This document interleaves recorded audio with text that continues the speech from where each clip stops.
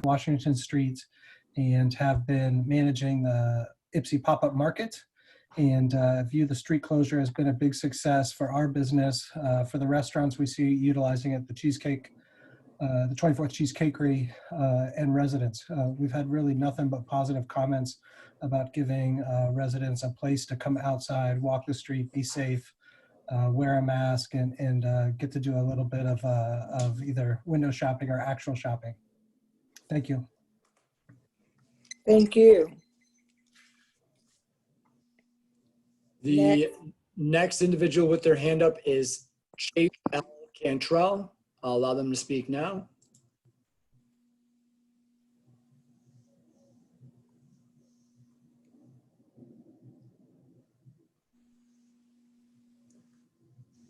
Chase Cantrell, you need to unmute yourself in order to speak. Good evening, everyone. I just want to thank this honorable body for giving the public a chance to speak. My name is Chase Cantrell. I am not an Ypsilanti resident. I'm the resident of Detroit, Michigan. I'm the director of a nonprofit there. It's called Building Community Value. And in that capacity, it's a community development organization that focuses on real estate in distressed communities in Detroit. And I'm speaking in support of Brian Jones' chance this evening for appointment to the Ward 1 vacancy. I've had the chance to actually work with Brian on various projects here in Detroit. And, I've just been struck by his deep commitment to community. I can speak in particular about one project that we're currently working on where it's just very important that this majority Black area be represented in the way that this project is being carried out. And, Brian has shown again and again that he cares more about people than economics. And just ensuring that this kind of development that we're doing actually represents the community. And I can also say, although I am also an attorney by training, I turn to Brian often for his expertise and his analysis. And I just deeply appreciate his clear way of approaching and analyzing problems. So I just wanted to speak on behalf of him to say that I think that he would be a good representative of the people of Ypsilanti. He speaks highly of your city and actually has inspired me to get to know the city more. So thank you for your time. Thank you. Next. The next individual with their hand up is Erica Mooney, and I'll allow them to speak now. Hello, everyone. It's nice to see you all. I was a Hi, Erica. Hi, Lois. Hi, everyone. And I really loved Ypsilanti living there, but I'm here to speak about my personal experience with housing insecurity in support of the items that Defend Affordable Ypsi has put forward, as Amber stated, which could still be taken action on in advance of that possibly being added to the next election that it is eligible for. But I just wanted to share that I moved to Ypsi sort of by default, but also by choice, because I couldn't afford to live in Ann Arbor where I grew up, and I liked it here better. And I was able to do that affordably throughout school. And by the time I was done with my 5 years at Eastern, I was paying more than 60% of my income on rent, and had started out paying about $350 or $400 in rent, and it was then about $500 to $600, and I was needing to move almost every year due to rising rents. And because of that instability, I ended up taking an AmeriCorps position out in Oregon, which took me away from doing all the amazing community work that I was involved in back here in Ypsi. And I'm really hoping to move back and looking at rents, and they are higher than they were even when I moved away last year. So I just wanted to speak to support those petition measures, and also that I did some research around the country and around the state for like where other places have taken similar measures, and think that what they've proposed is really thoughtful and could be really, really effective, and also is really necessary. So thanks for your time, everyone, and I hope to be able to move back and see you all soon. Thank you. Thank you so much, Erica. Good to hear your voice. Thank you. The next individual with their hand up is Heidi Jugenitz. Allow them to speak now. Good evening. My name is Heidi Jugenitz, and I am a member of the Planning Commission as well as the Citizen Committee on Housing Affordability and Accessibility. Our committee's final report is included on tonight's council agenda under Board and Commission's communications. I first just wanted to acknowledge the substantial time, energy, and effort that went into producing our committee's final report and recommendations. Our committee members did a tremendous amount of fact-finding, analytical, and public engagement work over the course of 2 whole years. And every bit of that work was done on a volunteer basis. Secondly, I wanted to note that our committee is currently working with Andy Amott to integrate key information and recommendations from our report into the updated master plan, but that we would also very much appreciate the opportunity to formally present our findings and recommendations to council at an upcoming council meeting. At the time that we chartered the committee, we did envision presenting our findings and recommendations both to Planning Commission and to council because the scope of our affordability and accessibility study did go well beyond zoning issues alone. And I think in addition to that, the economic fallout from the pandemic is certainly aggravating existing housing insecurity and affordability challenges locally. And our report does propose several actions that I believe would help to mitigate displacement and homelessness over the short and the long term. So again, we just value the opportunity to present those findings and recommendations and respond to any questions and comments that you may have at an upcoming council meeting. Thank you. Thank you, Heidi. And thank you for your work on the committee. The next individual with their hand up is Charlie Cook. I'll allow them to speak now. Hi, this is Charlie Cook. I just wanted to bring up some concerns that I had with defend affordable housing, in particular rent control. I've always been a numbers guy. I'm an engineer by trade, and I don't actually rent properties at the moment, but historically, I guess I have something prepared already. Basically, in the short term, rent control will help the current renters. However, in the long term, rent control typically will create a housing shortage and decrease the standard of living for the community. What rent control does is it artificially lowers prices, obviously lower than what the free market would have. These artificially low prices, as a result of rent control increases, that'll increase the demand for housing. By increasing the demand for housing, without increasing the supply, you create a shortage of homes. For example, we could see college students over at EMU who would otherwise be living with their parents because apartments are so cheap, they may move to an apartment. Or you have people who right now are splitting rent because rent's cheaper. They may be each in their own apartment, and without creating more places for people to live, this creates a housing shortage. This increase in demand will force many to not be able to stay in their homes in Ypsilanti, so they move to surrounding areas or be out on the streets. The other concern is that with rent control, there's no incentive for landlords to make repairs on properties. A landlord fixes and improves a home in order to be able to charge more in rent. If a landlord cannot charge more in rent, they will simply not improve the property. This leads to a lower standard of living for most of the community, as we know 70% of Ypsilanti are renters. And eventually, as this was seen in New York and California shortly after World War II, homes can become so run down that they become abandoned, and the landlords simply don't have a reason to rent it out because they're not making a profit. So those are my concerns with it, in particular, rent control.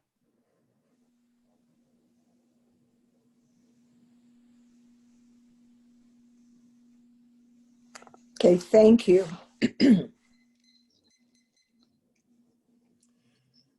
The next individual with their hand up is Sandy. I'll allow them to speak now.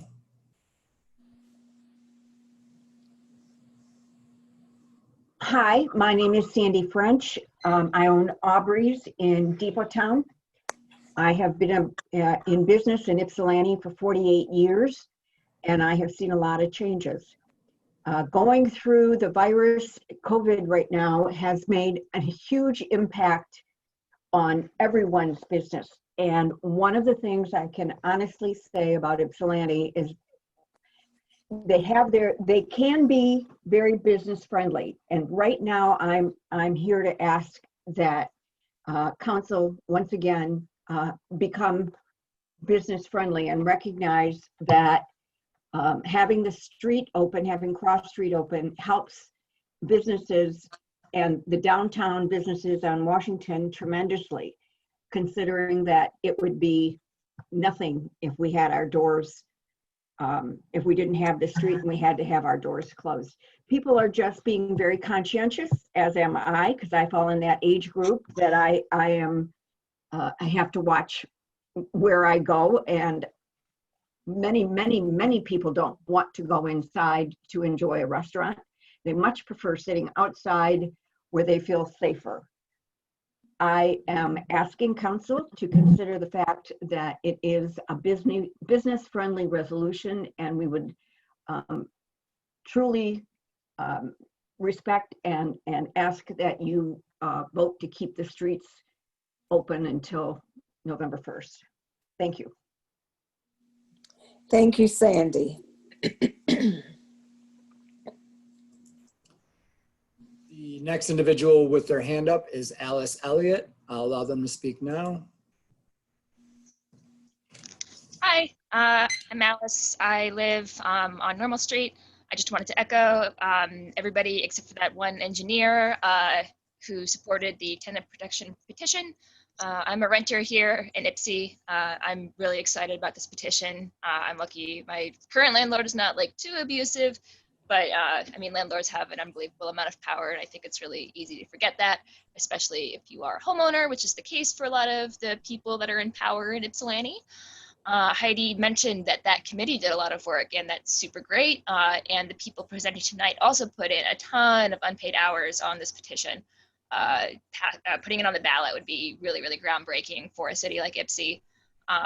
I know you guys have heard us talk repeatedly over and over about how local landlords here just have an immense amount of control and monopoly over the properties, and as a result, the livelihoods of members of our community. I really hope that you all place this petition on the ballot. I'm really, really excited about it. And if you really think that disrupting the free market is like worth sacrificing people's livelihoods, I don't really know what to tell you, because that is kind of messed up. That's all. Thank you. Thank you. The next individual with their hand up is Kate. I'll allow them to speak now.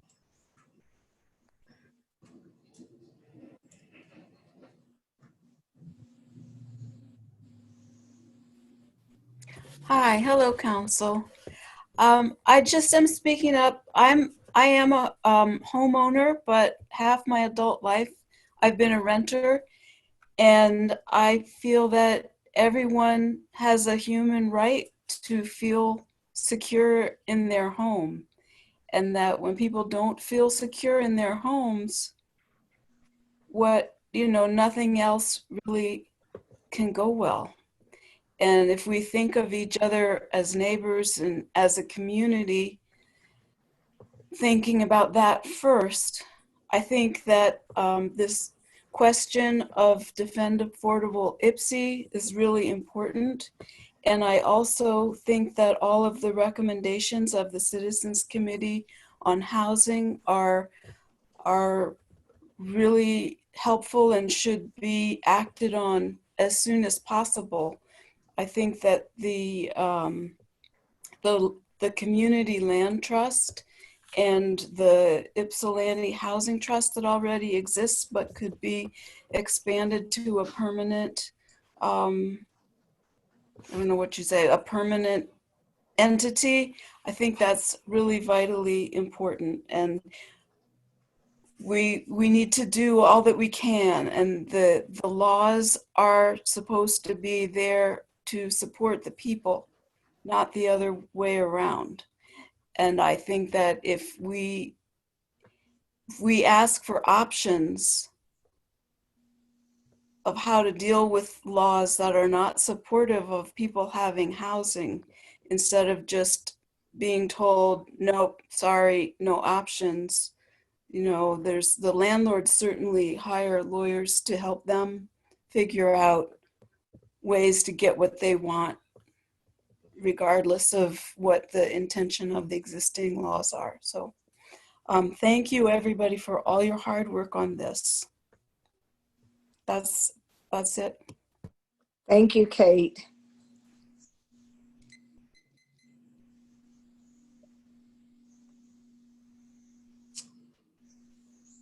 The next individual on the list with their hand up is Nathaniel Romero. I'll allow them to speak now. Hello, Council. Hello, Nathaniel. Hi, Lois. My name is Nathaniel Romero. I'm a resident of Ward 1. I am also a member of the city's Housing Affordability and Accessibility Committee. And I would like to echo what Heidi said and express a wish that our committee would have the chance to, at a meeting in the near future, present our findings much in the same way that Defend Affordable IPSI is today. Like Heidi said, our report, which we presented toward the Planning Commission in July, is the culmination of over 2 years of work. And this was volunteer work by people in the city. And what I think is really cool about it is that we made sure to vet a lot of our policy recommendations with the public in the form of surveys and also in the form of audience participation. So we have a slew of policy recommendations, many of which are covered in Defend Affordable IPSI's presentation. And I will note that there's even though we have a lot more policy recommendations than the ones that Defend Affordable IPSI are presenting, we have over a dozen recommendations in our report. Defend Affordable IPSI's recommendations such as tenants' right refusal, rent control, and let's see, I think there was another one, are ones that we've actually recommended ourselves. So I would invite council to take a look at our report. I have emailed it to all of you, and it's also available within the agenda for the last Planning Commission meeting. And take a look at it and then invite us back at a future council meeting to present it to you. I think that's all I wanted to say, and thank you for your time. Thank you for your time. Thank you. The next individual with their hand up is Jennifer Goulet. I'll allow them to speak now.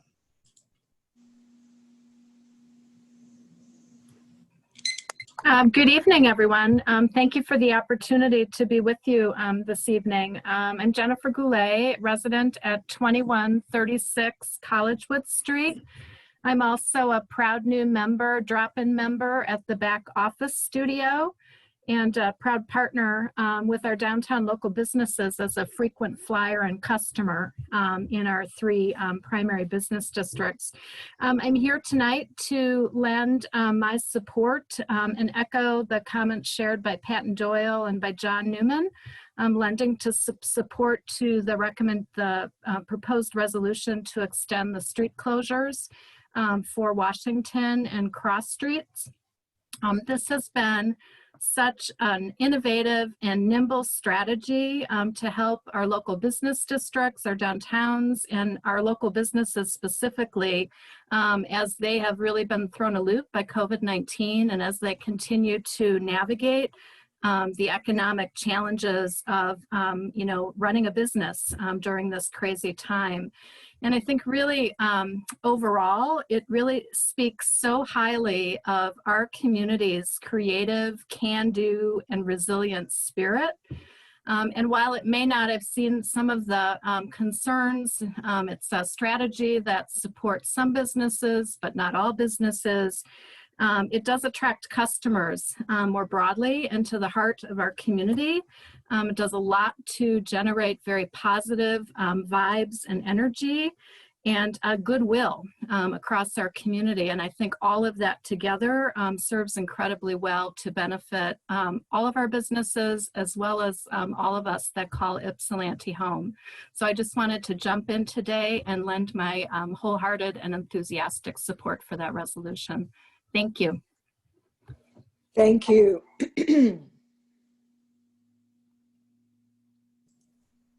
The next individual with their hand up is Kayia Hinton. I'll allow them to speak now.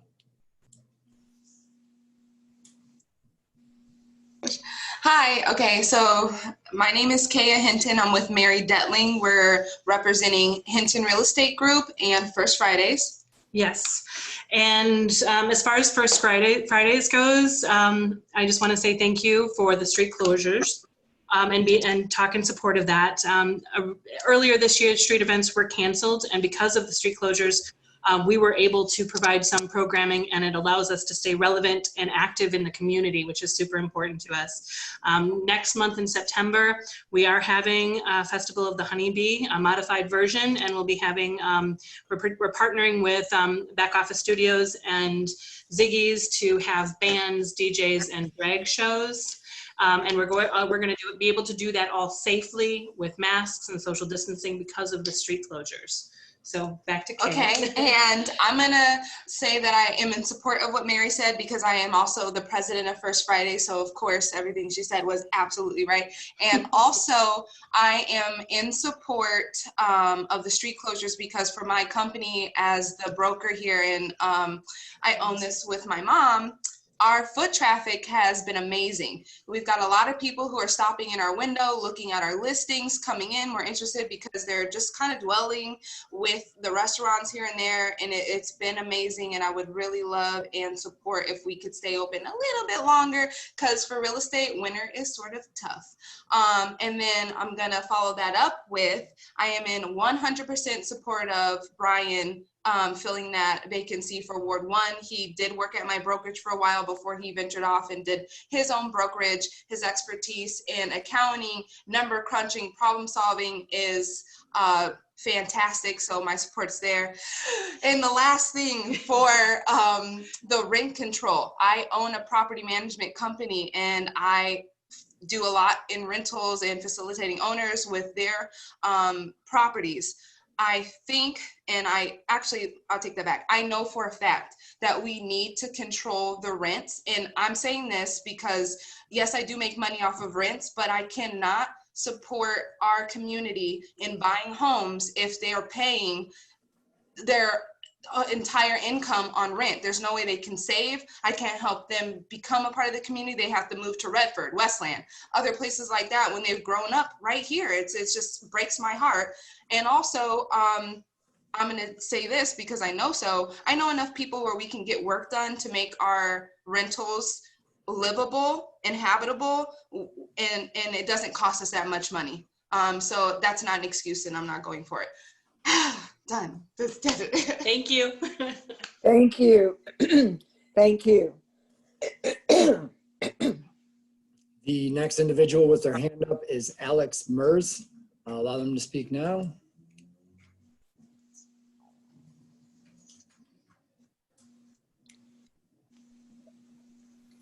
Hello, sorry about that. Hello everyone, my name is Merz, and I have been a 20-year resident of Ward 2 in the College Heights neighborhood. I'm also a business owner, partially owner of 734 Brew Co., as well as Hyperion Coffee in Depot Town. So I want to take this opportunity tonight to endorse the candidacy of a longtime resident, community leader, and close friend, Brian Jones-Chance, for the vacancy of councilperson for Ward 1. I have known Brian for 20 years, first as a friend and later as a business partner in 734. In that time, I've watched the remarkable evolution of a young man with dreams of improving his community into an incredible leader who's making those dreams a reality every single day. My first exposure to Brian was through the storied band program at Ypsilanti High School that we both attended. Even then, his future talents as an organizer and a leader were well apparent. He picked the most challenging instrument, the French horn, and later started one of the first horn ensembles in Ypsilanti.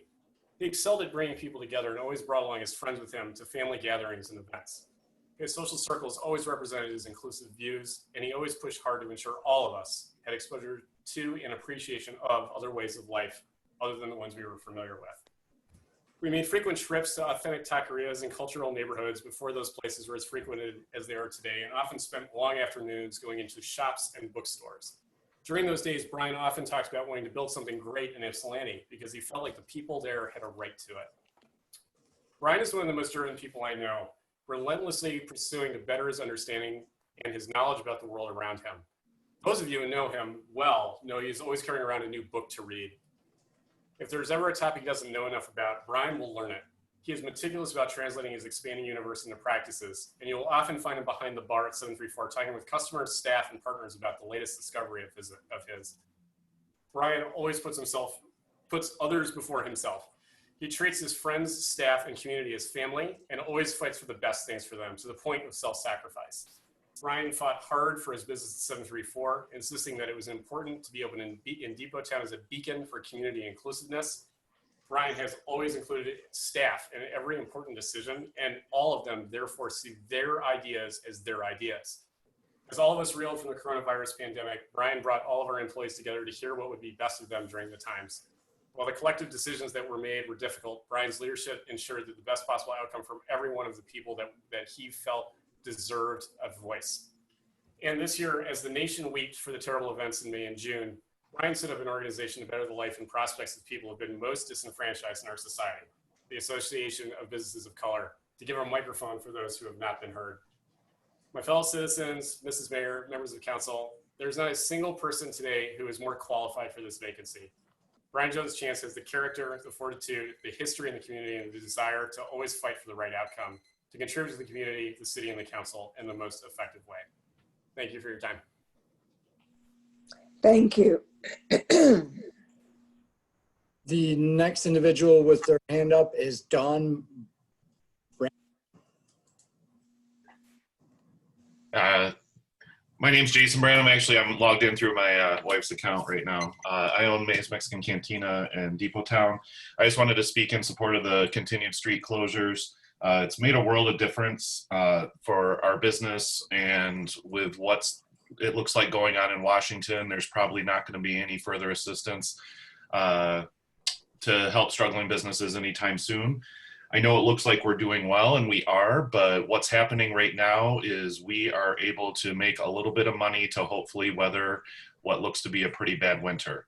The continued closure for an additional couple months will make all the difference in us keeping staff levels up, not having to ask for reduced salaries, and it's just going to be really important on the future of our business.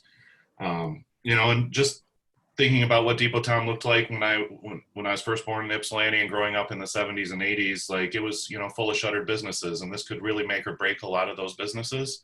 And we don't want to end up with empty storefronts and a total rebuilding process. So I think this is a short-term, easy solution to really be able to prop up businesses down there and have a shot going forward next year. So please support it. Thanks.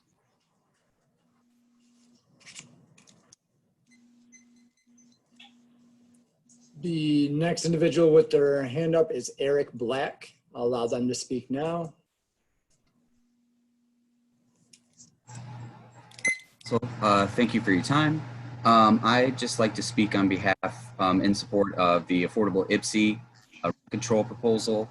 As somebody who's lived in Ypsilanti for the last 7 years, I've been a student at Washtenaw and Eastern Michigan. And the entire time I've lived here, I've rented. And I'll just say to the engineer from earlier that I lived in the same unit for 4 years. I had leaking, I had our backyard was our driveway, potholes all over the place. You could barely get out of it during the winter. None of those concerns amounted to any of those problems being fixed.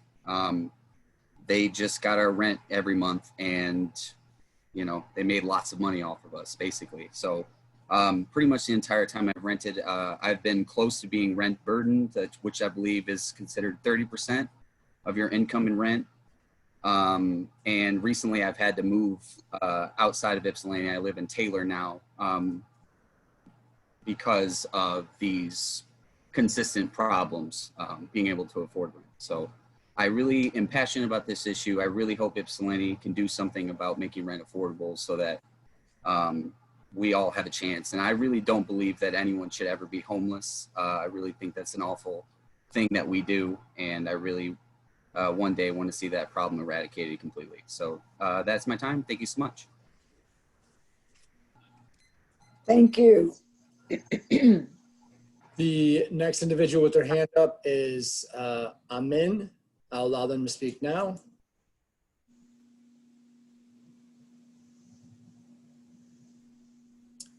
You'll need to unmute yourself in order to speak.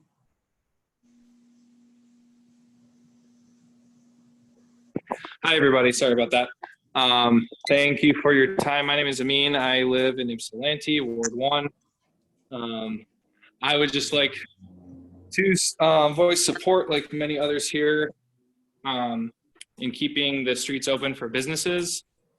I'm a resident right here downtown on Michigan Ave, and for me, my experience here as a resident, it's only enhanced my summer, being able to have room outside to sit, seeing that the businesses are able to make some money.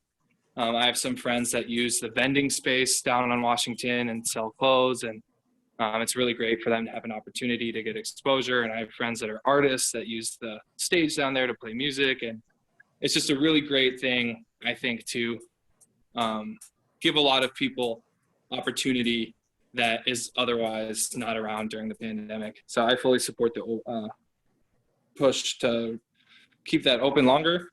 I also would like to voice my support for the issues that Defend Affordable IPSI is bringing up. I understand that this petition has gone back and forth in a lot of different ways, and it may be out of the city's hands to put it on a ballot or to do anything about it, technically under like current state law or whatever. But I do think these issues are serious. There has to be something that the city can do that can advocate.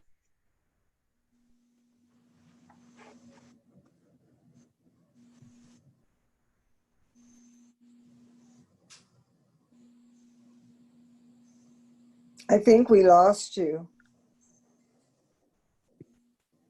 Hello, can you hear me? Now we can, yes. Okay, sorry. As somebody who moved here at 17 years old out of high school, things have changed. It has gotten a lot more expensive. It was very easy for me to start a life here as a college student, but I am lucky that I was able to find myself into positions that I was able to continue to pay more rent as the rent went up. I'm sure many people do not find themselves that lucky, and there are a lot of people that are starting now at a harder level than I did. So I think keeping it in a place where people can really see growth in Ypsilanti is ultimately a good thing for everybody. So thank you for your time. Thank you. The next individual with their hand up is Kim Daley. I'll allow them to speak now. Hello, can you hear me? Okay, yeah. Hi, my name is Kim Daley. I am a resident of Ypsilanti. I've been living here since 2017, and I wanted to speak in support of the Defend Affordable IPSI petition. I think that having affordable rent is really important. I have done a lot of work with the IPSI gathering space for the past couple of years, which acted as a community warm space in the winter for people who are housing insecure or people who don't have like warm places to go otherwise. And just like existing and supporting people who are housing insecure has really, for myself and also just seeing the effect that has on people, it is really, homelessness is really difficult. Spending most of your money on rent is really difficult. And I would appreciate you all doing whatever you can to support renters in this community so that we can build more community by being able to stay in one place for longer than a year. Thank you.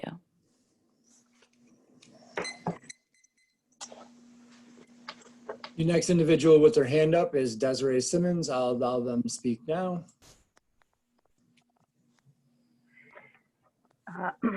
Hello, thank you, Council. I just have a few things I want to get through today.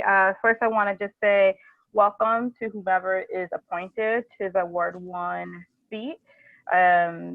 There's a lot of very important things that you will be considering, so I look forward to working with you as I like working with all of Council. I also want to just say that I'm excited to be presenting today with Defend Affordable IPSI. I do want to note for the record that my name is misspelled. It's D-E-S-I-R-A-E. And then, but knowing that housing is one of the top issues for the area, I think it's really important that we do spend a lot of time on it, and it impacts people of all ages in our community. Just as a couple of things to note to the person who was talking about rent control and how it impacts housing availability, I just want to note that we can't really decrease the amount of housing available for where we are now, since we're at like probably about or even less than 3% vacancy rate in terms of available housing. And so I don't think that that is something that we need to be concerned with in this community. We do, yes, it's true, need more affordable and public housing. And so I think that is great, but I don't see rent control as being something that's at odds with that. In fact, public housing in particular is the one place where we can do rent control here in the state, even with the preemption. And so that is something to keep note.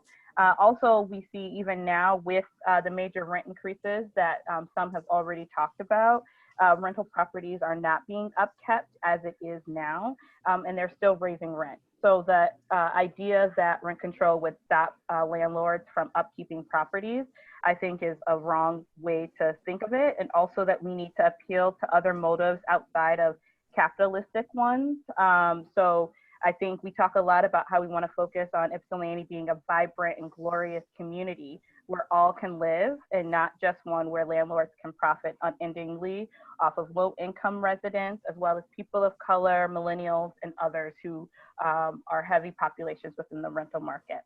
I hope that Council is also excited to hear from the Subcommittee on Housing Affordability and Accessibility, of which I'm a member. I'm really excited about our work, which was over 2 years when it was supposed to be 10 months. So we're really proud of it, and we would like to be able to share it with you in detail.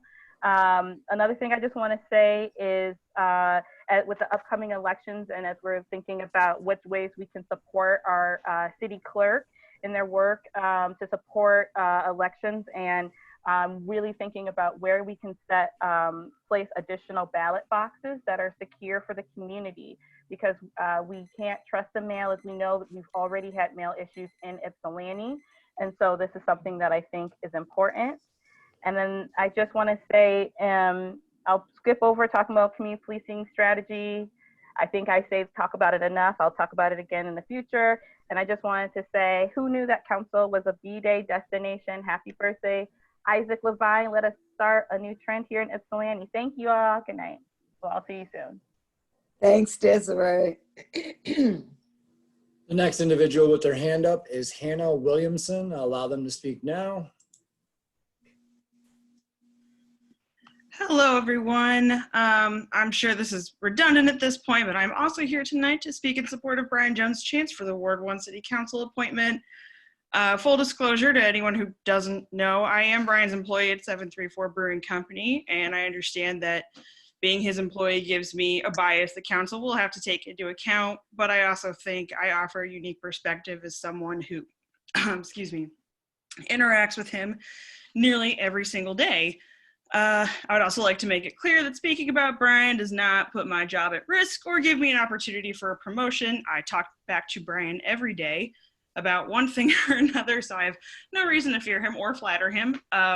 I'm only going to talk about what I know to be true from my experience. So all that being said, I think he would be a wonderful and unique advocate for Ward 1. Not only has he been a part of the area his entire life, but he has the knowledge and gumption to make a difference.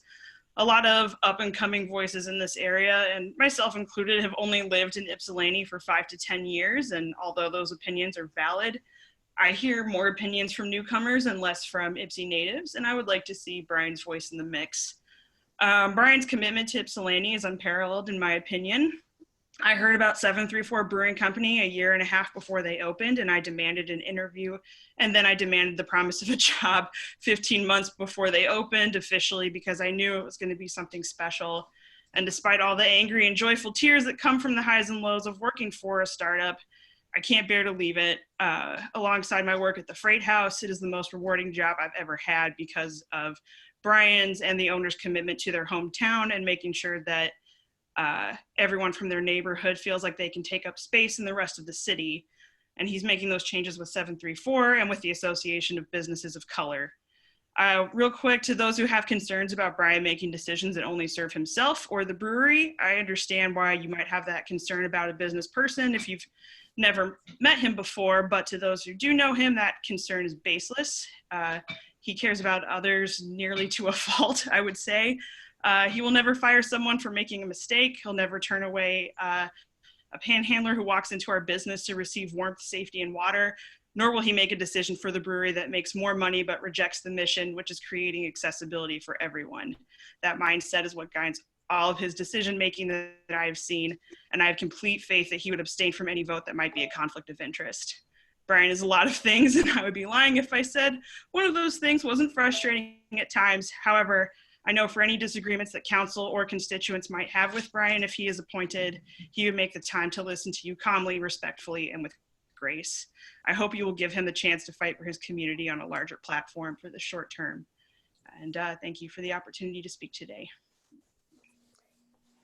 Thank you, Hannah. The next individual with their hand up is Karlie. I'll allow them to speak now. Hi, can you hear me? Yes. Okay, hi. I'm here to speak in support of the proposal that Day is presenting on. I'm a little bit confused at the nature of the changes, that it might not be able to be put on the November ballot, which is extremely disappointing, and yeah, I don't know. But I still think it's super important that we are speaking out in support of this. I know a lot of people are saying it's a rent control initiative, and while that is incorporated into it, I personally have found it really valuable to talk about it as a landlord accountability initiative, because I think that if anyone has read it, it's just such a huge, such a huge part of the language that is in there, and I think that it's really important that that is considered when voting on it. I'm speaking as somebody who has lived in Ypsilanti for 8 years now. I'm disabled. I'm on SSI, so my income is very limited, and my ability to look for work has been now extremely limited by the pandemic. I don't know where I'm going to be living after my next lease cycle is up, and I don't feel confident that I'll be able to afford my current apartment after my next lease is up, because it's gone up just so much within the past couple of years. And this anxiety it increases every single year, and I have no idea what I'm gonna do. And this is something that is a shared concern of pretty much everybody I know in my community that makes Ypsilanti what it is. So I am asking you, council, I think that it's your responsibility to do everything in your power to respond to the housing crisis, or the affordable housing crisis.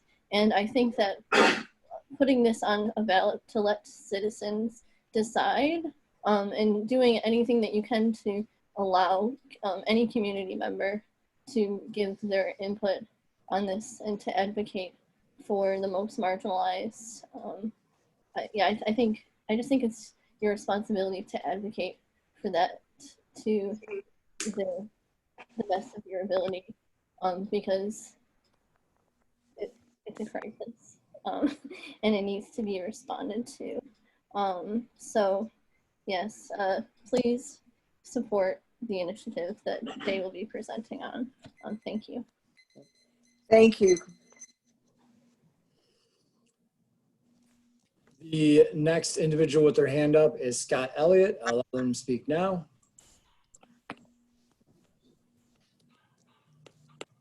Good evening, Council.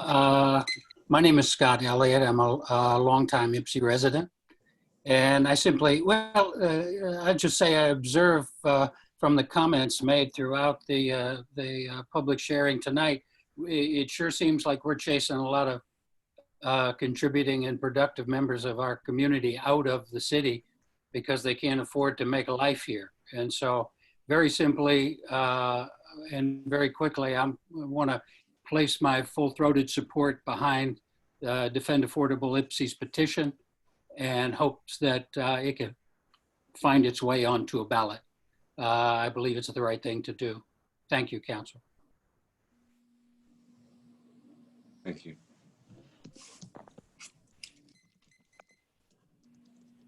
The next individual with their hand up is Gail. I'll allow them to speak now.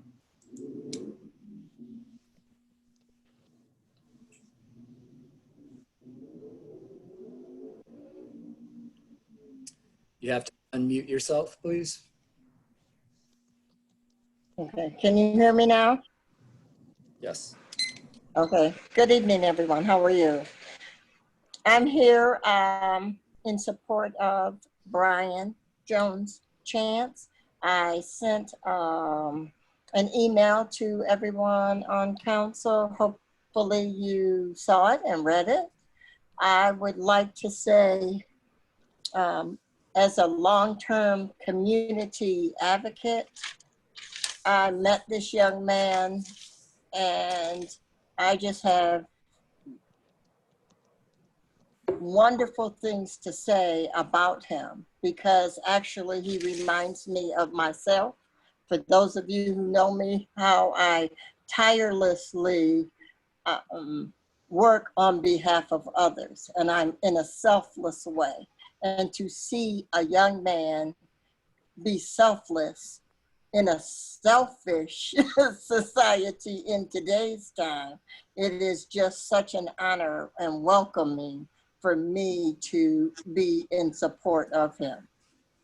I did not know, I haven't known him long, but I just realized that his grandfather is a friend of mine. His wife, I've been, let's say, his wife has been a friend for years, and it's just such a small world to know that he was created by such wonderful people that I can call my friends, as well as I just saw a text to say he was one of the Erickson babies, as my daughter was as well. So I look forward to hearing that he is on council so that he can be an example of each one teach one and being selflessly. So I'm sure he would be a great asset to your council, as I would then let others know who's on your council and how productive you are in the city of Ypsilanti. Thank you. Thanks, Gail.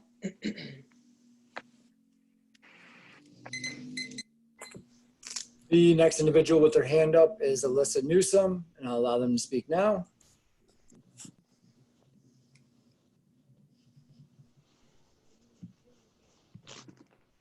Hi, can you hear me? Yes. Okay, because you're lagging a little on my end, so let me make sure you can hear me okay. My name is Alyssa Newsome. I have been in Ypsilanti for the past 6 years now, and since our engineer had felt it necessary to mention his education, I feel it necessary to mention mine. I grew up in Adrian when in a predominantly Latino town. I started college when I was 13 years old at Jackson College through a middle college program. I received my associates with high honors when I was 15. I graduated from high school a day after I turned 16.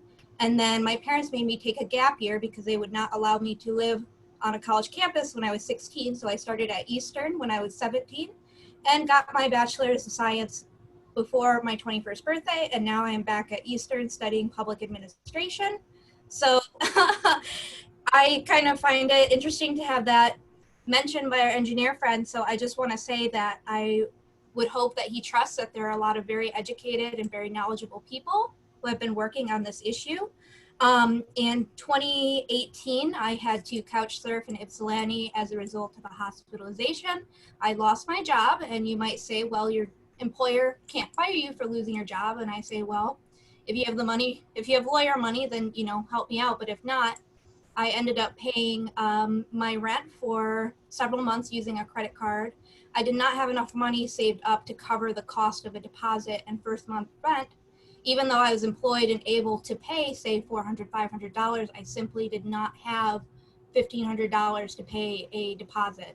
So I ended up moving to Wyandotte. I was pushed out of Ypsilanti, and I couch surfed between Wyandotte and Ypsilanti, which included hiding from landlords, having somebody else take care of my pets.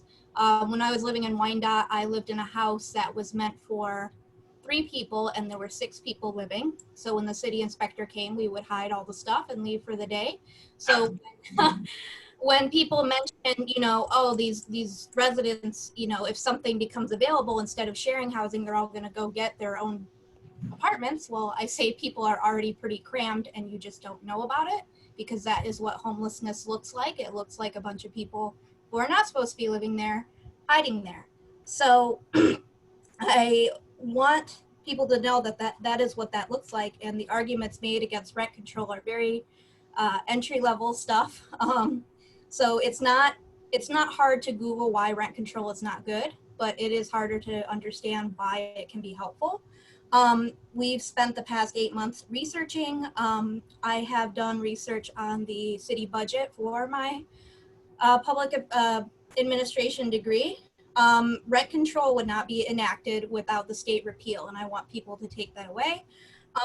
In the meantime, we can learn a lot about what rent control could look like maybe instead. We work with realtors who know about market-based increases to make sure that they still have the money to do improvements. And now I see that my time is up. Just know that U of M has the most 1%ers of just about any public university, and currently a 400 square foot apartment offered by on campus is $2,199. And they see us as a affordable housing option for U of M. So we need to respond. Thank you. Thank you. The next individual with their hand up is Valory Brown. I'll allow them to speak now.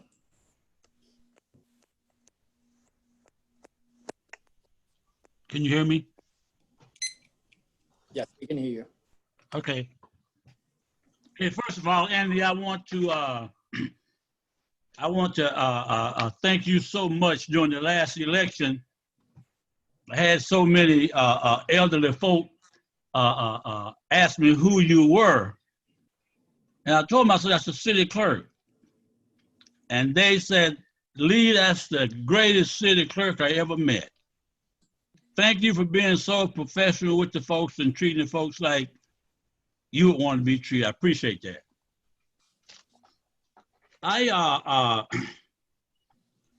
I wish that the entire council, would refrain from using the word I, that old personal pronoun.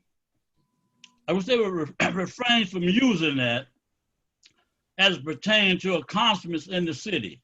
It should be we. It shouldn't be I, it should be we. You don't need to toot your own horn.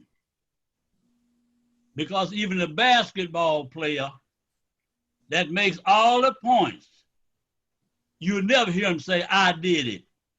He'll say, we. And that means the team. So you council folks as a team, and what you're doing, anything you're doing in the city, stop tooting your horn, because ain't nobody paying that single horn no attention. Folks want to hear a team. Council and the city manager, you know, safety is important in any city. I think the council and the city manager should make sure that a crime unit is put in place and led by women. I'm gonna tell you why. Men, oftentimes, they blow these kind of things off.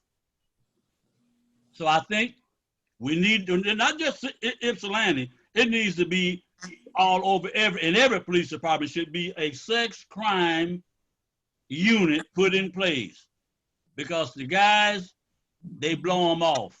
You believe what I'm telling you. Let me show y'all something here now. Boy, so I have been reading my notes and stuff from way back when. It says, I can understand what's wrong with a council that's gonna say, we need a raise. And you ain't done nothing. Show me something that you have done that merits you a raise. Wait until you do something to impress the people, and then you ask for a raise. You don't just off the bat holler, I want a raise, I want a raise. You can't do that. You can't do that. Another thing is, I think hiring policemen should be some part of the community involvement. And then that way we'll be able to take part, and I think it will make a difference in the kind of people we get as policemen. Look at Washington County Sheriff Department. They hired a fella that's accused of rape. Look at Eastern Michigan University. A lot of things going on up there. Now, when you get the community involved, oftentimes you get the right person. When Mr. Lane decided to hire the chief, he went in the community and said, hey, I want community folks to sit on the panel. And you end up getting the chief, what you got now. Council should stand, I don't know, man. Take the advice of the city attorney. The first thing that he told y'all, council, that's what y'all take. Y'all take that advice up until November. Because you know what? You don't have to go by the last suggestion. Y'all can do it differently and go by the first one, and if any consequences come out of that, and hopefully that Sister Richardson would want to sue the city, but then if she would want to sue the city, then we would know exactly where Sister Richardson is at. And on that note, I thank Sister Richardson. I think you should just represent Ward 1 coming November as the council person, because you know it, you and I, we've talked so many times about if we ever lose that seat, we'll never get it back. I want you on council coming November, because I don't think the mayor position is any effective in the city of Ypsilanti than a council seat. Thank you.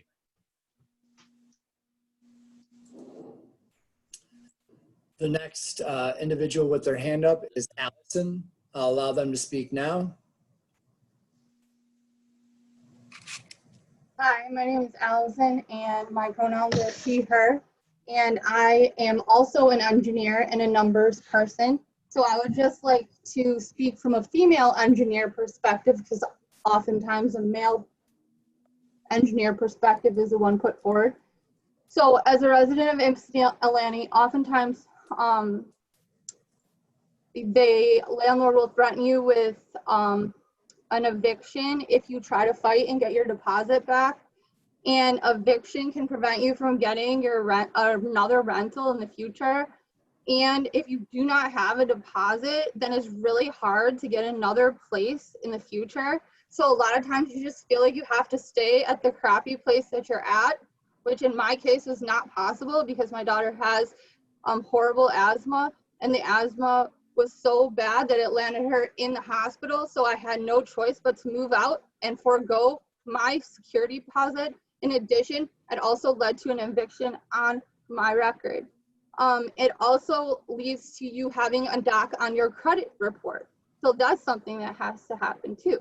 So then when you're going to look for another place, you have to put in all these different ways to get, you have to put all these different application fees in. An application fee is an average of $70 around this area just to get your name in the list to try to rent a place. I tried to rent a place at 11 different places.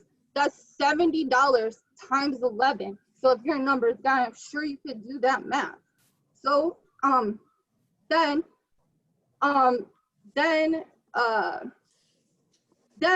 in addition to that, I finally found a guy that was willing to rent to me because I said that I would pay an extra $100 a month in rent. That led my monthly rent to be $13.75. I needed first month's rent, last month's rent, and my for the deposit plus my first month's rent just straight up. That's $4,125 just to move into a place. Then to move out of the place and replace the stuff that was damaged from the flood, I needed an extra $900 just to make it so my child had a place to sleep. In order for this to happen, my child had to go stay with my sister for a month. So I would just like to say that although you might be a numbers person and although you think you might know what's going on, this is a huge problem inside of IPSI, and I'm not the only one that's gone through this. So I would like to put my support towards the coalition and say that this is something that has happened to many people in this area. I'm not the only one, and I'm very lucky that I am an engineer, and it only took me 1 month to accrue this $5,000. Whereas it would take people multiple months to accrue this money. And I was lucky enough that I had a sister where my kids could stay. And I had friends where I could go stay at their house for that month. It's unconscionable what landlords are doing to single mothers in this area. It is unconscionable what people are doing to people of color in this area. And they know they can get away with it. So I just want to say that anything we could do to prevent this from happening to somebody else is something that I would like to support. Thank you. The next individual with their hand raised is Sun Chow. I'll allow them to speak now. Hello, good evening, City Council member. My name is Sun Chow. I'm one of the owners at the back of the studio. First issue on the raise up is I want to support Brian Jones Chan's candidacy for a Ward 1's vacant seat as a council member. I think in the trying time you can only see what some one man is made of, and we are about 22 weeks into lockdown, and the Association of Business of Color already meeting. We're about to meet our ninth time, so it means halfway through the pandemic, he already started working to support this group. And as an immigrant business owner here, he made me feel very welcomed, and I'm willing to, and he actually led lots of work, so I'm willing to support. Sometimes you just need that one person, that one leader to stand up and to get the people with like-minded. So I want to support, sound my support to his candidacy. And the second thing is we are also put together a letter to showcase the economic impact of the street closure for the business on Washington Street and also the Cross Street. We're supporting that. And the third thing I want to talk about is talk about the safety in the street. So as a Chinese, I come from China, not from Beijing or Shanghai. I'm from the third tier city, but it's not norm that you should not afraid of walking in the street at night. So as a business owner, my member, I lost a member because of he has been cornered by people or panhandler or people in the street, and their business just moved out of the IPSI because of this. And also I have my members got anxiety because she lives in downtown area, and there are lots of questionable activities around her apartment.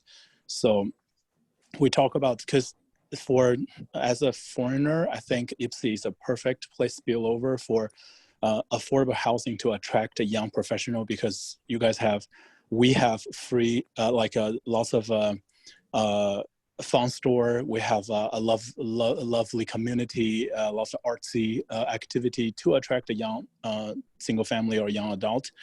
But that built on not just a vibrant community, affordable housing, but also a safe street. You should not afraid of, if you see me, I'm 6'4", but every day I walk in the street, I'm afraid because I don't want to make eye contact. Yeah, I think that's not right. That should not be the norm. And that's all I have. Thank you.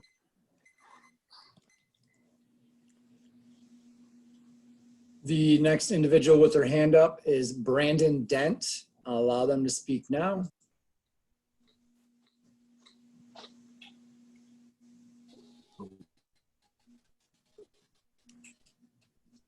Hello.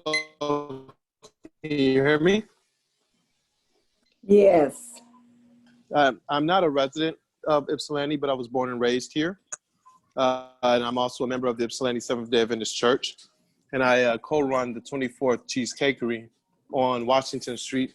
And I just wanted to lend our support to the street closures and what it's meant for us to be able to not only serve, but also to connect with the community.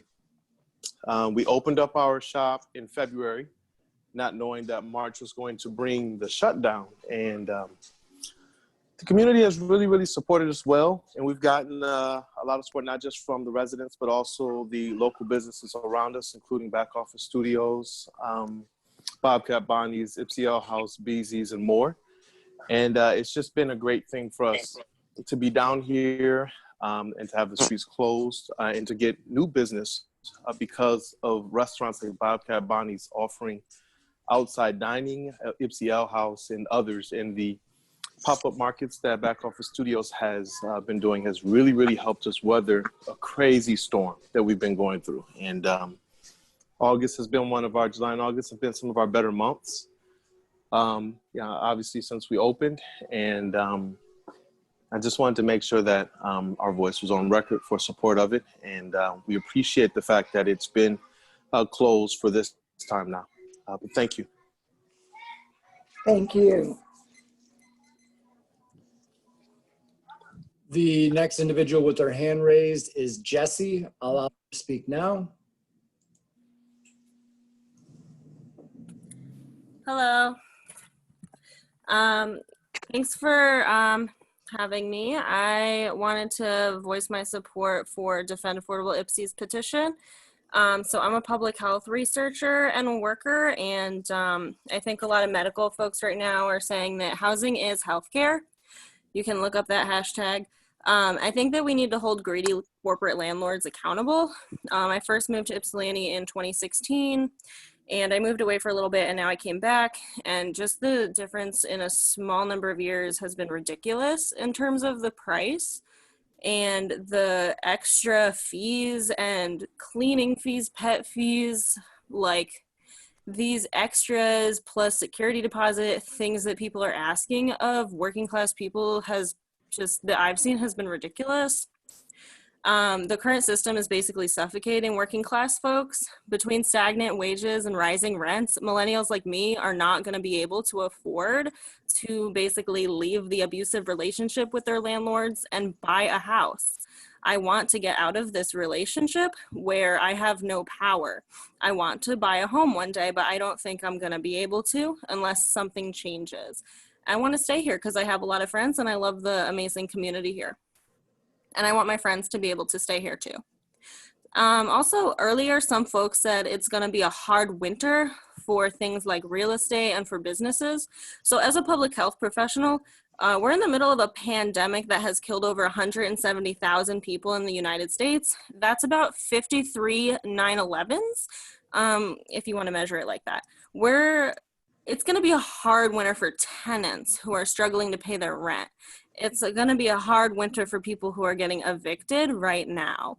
And so we need to do something. We need to have empathy and we're in the middle of a moment that will decide what kind of future we want to create for ourselves.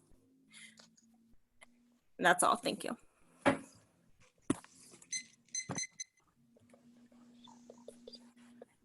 The next individual with their hand up is Mary Garbodin. I'll allow them to speak now. Hi there. I'm Mary Garbodin. I live in Ward 2 on Pearl Street, and I'm speaking to you today as a resident.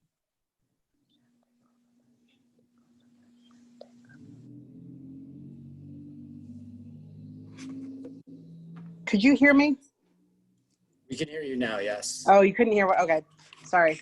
My name's Mary. I live on Pearl Street in Ward 2, and I'm speaking to you tonight as a resident of Ypsi and a homeowner to encourage you to support the tenant protection measures that are being presented to you tonight. I moved here in 2007 for a full-time professional position. I was entirely unprepared for the difficulties of renting in Ypsi. I struggled to find a well-maintained, affordable apartment to rent.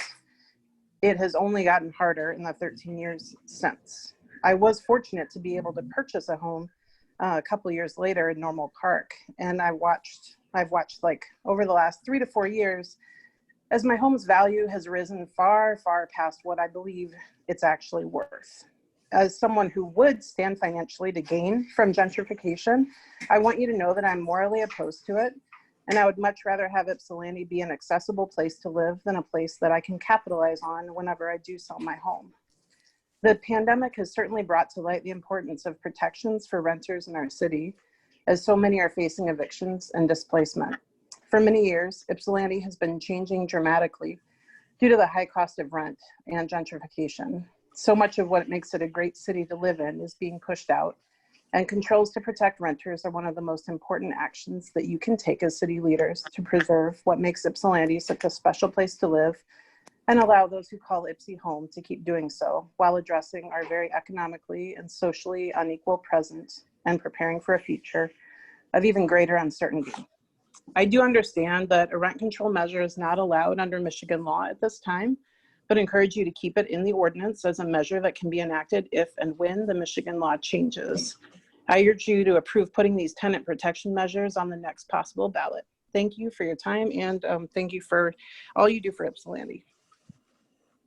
Thank you.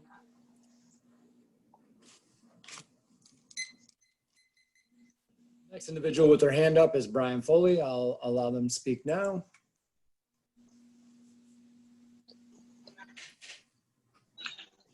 Good evening. Can you hear me? Good evening. Yes, we can.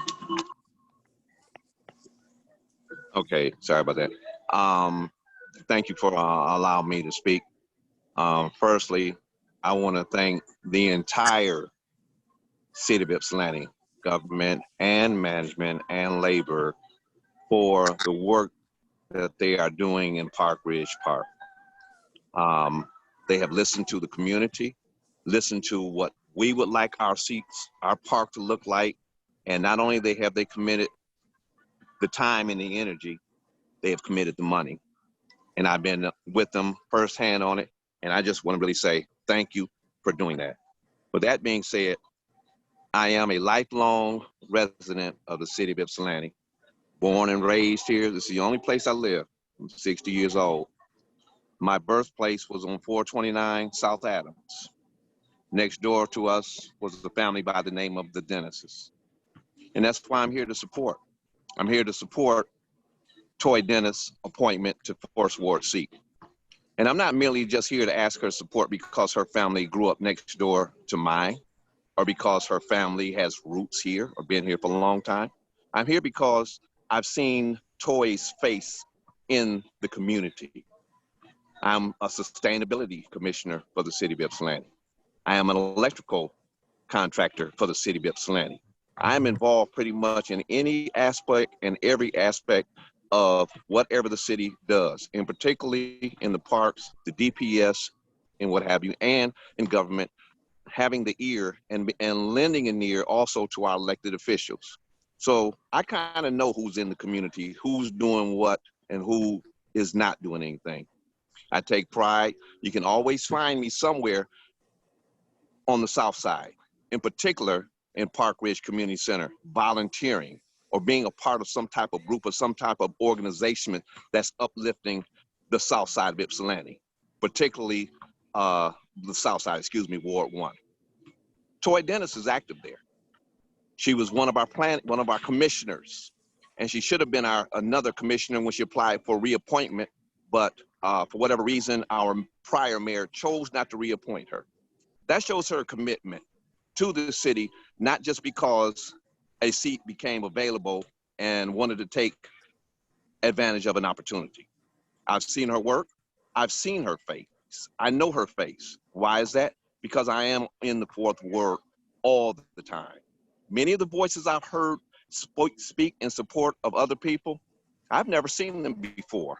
Never heard their names before, never seen them on the south side, and never seen them on Ward 1. Toy Dennis is in the Ward 1. She is in the south side community. And that's why I encourage you members to support and vote for someone who is actually in our community. Thank you. Thank you. The next individual with their hand up is Devin. I'll allow them to speak now. Hi, my name is Devin Leatherman. I live on Forest Avenue in Ward 3. I first moved to Ypsi in 2009 and I had to leave, and then I decided to make a life for myself and I moved back.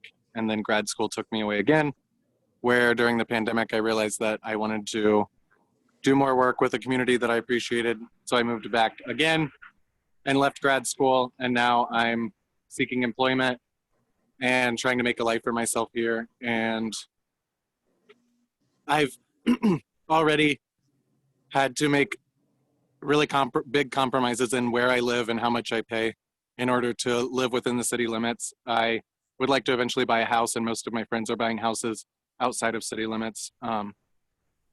And that essentially means that I'm paying $200 extra a month in rent just to partake in this community, to vote for all of you.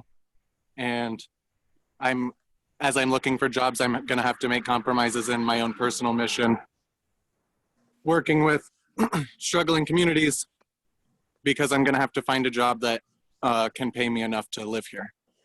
So already it's affecting my trajectory and what I'm able and capable of doing here. I care a lot about the city, and you know, politically it's interesting because if I can't live here, someone else is going to live here, and I don't think any of the people that can afford to live here are going to vote for you guys or anybody that represents your values. So that's kind of upsetting to think about. I also I was involved in DAY a long time ago, and I was not that involved in the current project, and I know that it is complicated legally, but I can just say I was just at the protests watching the signatures get collected, and I happened to just overhear some conversations. And I think sometimes DAY is seen as a sort of an elite group of people with with highly specialized ideas. But when I got to see people talking about rent control, it wasn't those people. It was everyday Ypsilanti citizens, and it wasn't a giant conversation. It was very simple. This is a referendum for rent control, and people were very quickly, yeah, that's what I want. I know what that is. I want that right now. I am not part of any sort of political machine. I just want safety and security. And so, if nothing else, I think that this petition represents a referendum by the community and by a large swath of the community to see something change in the future. And also, I mean, I like the street closures and I like Brian, so that's all.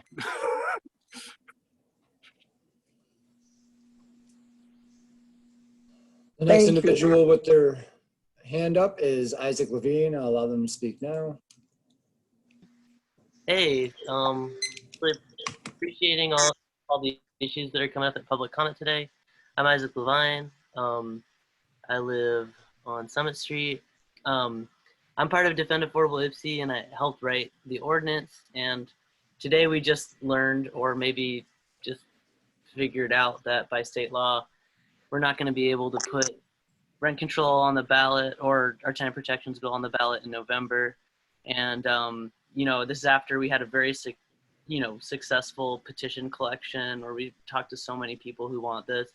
And I'm just going to say that I feel like even if this bill or this ordinance is coming up in May, and that's really far away, I would strongly urge you to consider adapting pieces of the ordinance before winter, because currently we are having at the end of the eviction moratorium, like hundreds of cases are about to be processed for people in Washington County are going to be thrown into the streets like really soon.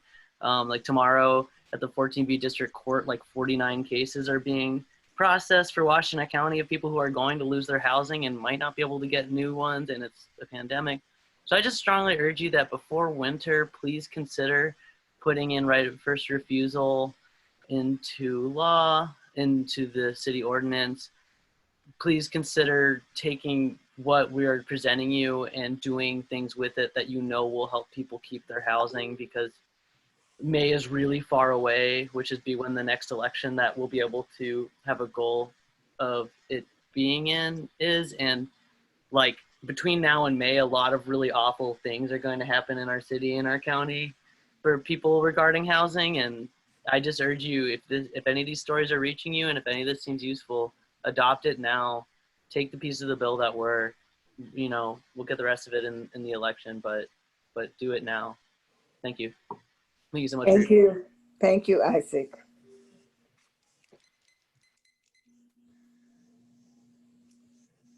The next individual with their hand up is Diana Gonzalez. Allow them. They are gone. And then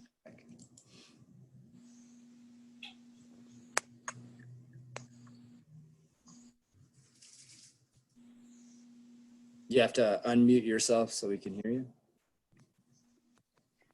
Hi, my name is Diana Gonzalez. I use she, Aya pronouns. I live on Hemp Hill in Prospect Park, and I moved here in 2005. I'm a homeowner in Prospect Park. It's my first home. I'm 53 years old, and I don't think I would have been able to own my own home in any other community. When I moved here in 2005, I made a decision not to move away again, even when my husband at the time got a job out of state. This is where I wanted to raise my kids, and I am very thankful for this community. I wanted to raise them in a place that was diverse, that was progressive, that was creative, that was safe for kids of color, for queer kids. I want to grow old here. This feels safe for me. As a Latinx with no intergenerational wealth, I feel like, and now a single mom in the middle of a pandemic, I don't know where else I could feel most secure to survive with my family as well. I grew up in New York City, and I've lived in California. I went to undergrad there, so I find it baffling what the one speaker was talking about with rent control. Right now, my mom is 90 years old. She lives in New York City, and she would be homeless without rent control right now, and I would have to be dealing with finding her a home or bringing her also here to support her. But thanks to rent control, I had a stable place to grow up. Even we were solidly working class in New York, but we would not have been able to stay there. You look at the situation in California and places like San Jose and San Francisco, where people work full-time jobs and are having to live in their cars, and it's unconscionable. Housing is not only a public health issue, it's also a voting issue. People without homes won't be able to vote, and that will affect our very progressive and diverse community as well, not just at the city and state level, but also in national elections. I hope, so I'm in full support of Defend Affordable IPSI's petition, and I love what a previous speaker, Karlie, talked about landlord accountability. The only times in my life where I've had issues with landlords maintaining homes is when there wasn't any accountability, when there weren't tenant protections put in place at the city level. In New York, I had a number I could call for protection. Right now, my mom is trying, they're trying to kick her out because she is in rent control, 90 years old, right? They want to send her out to the street because that's what landlords do when they're only profit driven. But the community and protections means that I know she has a safe place to live and that people can protect her, even though I'm here in Michigan. I'm also a numbers person. I'm a science teacher and everything, again, on a health level, on a voting level, I think we should try to put in as many measures as possible. And thank you to everyone in City Council and for all the work you do. I really appreciate the city. Thanks. Thank you.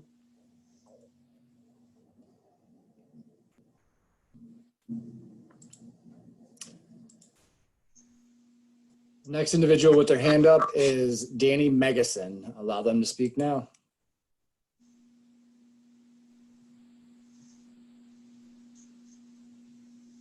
You have to unmute yourself in order for us to hear you.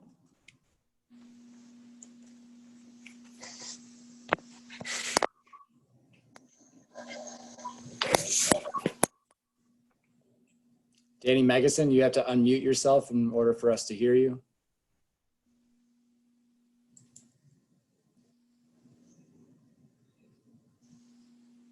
Is he still there? Yep, there he goes. Hello? Hello? Yes, Hello. you can address council. You have. Yeah, I didn't plan on addressing them, the council. Okay. This is my first time and I was just getting used to how to do things right now. Sure, no problem. I'm sorry. That's okay. Thank you for being here. Okay, that was the last individual with their hand up. Okay. All right. I want to thank everyone for participating in audience participation, which seems like we really have a full house tonight.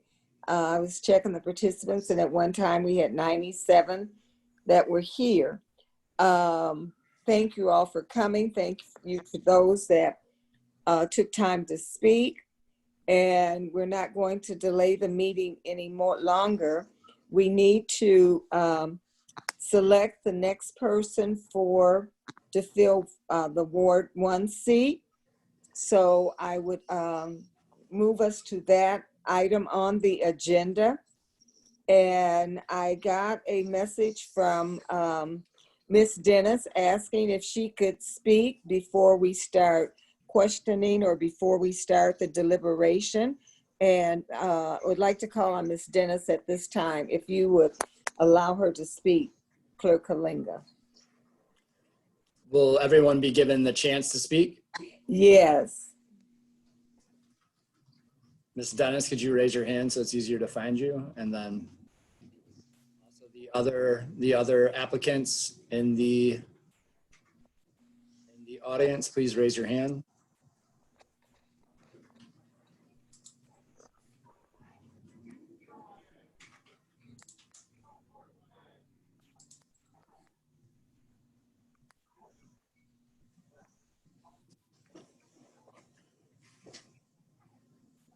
Miss Dennis, are you here? Yes, I am. Can you hear me? I can hear you now. Thank you. Thank you. Good evening, Mayor Richardson and council members. Unfortunately, I'm here to withdraw my application to fill the Ward 1 seat. I am forced to withdraw my application and accept the vacancy. I want to thank council and everyone who supported me in my application to be appointed to the open seat. As many of you know, I work for a nonprofit organization that services the Washtenaw community. And even though I received permission to submit my application for appointment to the seat prior to applying, 2 days after the interview last week, I was informed that I would not be allowed to accept the seat if appointed. I've been advocating with my employer since receiving notice of this change of their decision, but was ultimately unsuccessful in changing their minds. I apologize for this inconvenience to council and the residents of Ypsilanti. Unfortunately, it's out of my control. If I want to keep advocating on behalf of some of the most vulnerable in our community, I am forced to either choose serving city council or keeping my position. I value my job and am saddened that I had to make a choice between serving council and keeping it, especially at this late date. I am also very disappointed that I am forced to withdraw at this late date because it calls my reputation and integrity into question, as I never would have accepted or submitted an application or gone through the interview process if I did not intend to accept the seat or did not have permission to submit it. So I want to thank City Council, Ypsilanti community residents for allowing me the opportunity to interview and be considered. And I would also remain committed to serving the community, residents, and council in any way needed and allowable. I want to thank you for your time and consideration.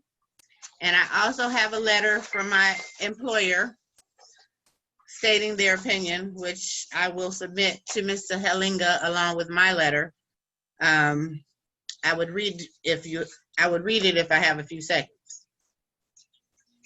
So basically it says, Dear Mayor and council members, it is my determination that Toy Dennis, as a staff attorney at the MAP Michigan Advocacy Program, Legal Services of South Central Michigan, is not permitted to serve on the Ypsilanti City Council should she be appointed. Both our primary federal funder and our board of directors prohibit staff attorneys from being a candidate for partisan elective office. There is the disagreement. While I recognize she is applying for an appointment and it is not seeking election, the character of the council as partisan restricts Ms. Dennis from appointment. I recognize that this is a disappointment for Ms. Dennis and a potential loss for the community, but I must put the Michigan Advocacy Program and the critical needs of our vulnerable citizens as paramount and not make a decision that could put any of our funding at risk. Thank you for your understanding, and Route Executive Director. So it saddens me that I will not be able to even keep my name in the running or accept the seat. I don't want to waste council's time on voting me knowing that I cannot take a seat.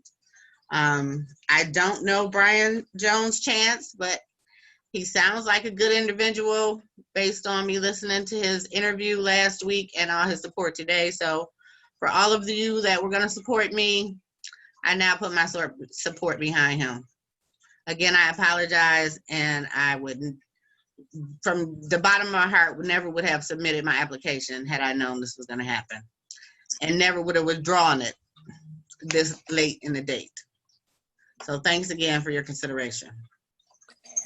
Thank you, Ms. Dennis, for applying, and thank you for all this work that you have done in the city in the past up to this time. And thank you for that, your statement that if you could serve the city in any way that you would be happy to. So we appreciate that offer. We appreciate you, what you've done. And I totally accept your apology. And I believe the rest of council does too. I think we all can understand that oftentimes we are limited in what we personally want to do by our employment or other factors that stop us from actually doing and being what we want to be. But thank you so very much for your time and all of your energy that you put into it. Appreciate you. And believe me, the city will be calling up on you for your services. Thank you.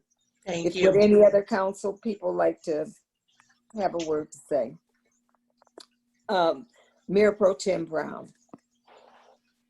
Yeah, I just wanted to thank Ms. Dennis for her willingness and eagerness to serve, and even just put herself out there to go through this process with us. Not everyone is willing to put themselves out there in that way. And it's unfortunate that even, prior to any decision being made, that you're not even able to move forward with this. But I understand the need to make sure that you also protect your employment and protect your employer. So thank you so very much for all of your work, and I look forward to working with you in whatever other capacity we can figure out, to get you involved or continue to keep you involved, really, because you've been involved with us. So thank you so much. Thank you. I saw two hands, not sure which I saw first. Council member Wilcoxon, and then did I see your hand, Council member Simmons? Yes, okay. I just wanted to extend a thank you to Ms. Dennis for the application. It's an impressive resume that you brought to it, and I know that you've been involved in the city for a long time. I look forward to working with you in other capacities that do not jeopardize your employment. So thank you again.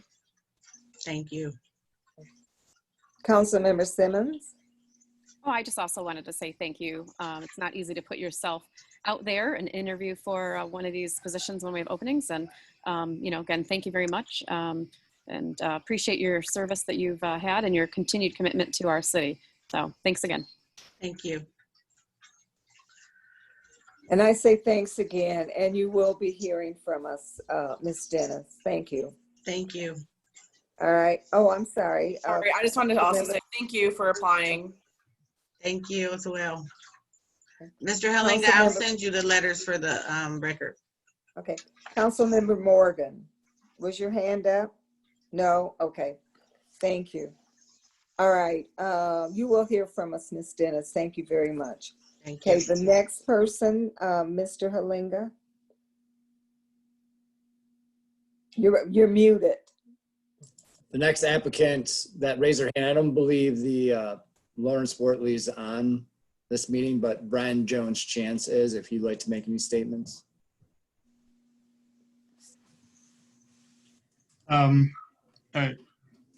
guess I would just say it's really unfortunate to hear about Mrs. Dennis's situation. And I guess thank you for your time today. I can't imagine what that situation must have been like for her. And if anyone has any questions, I'm happy to respond to those. Does anyone have a question for Mr. Chance?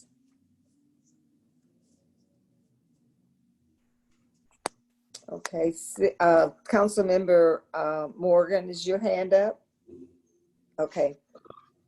Good evening, Brian. How are you? Good, thanks. How are you? I'm well, thank you. Just a question as a matter of protocol. If you were selected, are you in a position to actually accept and fulfill the required duties of the council seat? Yes.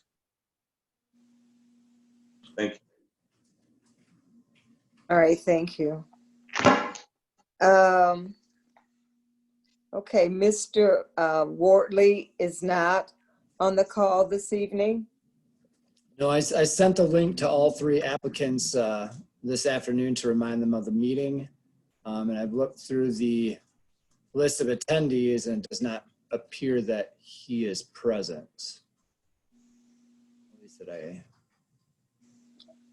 Okay, if he's not present, we will, council, does anyone else have anything to say or any questions for Mr. Jones Chance? It appears that he is the final standing candidate.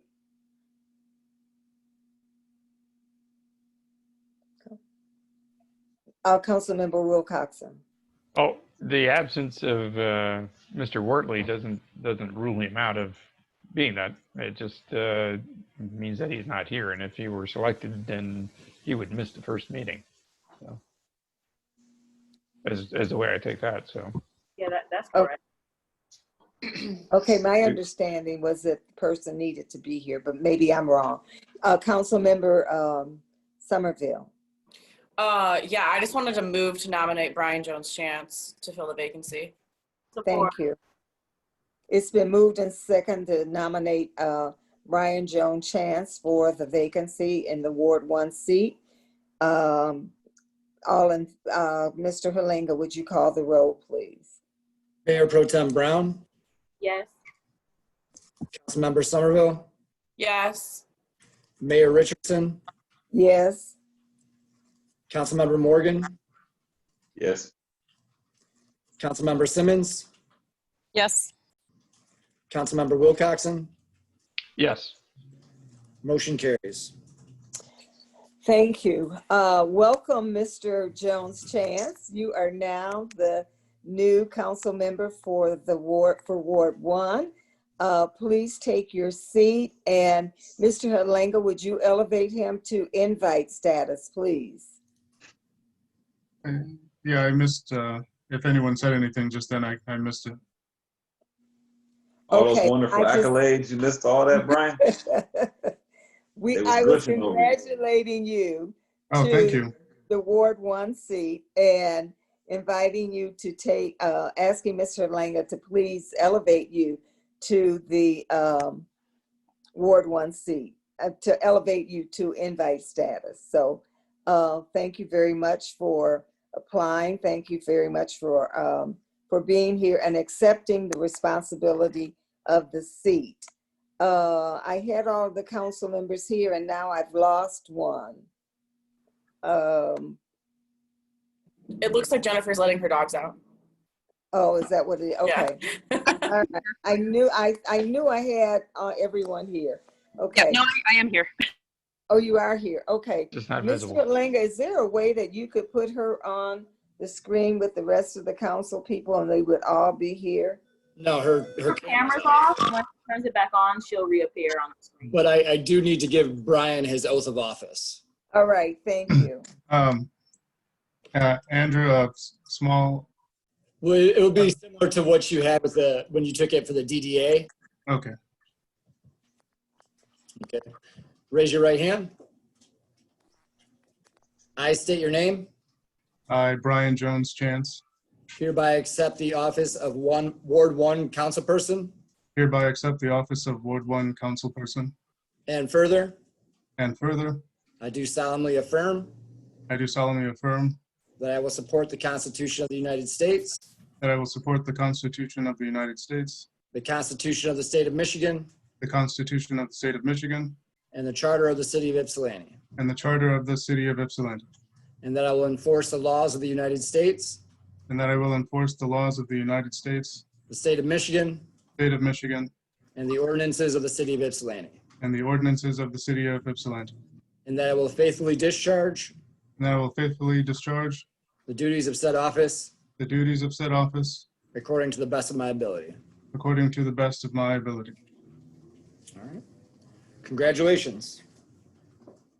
Thanks. Congratulations, Thank you. Council Member Jones-Chance. Now, do you prefer Jones-Chance or Chance? Jones-Chance. All right, thank you. Okay, we can do What that. about JC? I'm just kidding. A lot of people do call me BJC, and that's perfectly Okay. All right, I like that. And I also don't use honorific titles, so my name is just fine. I also like that. Cool, Brian. Do I? Yes. Okay, thank you very much. And again, welcome. Let's be due to the time, it's almost 9 o'clock. We will move on with the agenda. And the next I see is the day presentation. Is that correct, Clerk Halinga? That is correct. If those providing the presentation could raise their hands so they move to the top and they're easily promoted, I'd appreciate it.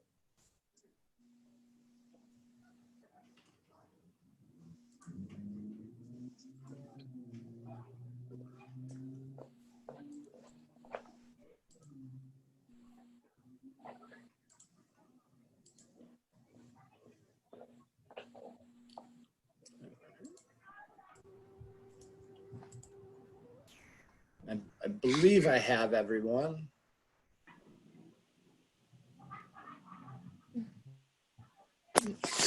So myself, Desiree, M.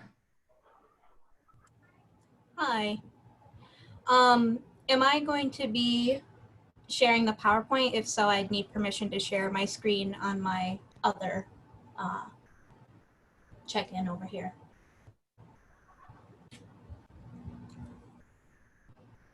Andrew, you're muted. So I'm only seeing one for you. That's,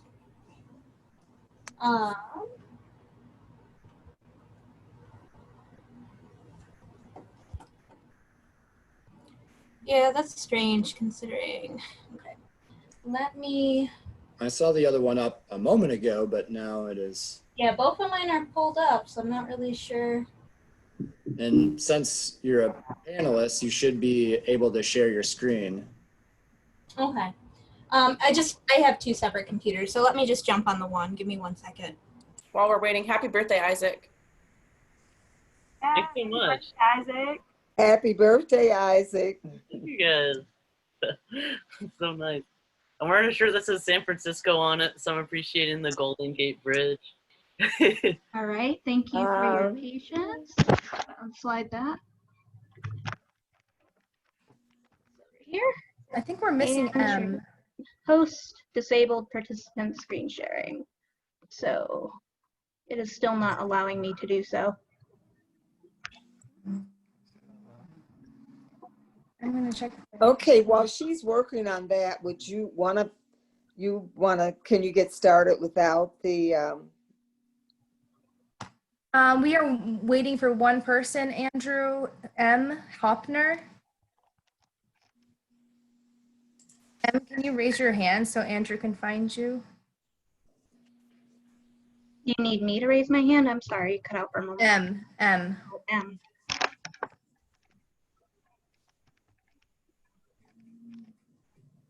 Andrew, did you find, Mr. Halenga, did you find M? Not. To elevate to panelists? I'm not. Yep. Oh, There we M is go. on here. Hello. Okay, we're all here now.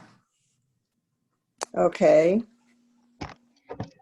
Thank you for your patience. And Alyssa, do you have that ability to screen share?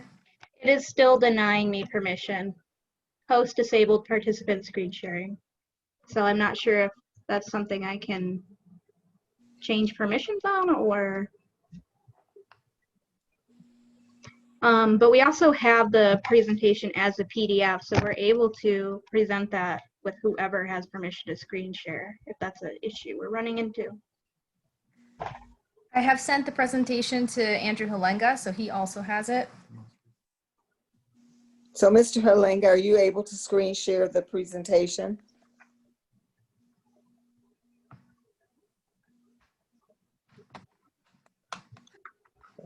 Thank you. Everyone should be allowed to screen share at this point. Okay, let me try it. Try it. Share screen. There we go. Awesome. All right, let me full screen this. Does everybody see this okay? Yes. All right, awesome. We got it.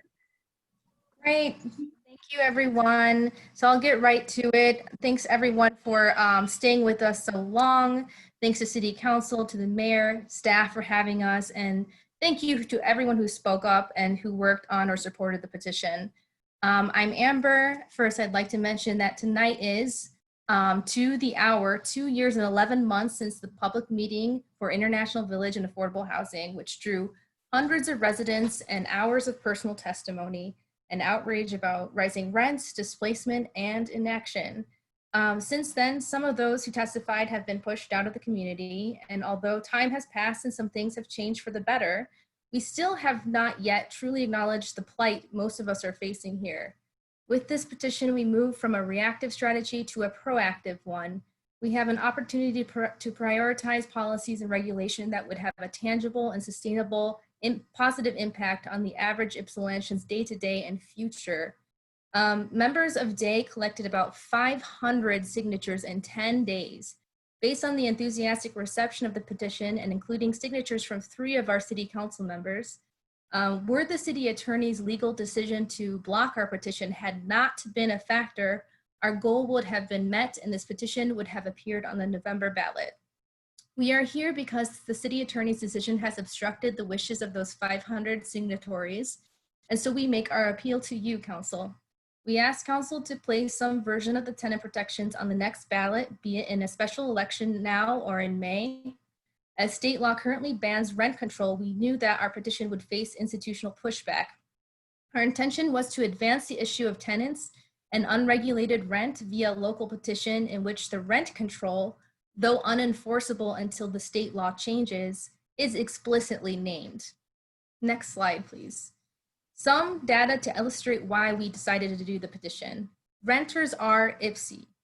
70% of Ypsilanti households are renter occupied. That is our tax base and your constituency. And renters are facing escalating problems from a failing system. As we own up to our history of redlining, urban renewal, and discriminatory tactics utilized to maintain racial and economic segregation, we also need to own up to our present problems like rising homelessness, eviction rates that are outpacing the state, and enormous rent increases, sometimes 30 to 50% increases in a new lease, which is stemming from an unregulated landlord market that is advancing inequity. We are surviving this in the context of an unprecedented pandemic, job loss, and almost certain economic turndown. Ypsi Community Schools expect 500 or 13% of their students to be homeless in the 2019-2020 school year. That number has increased steadily each year since 2013.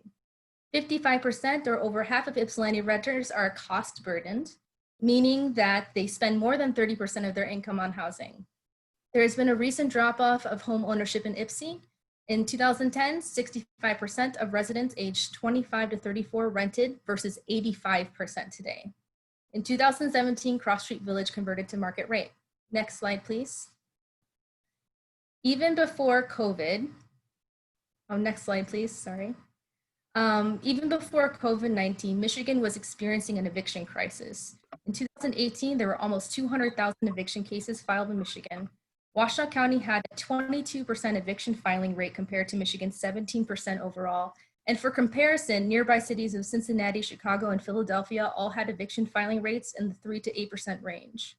An even more stark contrast is that Ann Arbor's eviction filing rate was 2.2%, while Ypsilanti's rate was 20.8%. Eviction is not merely a symptom of poverty, but also a cause of it. Residents who experience eviction are more likely to lose their jobs, experience depression, and rate their health as fair or poor. And the consequences of eviction are felt most acutely by already disadvantaged groups, which deepens social inequity. We have an opportunity to do something. For example, I know some on council are interested in increasing home ownership. Our petition includes tenant right of first refusal, offering an avenue toward ownership and converting housing from rental to owner occupied. Our tenant protections will help stabilize renter and allow them the choice to eventually move into home ownership should they choose. Just as it is the responsibility of our state government to drive the issue of protecting Michiganders when the federal government has failed to meet our needs, our local issues cannot be passed off to state legislators when our Michigan government predominantly is Republican and fully uncooperative. Let us drive the issue of protecting renters and be the counterbalance to a lifetime of regressive policies. Lastly, I want to clarify that we are presenting you a snapshot of our petition and expect to get into the nitty-gritty and intentions of our petition during questions and comments. Thank you, and Desiree is next. Hello, thank you. Happy to be here again. Let me see here. So next slide, please. So I want to just talk a little bit about what's some of the things on the petition, but especially some of the things that are coming out of the Housing Affordability and Accessibility Subcommittee findings. We just want to name that rent control and tenants' rights for first refusal came across 4 of the 5 problem statements that the subcommittee discovered through our research and interview process. And those 4 areas of problem statements in terms of looking at what is stopping Ypsilanti from having affordable and accessible housing. We have the cost of housing is increasing quickly. Existing data and measures do not adequately capture the local situation with respect to housing affordability and accessibility. Ypsilanti does not have a lot of land available to build new housing, and the current and past policies contribute to our affordability and accessibility challenges at the state level and local level. And Just Cause also came across 3 of those 5 issue areas. As part of our subcommittee's work, we also did some good public engagement. I think we did pretty well considering in terms of amount of folks responding, although we definitely know that we want more representation across the city. But our first survey that we did had 600 respondents, and our second one had 366 respondents.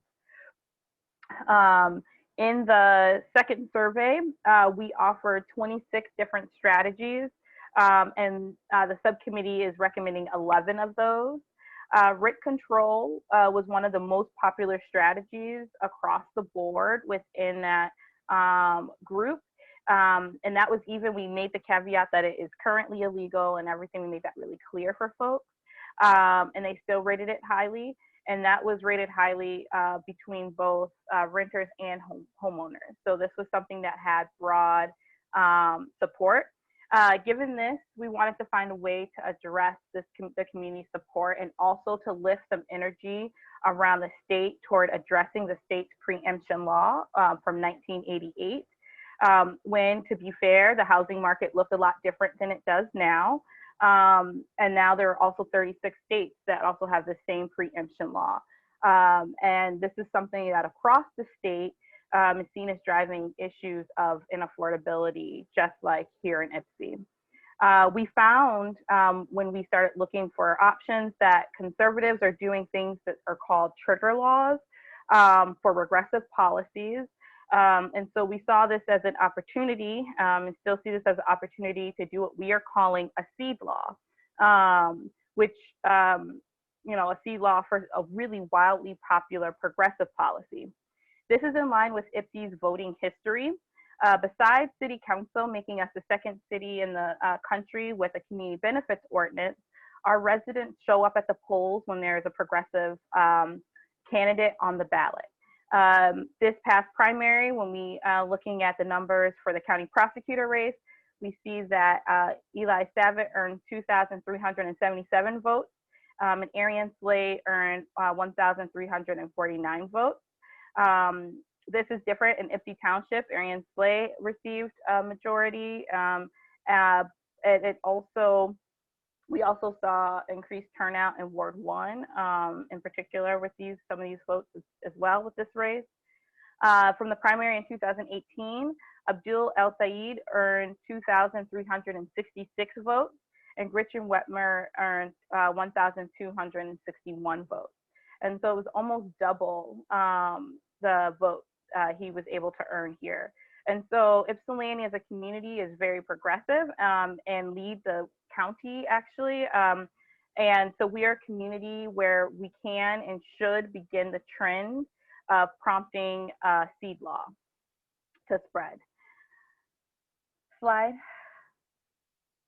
And then just to share this, this is a timeline that the Housing Subcommittee is proposing. And just so you can see the phase 1, the budget year for 2020, we suggest enacting a local ordinance on affordability, accessibility, just cause eviction, raising unrelated adult occupancy limit, and initiating advocacy efforts at the state and local levels.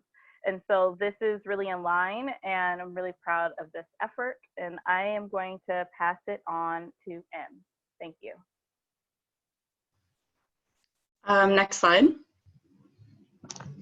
So based on those subcommittee findings, we decided what was going to be in the petition. And what we decided on was a rent control seed law, which would be a maximum rent increase per year of 3%, which would go into immediate effect in Ypsi once the statewide rent control ban is lifted.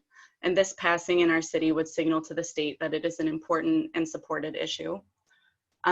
We also decided upon a unit registry, which would be the creation of a public registry that landlords must put all of their properties into, including things like the occupancy or vacancy status of any given unit, the current price, as well as the price over the past 5 to 10 years, the unit's history of evictions, and a number of other things that might be relevant to include in the registry. Our petition also includes the right of first refusal.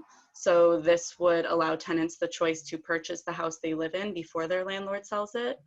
And our petition includes a just cause lease renewal, which means that it would be an extension of the just cause eviction law to cover the renewal of leases, meaning that there must be a just cause for a landlord to refuse lease renewal.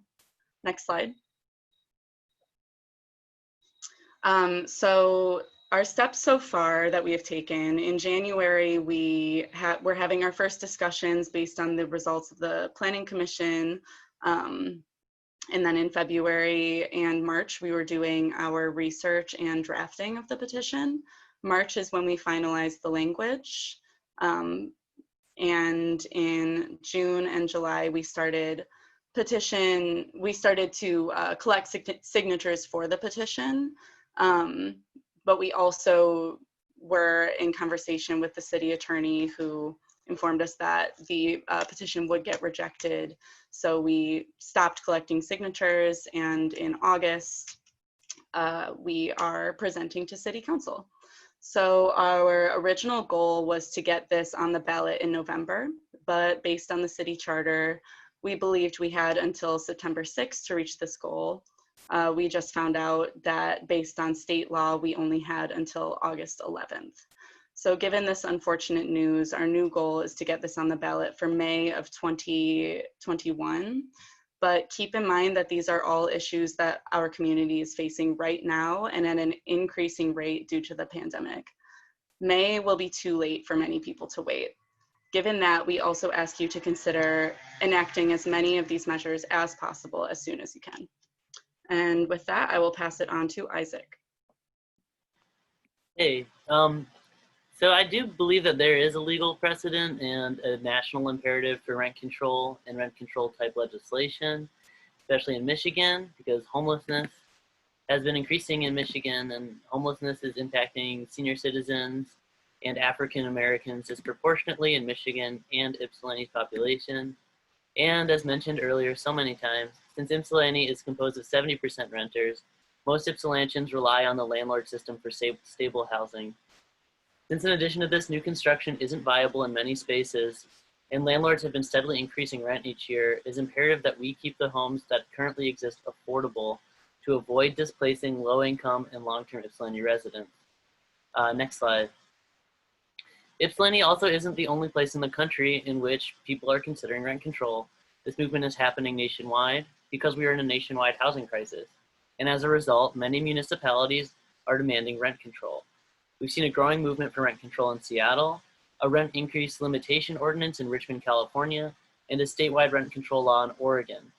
This is a proactive step to limit the issues posed by the ever-worsening state of abuse between landlords and renters. There is a real estate lobby developed argument that rent control leads to worse housing due to the strains it places on landlords. This simply isn't true. It is a veritable lifeline for many low-income residents, and during the strongest periods of rent control in New York City, they were also two of the biggest building booms in that city's history. San Francisco's new construction rate did not go down with rent control either. Go to the next slide. The only reason rent control ever causes issues is when landlords find loopholes around it, such as at Cross Street Village in Ypsilanti, when after a 99-year agreement to set the apartments below market rate had expired, the owner chose to price gouge and evict low-income senior citizens from their long-term homes. This kind of nightmarish and destabilizing situation would not have been possible with a citywide control of allowable rent increases. Rules will protect renters, and landlords will always try to raise the rents as much as possible since it's part of the definition of their industry. So if we're talking about something that you can adopt that'd be very tangible to having real outcomes in Ypsilanti, think about Cross Street Village and think about how these rules would have impacted that situation. I'm gonna pass it on to Brian. Thank you. All right, the next slide, please. So A lot of what we're asking you hangs on sort of the legality of putting in a seed law. So I want to make sure it's clear what exactly we're asking for. So we have taken, like Desiree said, we've taken this idea from some regressive state laws called trigger laws. And the ones we know about are abortion laws, which are designed to go into place only if Roe v. Wade is overturned. So we're basically proposing the same mechanism, just like the Republican abortion bans are not active until Roe v. Wade is overturned. On the next slide, our rent control seed law does not limit rent, so it's not illegal by Michigan law until and unless it becomes legal to limit rent in IPSI. So our rent control seed law is legal now, and it would be legal after the rent control ban is lifted. So there is precedence for what we're calling seed laws, just by a different name. They're called trigger laws. To give you an example, on the next slide, the state of Arkansas passed an anti-abortion law last year, which states within the law that it has a contingent effective date and that it becomes effective on and after either Roe v. Wade is overturned or an amendment to the US Constitution makes it legal to ban abortion. Ours would work the same way, except that it would be a progressive seed law rather than a regressive trigger law. Making a quick reference back to the timeline of the subcommittee on the next slide. So this is the timeline that the Housing Affordability and Accessibility Subcommittee laid out for implementing some solutions to the city's housing crisis.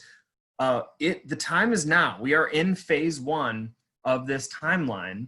And what we're presenting to you, Council, is basically an opportunity to act on the recommendations of the subcommittee by updating the charter, if the voters approve it, with 3 of the most popular laws among respondents to the subcommittee's surveys.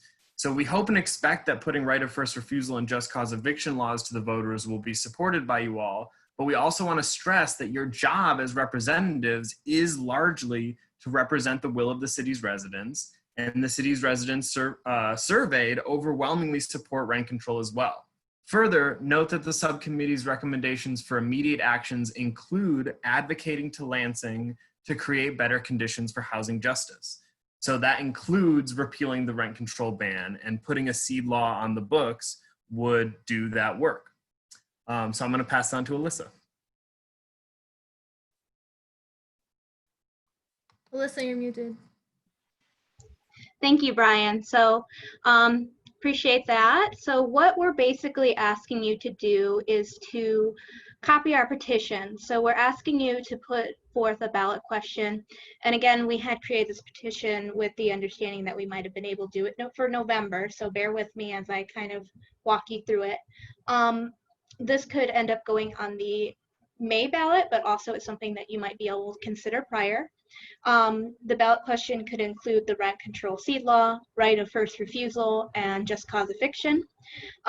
So you could consider separating the questions, but you could also just use our petition, include the seed law language, which specifies that rent control portion of the new ordinance would only take effect once either the statewide ban on rent control is lifted or state or national law makes rent control legal in Ypsilanti. Thus, the rent control portion of the new ordinance becomes a seed law with just the same form as the anti-abortion trigger laws. And since for the time being, it is not, quote, an ordinance or resolution that would have the effect of controlling the amount of rent charged for leasing private residential property, end quote, it would not violate Michigan law. But the moment that rent control becomes legal for Ypsilanti to enact, the seed law will sprout and emerges and is a fully formed rent control law that activates immediately. And Ypsilanti is then able to send a message to Lansing that the housing crisis is real and that real measures need to be taken to address it. Why shouldn't we be the city to plant that seed? IPSI is renters, IPSI is gentrifying, and IPSI is excited about having rent control. We should have the option to make it a seed law if we want, and we should have the option to give ourselves more rights. Thank you all for your time. So that is kind of the end of where I'm at. I don't know if any of our other day members need to mention anything before we're able to accept questions. No? Okay. Maybe we can stop sharing this screen. Okay.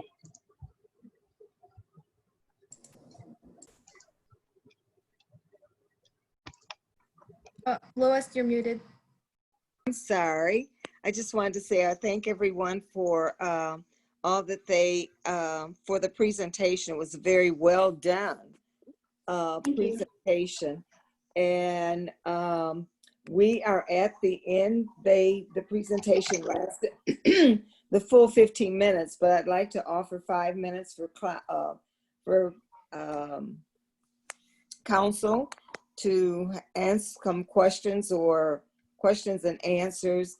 And I'm only doing this because of the time and the length of our agenda tonight. Any council member Wilcoxon? Hi, thank you for the presentation. I understand the seed, the concept of the seed. I had a wonderful conversation with Brian last night. Thank you, Brian. And I understand that this has been challenged, and so I want to look into this further as well to see if this is actually possible. A lot of the other measures make a lot of sense, and I want to thank you for doing that work, both as DAY and as part of the subcommittee. So that's all. Any other council? Jennifer? Yep. Okay, I'm not seeing all of councils. Okay. Jennifer, can I speak? Yes, please. Okay, thank you. I want to thank you all actually for the presentation, putting this together. Appreciate it. I think it was a lot of good information. And I think like Steve, I'm interested in finding out more and considering kind of the concept of seed law.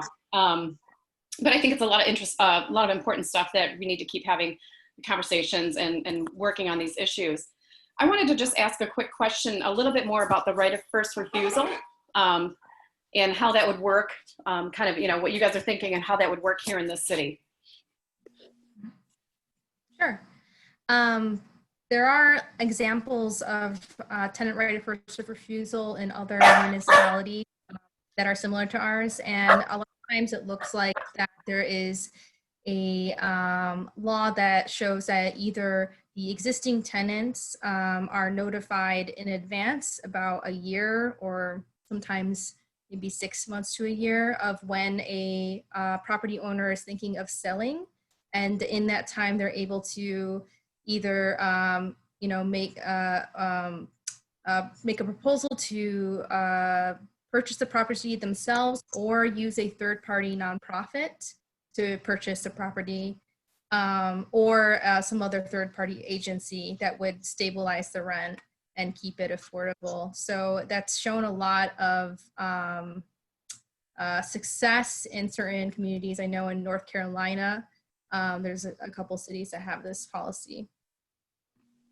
And I want to mention real quick also that there are usually stipulations to make sure it's offered at a fair market price. So they can't just, a landlord can't just say, oh, it's $3 million or whatever. Got it. Okay, thanks. Sorry, my dogs were a little sassy this evening. Okay, no, thank you for that. And like I said, I think these are important conversations. I really do sincerely appreciate all the work that you guys did on this. And I'm looking forward to talking more about it. So thank you. Mayor Pro Tem Brown. Thank you. I just wanted to echo, what Councilmember Wilcoxon originally said. I also had a chance to speak with Brian, and we had a really great conversation. He really helped me to better understand what was being presented. The seed law is the only piece that I feel like and we talked about this yesterday, that I just need a little more, better understanding of it, and just for myself. And I've been reading, the correspondence with Mr. Barr, and so the two conversations kind of murky.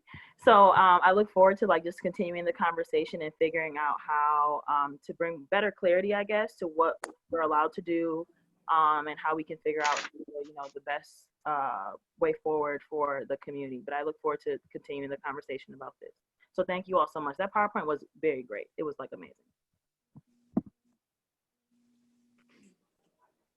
Alyssa gets all the props for the PowerPoint. Thank you. Great job, Alyssa. Thank you. Any other council member? Yeah, can you see my hand? No, I can't. I'm seeing a still shot. Councilmember Somerville's also had her hand up. Oh, okay. Councilmember Morgan, I'm seeing a still shot of you. Okay. Well, it's the little hand that shows. I want to thank you all, Dave, for the wonderful presentation. I think it was a lot of meat in there, and I definitely think there's some avenues in which I think you got to shoot for they say shoot for the sky and hit something, shoot for the stars, hit the sky. So I do think there are some big asks that we're asking for in there. I do think it's important. I'm not on the fence. I do think that without a shadow of a doubt, I do think we're looking for solutions, but haven't even started touching the root causes. And some of the root causes, if you're thinking about it, I've lived here 21 years. I've lived in 16 different places. All my landlords are white. No offense to anybody, just seem to own most of the property here. Barns and barns, bills, and we're not talking about, and if we're talking about rent control, we can talk about capping properties.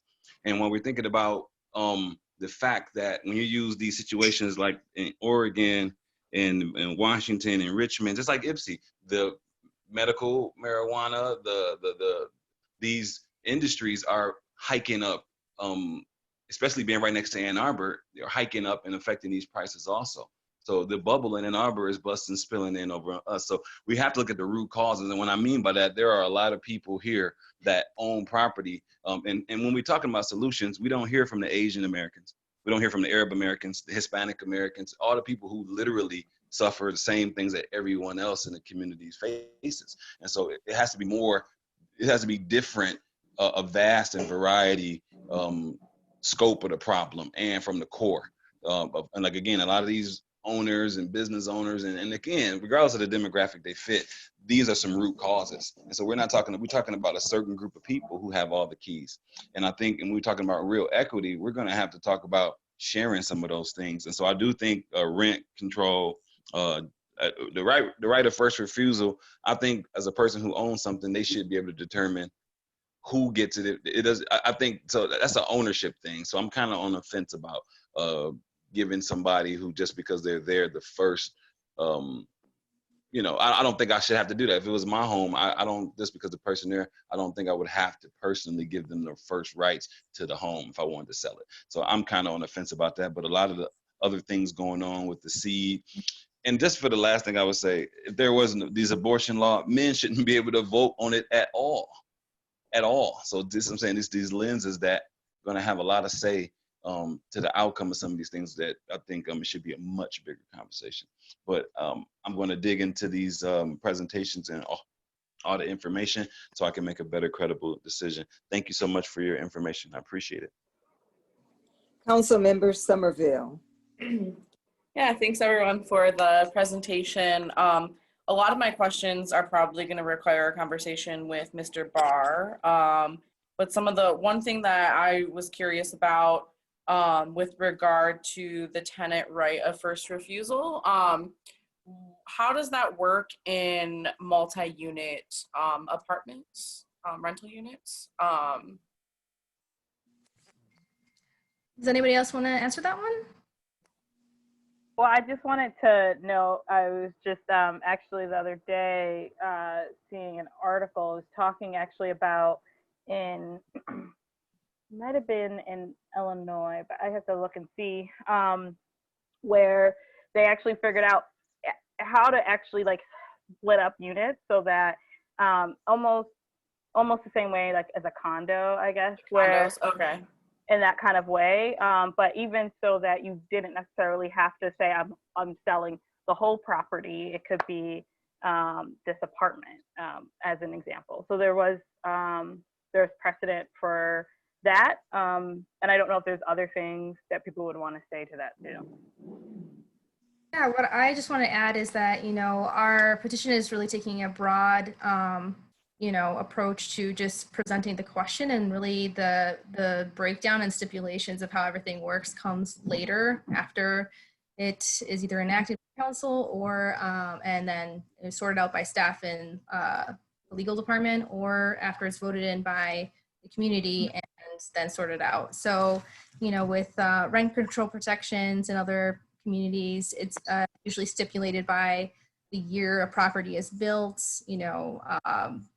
and with tenant right of first refusal, it's usually stipulated by, how many units a certain property owner owns, and how that could be either bought by tenants or this kind of third party nonprofit. So there's just a lot of different ways to do it, and we're just presenting the ideas, and really the broader conversation of how it could be enacted is pretty detailed and should happen as well. Okay, and then I have another question about the unit registry. Where else has that been done? Are there any? Yeah, sorry if I. San Francisco. Cincinnati. Cincinnati okay. Has one, and Seattle has one. It's called a different word. I think Isaac presented on it, and then a couple of communities in California. Okay. That's off the top of my head. I think there's more. So all these recommendations that we put into the petition exist somewhere else multiple times, and are community supported by, the surveys that were done by the housing subcommittee. So it is not up with out of thin air. Right. No, I'm just trying to figure out, like, for example, does the unit registry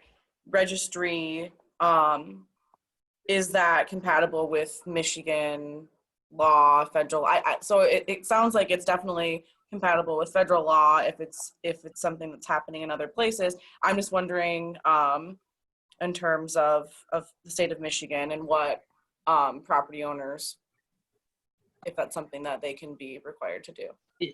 Rental housing undergoes inspections periodically, and it works a lot like that. It's sort of like additional questions and criteria that come along with inspections that involve a landlord's record. So I could send you the information on Seattle, but they do sort of update their inspections to include details that would allow them to put things in the rental and landlord registry. So it could probably work with some mechanisms that the city and the county are already using potentially. But again, we'll have to do a lot to make sure it works in our particular municipality with all of our laws. So, yeah. Alyssa? To further answer that question, these conversations that we had also included conversations with realtors that work in this area. A lot of this information that we're asking to go into a registry already exists and is information that realtors can find. Because they have access to certain things that they can more easily find this information. It's just a matter of making it more public. And when I first spoke in public comment, I didn't quite get to it, but some conversations I've had with realtors is talking about market-based rent control increases rather than a specific percentage.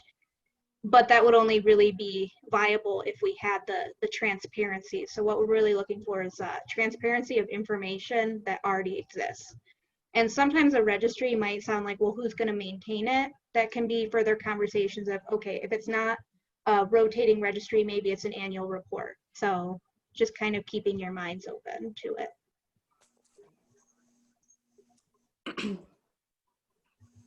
Okay, Council Member Jones Chance, do you have a question or comment at this time?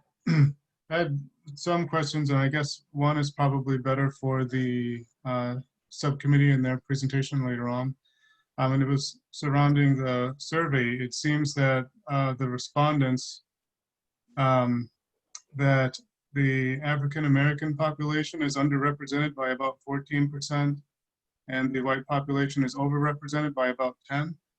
But maybe that's a question best for the subcommittee. Just how the survey was done.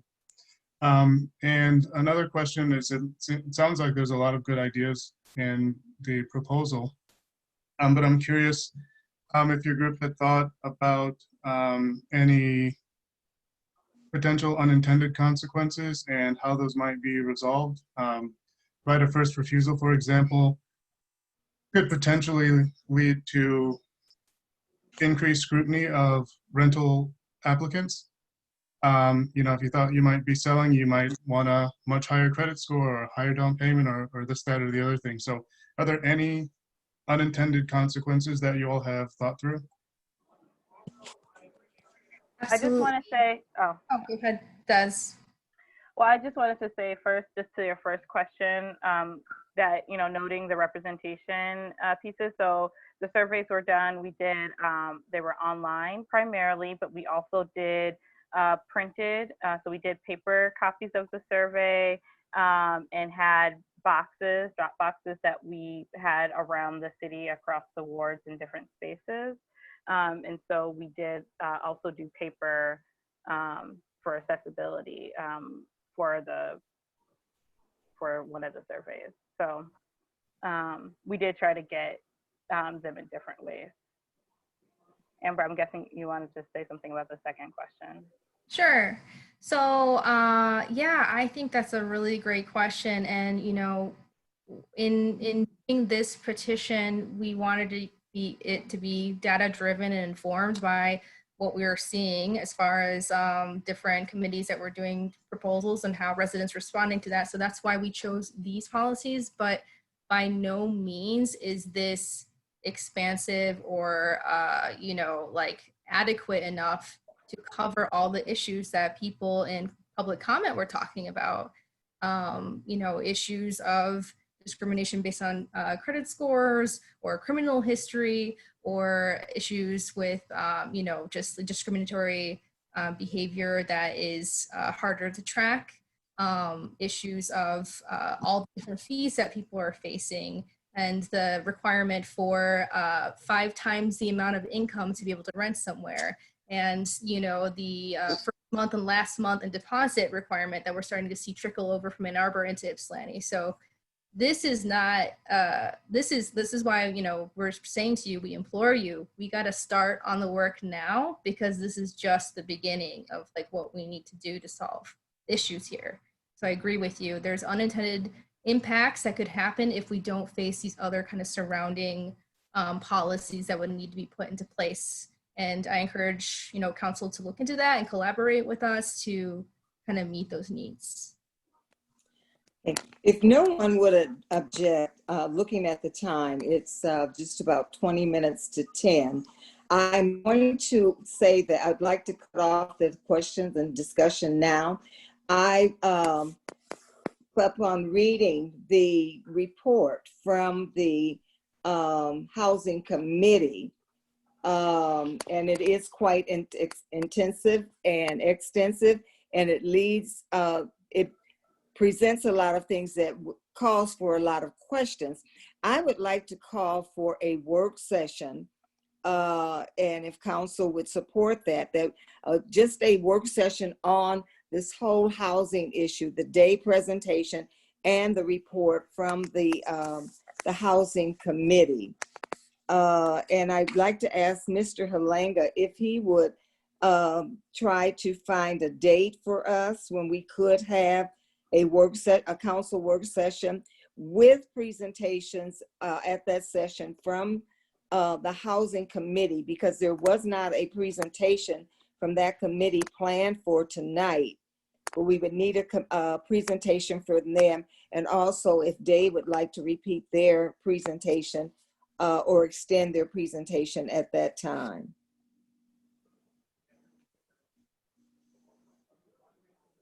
Comments from council on a work session. Councilmember Wilcoxon. I think it'd be fine. The agenda item at the end of our agenda was the report, and at that time I was going to make a motion to bring that to a future meeting. And if that's a meeting dedicated to that, I think it really needs to be a dedicated meeting. So I agree. I'd also like to make a motion to extend this meeting right now to 11:30. That's not even enough That time. is there very optimistic, Steve. Well, I'm just putting it out there. Yes. Maybe we can do it. Yep. Is there a second? What's the time you say? 11:30. I second that. Thank you. It has been moved and second that we extend the time of this meeting to 11:30. And no longer. Well, it'll be 11:30 busting for up. now. All in favor? Aye. Aye. Thank you. So this meeting passes. This meeting will be extended to 11:30. And Clerk Kalinga will work on setting up a date and time for a work session just on this whole housing issue. It's not something that we can handle here at this time. Again, I want to thank all of the day members that are here. And I know some of you also worked on that housing committee that was supposed to last 10 months and it lasted 2 years. Thank you for all of your energy and your hard work that you've put into that. Thank you for the energy and the hard work that you put in today. You are appreciated. Know that. We do appreciate what you do. So thank you. Okay. Thank you, right. Mayor. Thank you. Thank you. Clerk Kalinga, we will go back to our agenda. The next agenda item, please. Thank you. The next agenda item is the first reading of an ordinance for a zoning text amendment for medical marijuana provisioning centers and recreation marijuana retailers in neighborhood corridor. Okay, would you read that, please?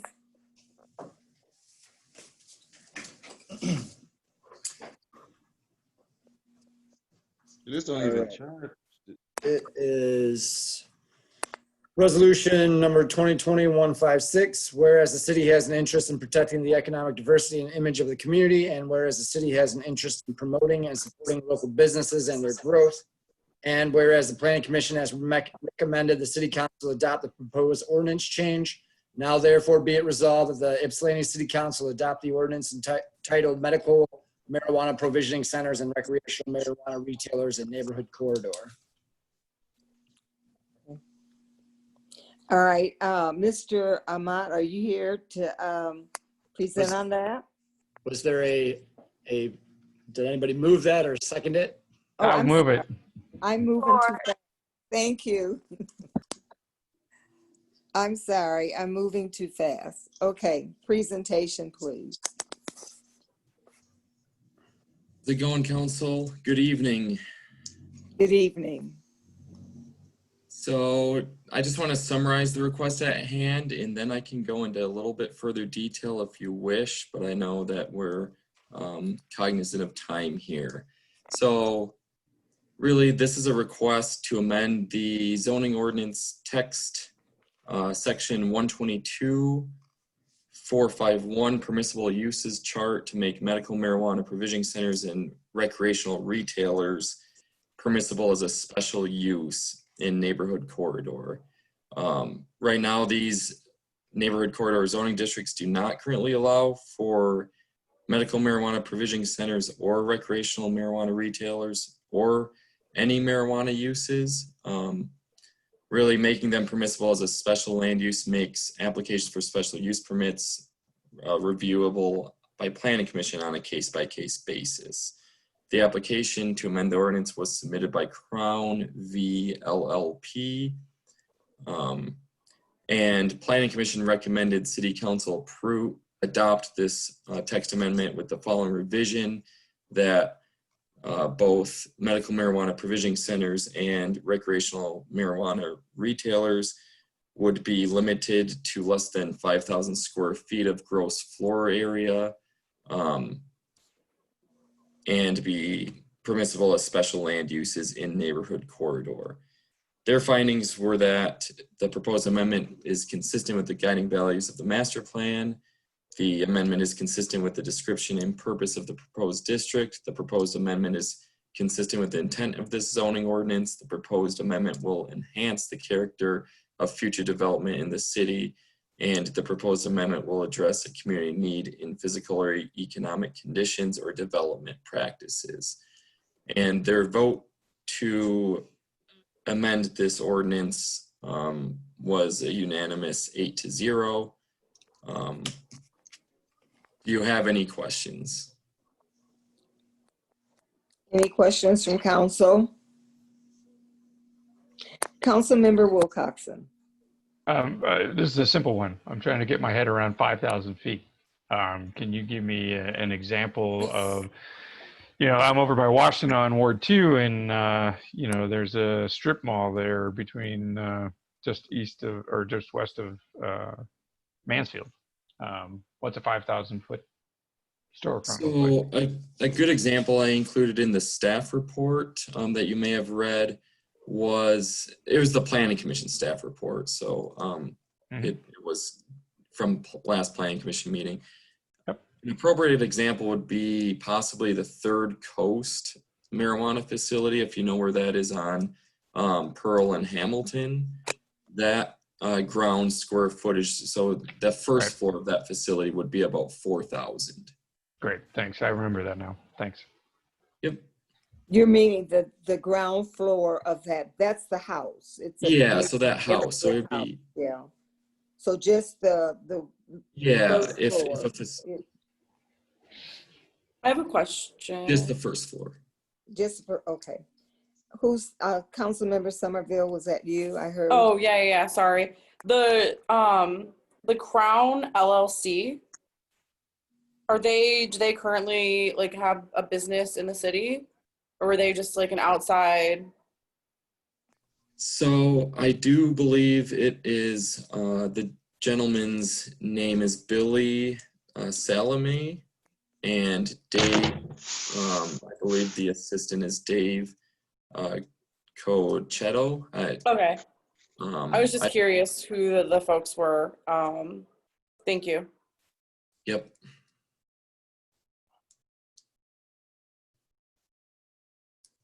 Cool. I don't have any other questions. Okay. Anyone else? I have a question, Mayor. Okay. I wanted to ask a question. Where is he? Where are you? There you go. Andy, how are you tonight? Good. How about you? Thank you. I'm well, thank you. So define a neighborhood corridor for me.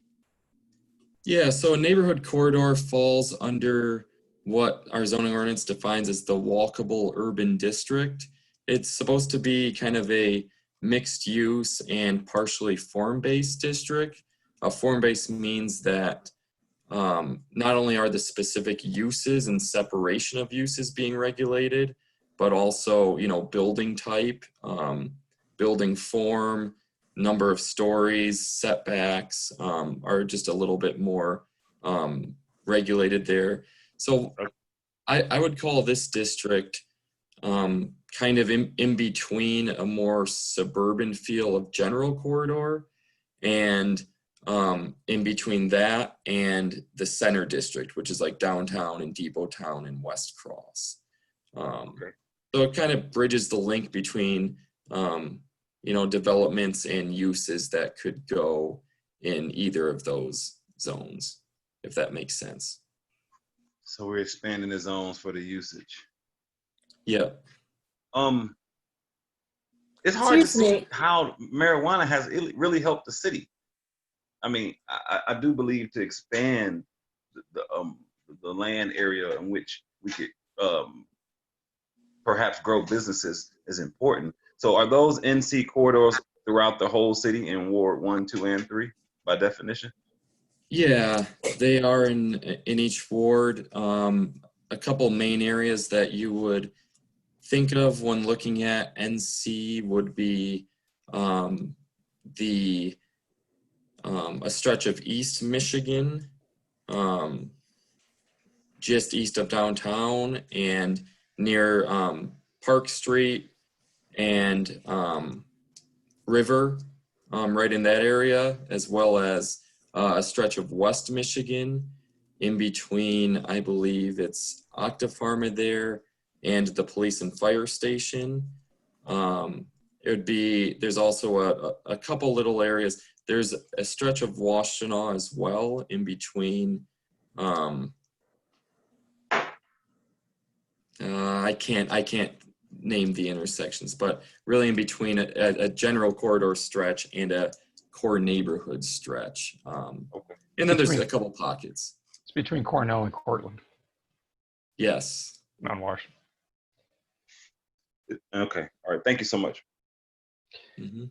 So with the buffers that are in place for the schools and the buffers between businesses, how many potential storefronts are actually for this, are actually available if this passes? So there would end up being about 99 properties in the city. And so That's not true. So as soon as one, Retailers, but as soon we as have one a of them, cap. Okay, Annie, can you hold on? Let Steve finish, please. that's a good point. I mean, that's one way of looking at this. So it's just like the answer is that those are the properties that would be available for this, but there are other mechanisms for limiting that. Also, if one goes in, then that limits a lot of those other places. So right now the pool is 99, but as soon as somebody locates, that takes a lot of that place out of there. So it's more like, say, 5. Yeah. So and I noticed, yeah, I mean, that was kind of where I was going with that. Okay, are you through? Yes, I'm sorry. Yes. Okay, Annie. Yeah, so I mean, it doesn't affect my purposes of this ordinance amendment. But just to clarify, we have a cap right now on 7 retailers, medical or rec, and then we only increase that in 2021 to 3 additional for the purposes of our social equity ordinance. So right now, because I don't think we ever got a status update once the application's closed, how many currently existing medical facilities have been granted their permits for rec? I'm gonna actually defer to Clerk Kalinga for that question, but I believe it should be all 7. It's all but 1. Okay. We just had the final documents for the 6th one, and I'll be sending out their permit tomorrow. And then the 7th one is just not applying? The 7th one applied, but it did not meet all the requirements. Meet the requirements. Gotcha. Okay. Thank you. I think I do remember asking about this. All right. Thanks. Sorry for interrupting earlier. That's okay. My head almost exploded though when I heard the number 99. Well, okay, Councilmember Wilcoxon. Andy, I just couldn't hear both of you at the same time. Go ahead. That's fine. Andy, so this makes it a special land use, so it doesn't automatically do this. If somebody applies for this, then they have to go back before the Planning Commission, if I understand this correctly. So then they have to go back before the Planning Commission. There's another hearing. People in those neighborhoods have an opportunity to show up and make their objections heard at that point as well, right? Yes, exactly. They would be going for before Planning Commission for special use and site plan.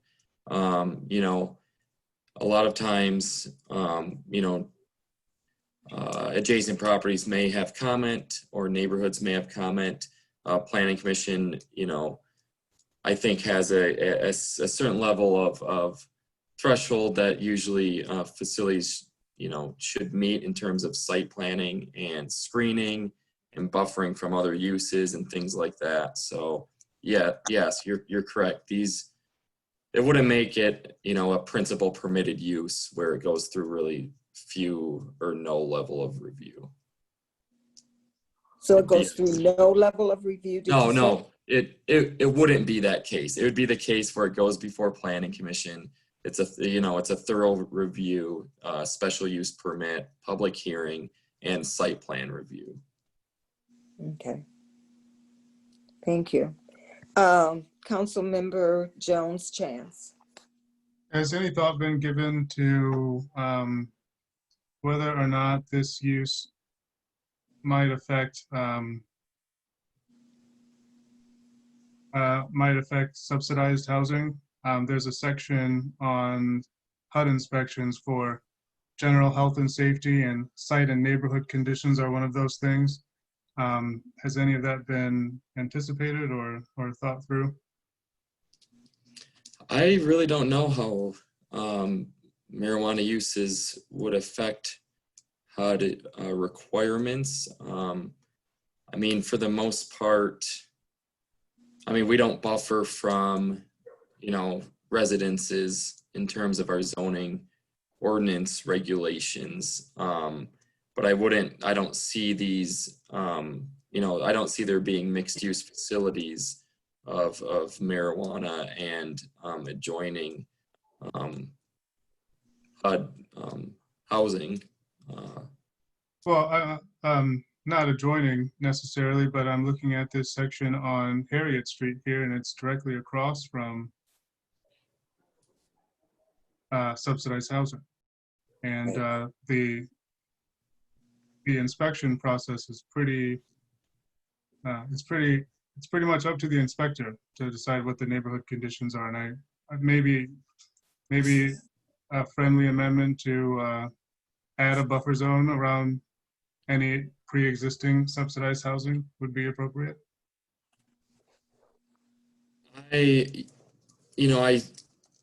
do understand, you know, potential for buffers from residences. You know, that could be your prerogative.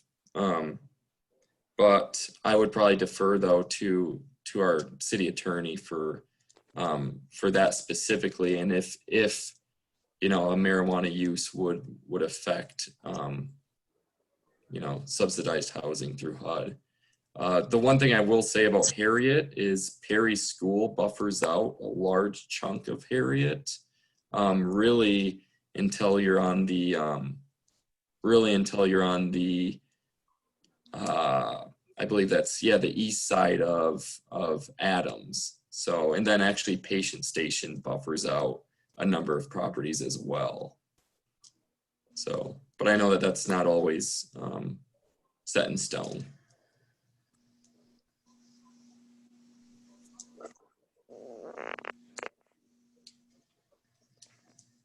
Any other questions, Councilmember Jones Chance? Sorry.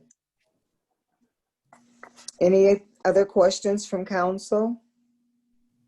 Councilman Morgan, Councilmember Simmons? No? Okay. Would you read open the public hearing? Okay. I'm not currently seeing anyone with their hand up in the audience. We can wait a little bit to see if that changes.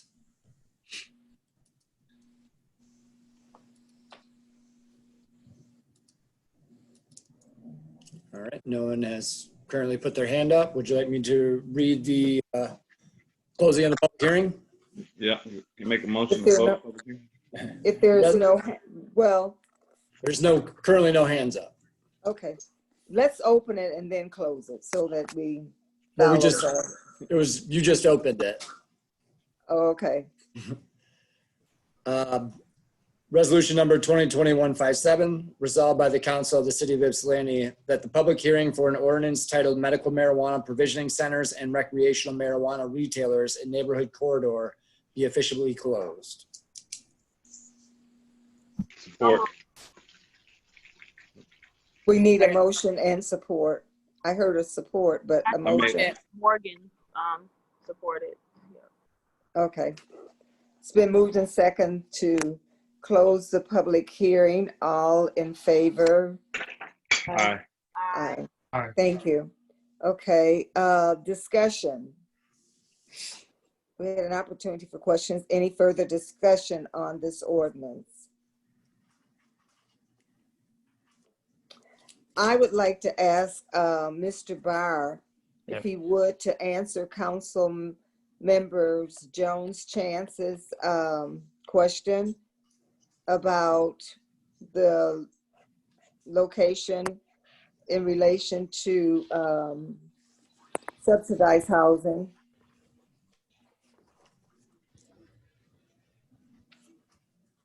Andrew, you're going to have to unmute, let me go with a video. But to answer your question, Mayor, this question, or a kind of a question, came up originally when we looked at the marijuana situation.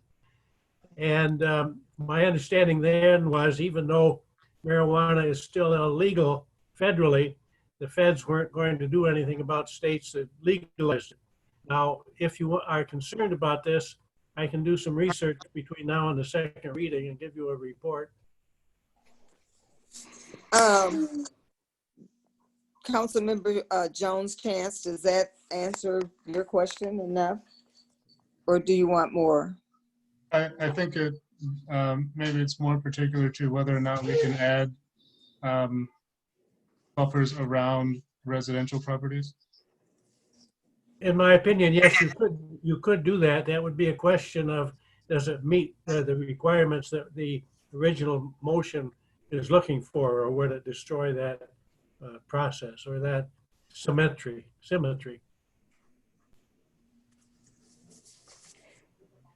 It would also, would this have to go back to the planning commission? It would depend on what the exact resolution of amendment is. For one small item, like just taking out the housing commission on Harriet Street, probably not. But if it's more than that, then I would think it would have to go back to the planning.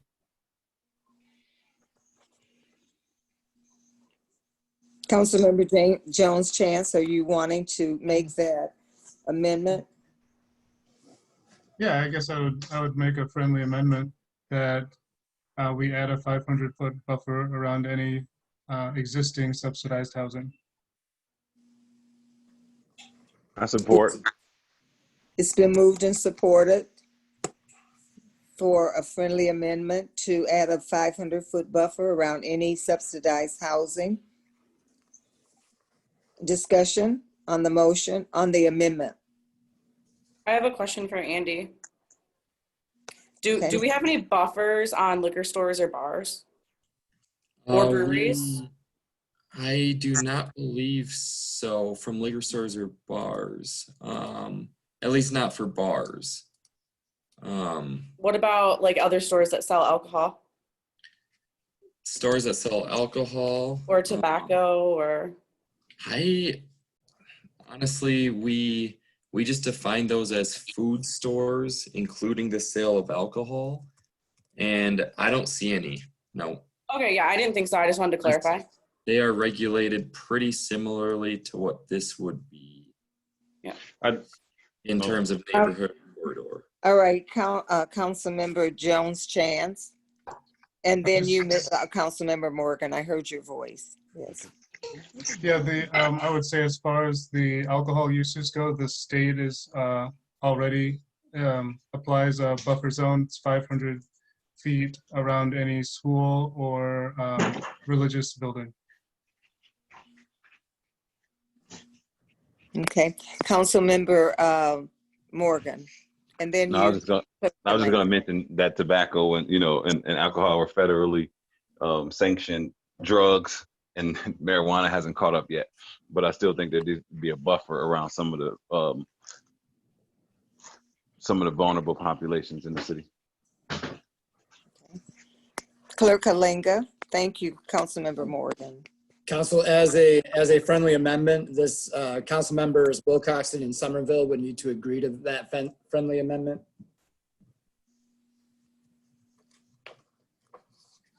Are we like roll call voting? No, this was as a friendly amendment. So. Oh no, I don't know. Okay. Councilmember Wilcoxon. You would need support from both of them. Both of them, right. But still, I'd just like to hear. Yeah, this is an interesting issue. When Andy was saying that this didn't come up before, or that this had come up before, I don't recall that coming up before. I get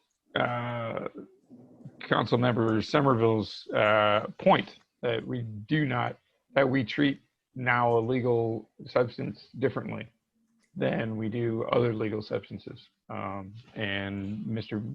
Morgan's comment that it's not federally legal is well noted too. I have very mixed feelings about this. I don't want to put people's housing in jeopardy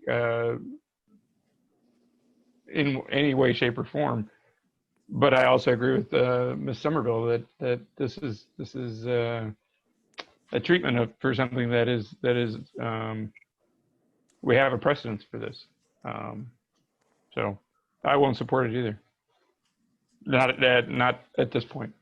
Not as a friendly amendment, okay? No. Councilmember Jones-Chance, would you like to offer it as not a friendly amendment, but the amendment that would go before, that would be presented to the entire council to vote? Yes, I would. Okay. All right, does your second still stand, Councilmember Morgan? It does. Okay. All right, is there a discussion from other council members?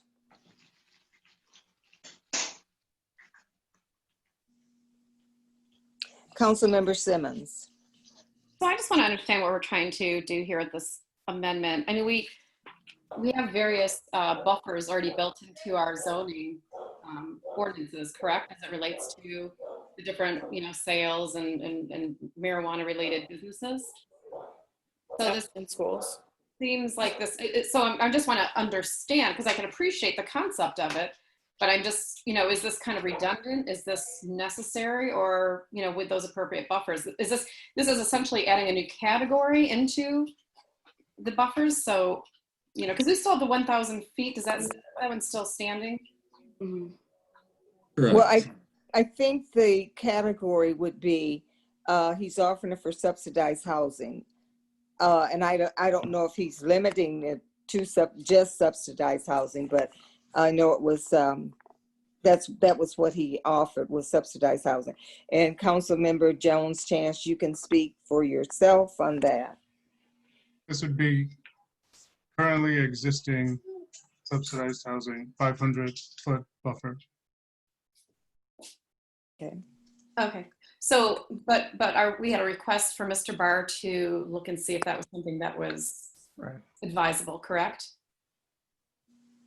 Or necessary, I guess. Was that where we stood with Mr. Barr? Well, what I would suggest is that if it's going to be covering the whole ordinance, that if the motion passes, then it go back to the Planning Commission for review. Okay. Okay. If Any other comments? Councilmember Brown? No. Councilmember Morgan? Nope. All right, if no other council person has anything, I would like to say that I would support that 500 buffer, particularly around subsidized housing, and not just not to try to change the go into the liquor places, but I would just as soon see a 500-foot buffer around for liquor and marijuana and others substances around subsidized housing for simply because of the number of children that are there. And I would just like to see those substances out of housing neighborhoods, period. But that I'm just offering that. But his motion was particularly for subsidized housing. So any other comments? Councilmember Simmons. So I appreciate buffers when appropriate and but again, I feel like we already have, so we're essentially trying to create another category for buffers. So I don't know. So I guess I'm struggling a little bit with this one because I feel like this has already been addressed. And so if Mr. Barr was to do research and said, yes, wow, gee, that's going to impact people's housing, because I don't want to have any negative impacts on, people's housing or anything relates to that. So I don't know. I guess I'm struggling with this and feel like I can't necessarily vote for this buffer at this time without more information. So you would like more information from Mr. Barr? Yeah, because otherwise it feels slightly arbitrary to a certain extent. Okay. Would anyone else like more information from Mr. Barr? Yes. Okay. And I'd like a map of the subsidized housing, because that's not on the Okay. map that we're looking at. So, I mean, I get the general area around Harriet Street and Spring Street. So, Mayor, can I ask a question? Yes. So this ordinance basically is to expand where recreation and marijuana can be. Basically. Yes. Right. So yeah, it makes sense to expand the buffers then. Thank you. Thank you. Mayor Pro Tem Brown. I see you thinking. I am thinking, but I don't have anything additional. Okay. I'm already hearing. All right. So Mr. Brown, Mr. Barr, how do we have at least 3 that would like more information. Well, it would be 4 of us that would like more information. How do we handle that in a parliamentary way? We would need to vote on this amendment. Okay, but I would like a answer to the question. Mayor, if you, why don't you take the vote on the amendment and see what happens on that? If the amendment passes, then I would suggest that you refer the matter to the city attorney to come back at the next meeting to continue the first reading. Okay, and if it doesn't pass, we can't refer to you for more information? Well, that would be up to council. Okay. We have 4 people that are wanting more information already. So, okay. All in favor of the amendment? Isn't that a roll call vote? Yes. When I say all in favor, I'm asking you to do the roll call. Okay. Understood. Thank you. Councilmember Somerville? No. Mayor Richardson? Yes. Councilmember Morgan? Yes. Councilmember Simmons? No. Councilmember Jones Chance? Yes. Councilmember Wilcoxon? No. Mayor Pro Tem Brown? No. Motion fails 3-4. So, Councilmember Wilcoxon. so procedurally, I'd like to have the city attorney address this and have another presentation for this. This does not eliminate our ability to amend this on the second reading, correct? Right. All right. You're right. It can be amended on the second reading. So, Mr. Barr, would you please take a look at it and bring us back more information, and we will put this on the agenda for the next meeting. Yes. Are you going to vote on the first reading now or on the at the next meeting? Do we need to vote on the first reading now? Well, that would speed things up, and I think it would be appropriate if you pass it on first reading now, you could amend it on the second reading if you decided to. Okay. Roll call, please. Mayor Richardson? No. Councilmember Morgan? No. No. This is the same. We're doing the same. We're voting on the same. No, this is the non-amended ordinance on first reading. No. Councilmember Simmons? Yes. Councilmember Jones Chance? Yes. Councilmember Wilcoxon? You're muted. You're muted, Steve. Yep, I got it. Yes. Mayor Pro Tem Brown? Yes. Councilmember Somerville. Yes. Motion carries 5 yes, 2 no. All right, thank you.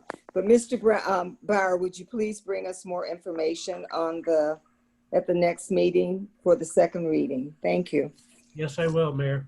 Okay, thank you.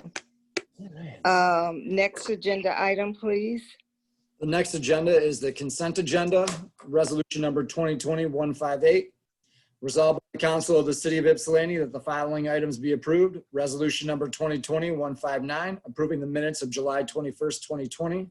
Resolution number 2020-160, approval of appointments to boards and commissions.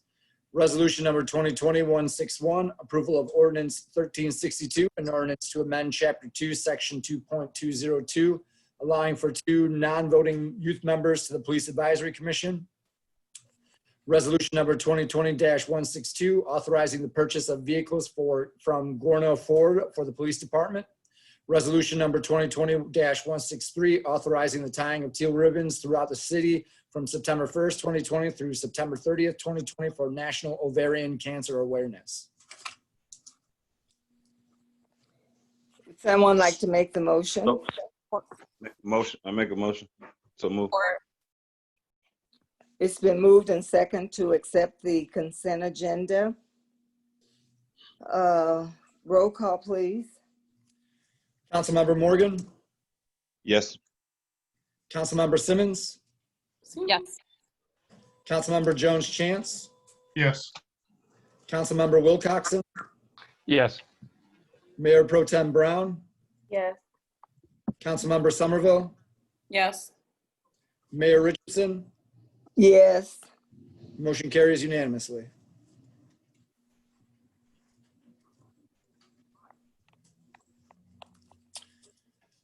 Okay, the next item on the agenda is going to be a presentation of the NRTF grant application.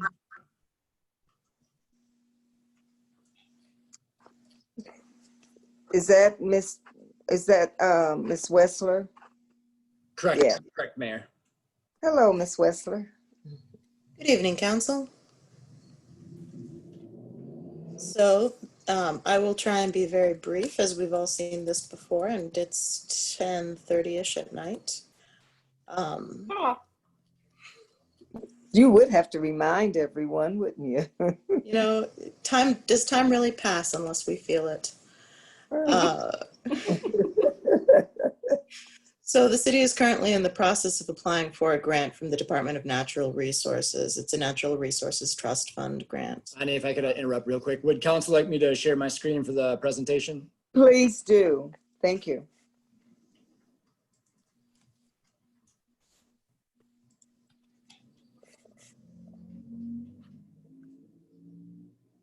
Next slide, please.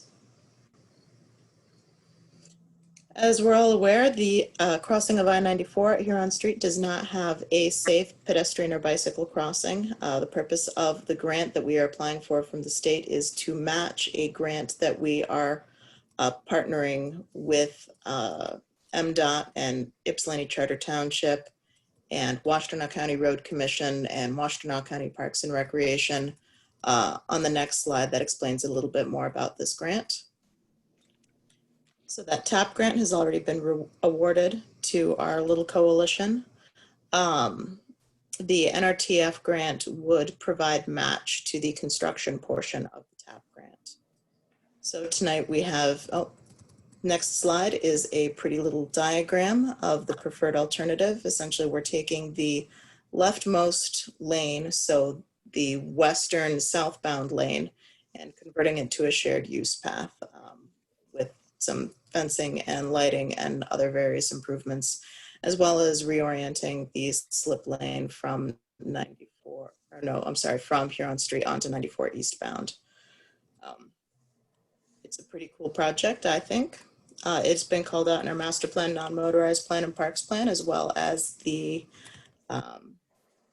associated plans or the similar plans in Ypsilanti Charter Township. And that concludes my presentation. Okay, thank you very much.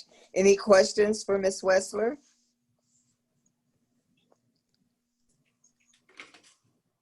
Ms. Wessler, are you able to show us the night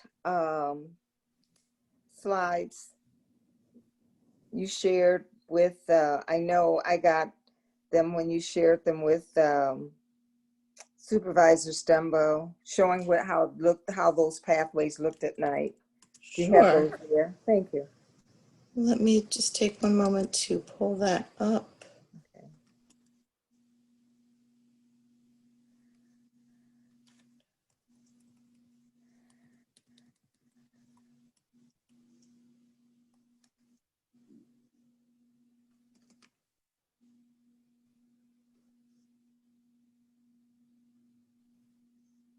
All right. Let me see if I can share my screen here. So DTE was kind enough to put together some lighting diagrams for us. This is Hamilton Street, so our side, looking, I believe, southward. Let's see. So this is the lighting that's currently proposed for the north end of the bridge. Couple of things to note about this rendering: it only takes into account DTE's proposed lights. It doesn't take into account any of the lighting that's already in place on either side. So in Hamilton Crossing or in GW Kent, or night sky lighting or headlight lighting, but it's a pretty cool rendering.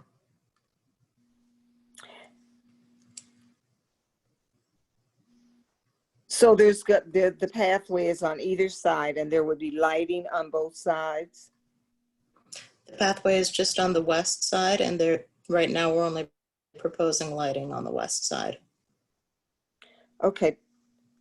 So then this is actually going north if it's on the west side, right? Yes, at this particular one, so the slide that we're on now, north is to your right.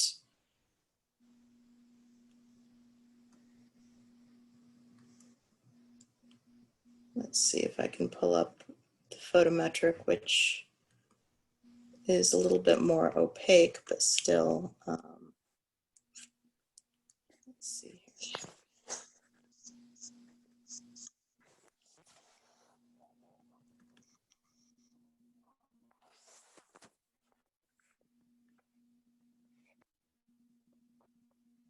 So this is the style of lighting that's currently proposed with these cobras, which are very similar to what we have on Washtenaw.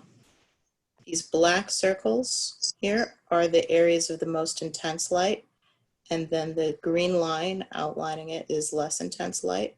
So you can see we're proposing 1, 2, 3, 4, 5, 6, 7, 8, 9, 10, 11 poles down on the north side of the bridge. It's a similar number on the south side of the bridge. And here's the nitty-gritty photometric, where you can see these are the foot candles associated with the lighting. Okay, thank you. Mm-hmm.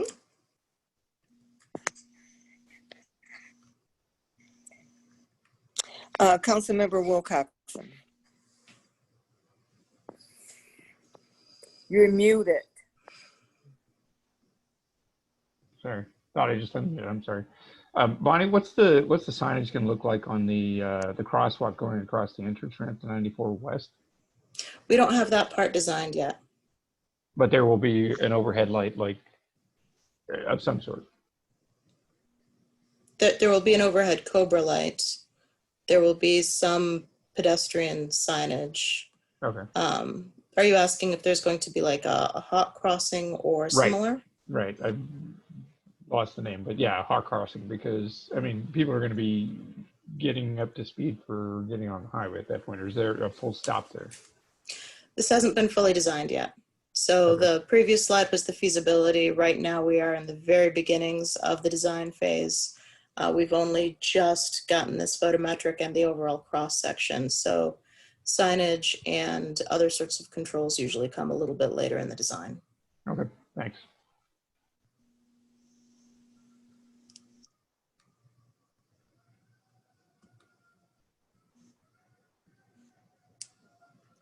Okay, are there any other questions? Oh, Council Member Brian Chase Chance.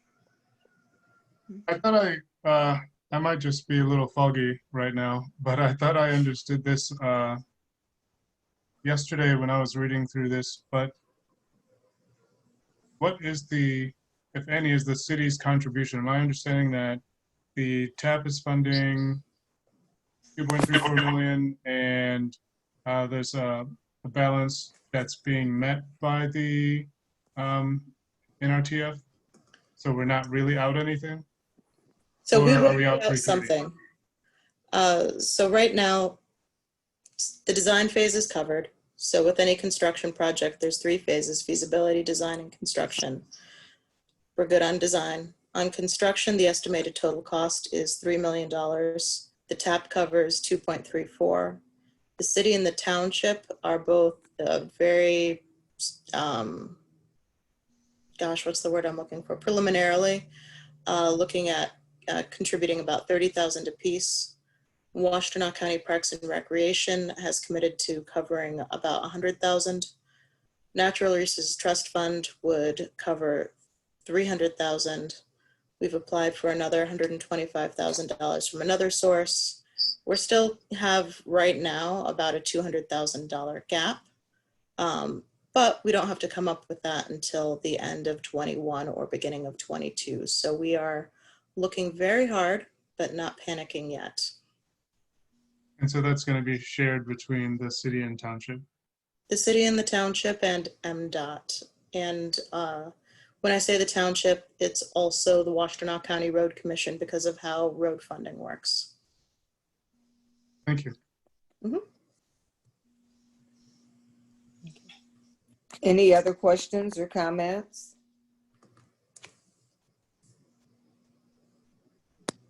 Okay, seeing none. Thank you so much for your presentation. And Clerk Kalinga, is there anything we need to vote on here or just so these presentation correctly? Council, these NRTF grants are kind of interesting in that they have to have the resolution separate from the public hearing. So I'll have the mayor open the public hearing now, and then after that, we'll read the resolution to approve this application. All right, public hearing is now open on this NRTF grant. And if there's anyone left in the audience that would like to comment or ask a question, there's one hand. All right. Allow Toy Dennis to speak now. Hi, I just have a question on the rendering. Did I understand it, Bonnie, that that's only the west side of the overpass? Is there plans to have a east side so that we can access the park and the parking facilities on the east side of the overpass?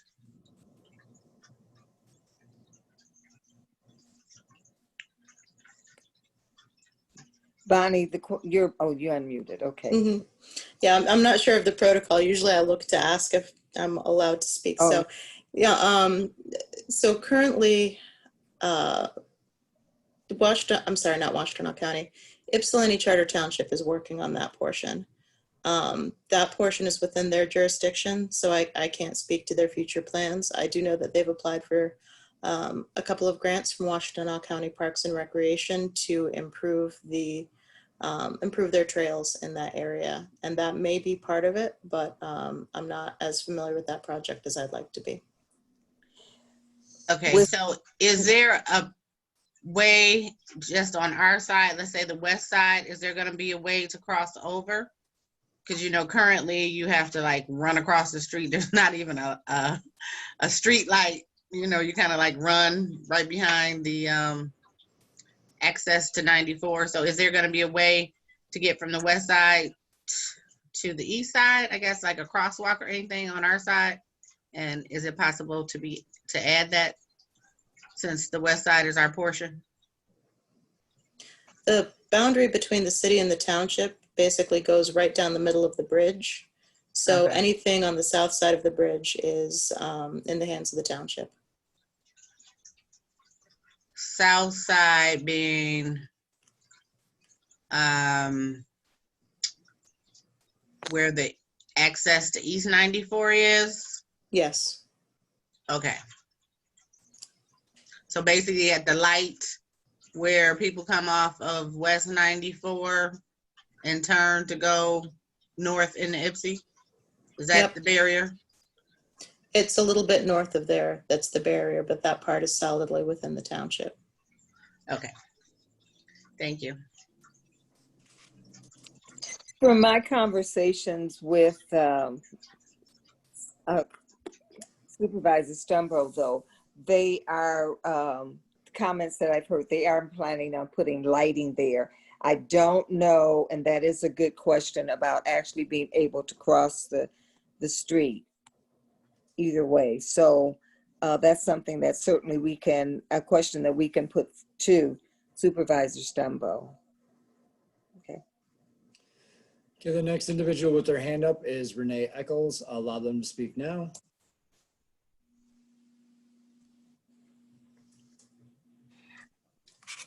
Hi, I'm just here to support this project as a member of the Non-Motorized Advisory Committee, which has been advocating for this project for a long time to provide safe pedestrian crossing over I-94 at South Huron. Hopefully, this project will move forward with full accessibility in mind for all pedestrians. Thank you.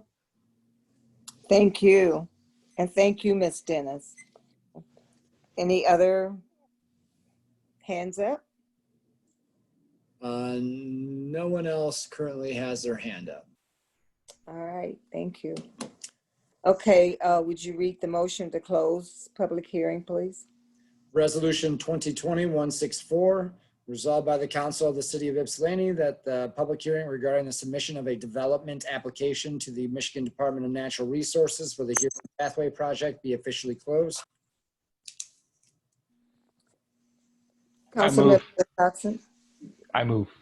Thank you. Is there been moved by Councilmember Wilcoxon, supported by Councilmember Simmons, to close the public hearing. Excuse me, is this a voice vote or roll call? You should do a roll call for this as well. Thank you. Councilmember Simmons? You're muted. Yes.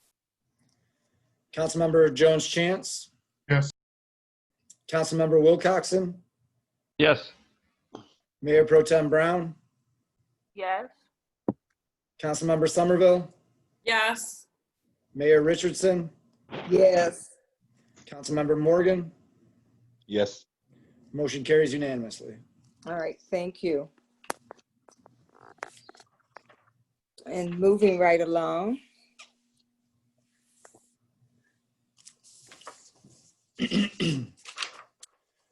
Resolution number 2020-165, resolved by the Council of the City of Ypsilanti, whereas the city strongly supports safe, non-motorized transportation and safe access to recreation opportunities for people of all abilities and incomes, and whereas the need for a safe crossing of I-94 at Huron Street for pedestrians and bike cyclists as a part of the city's non-motorized network is incorporated in the city's master's plan, non-motorized plan, and 5-year approved parks and recreation master plan.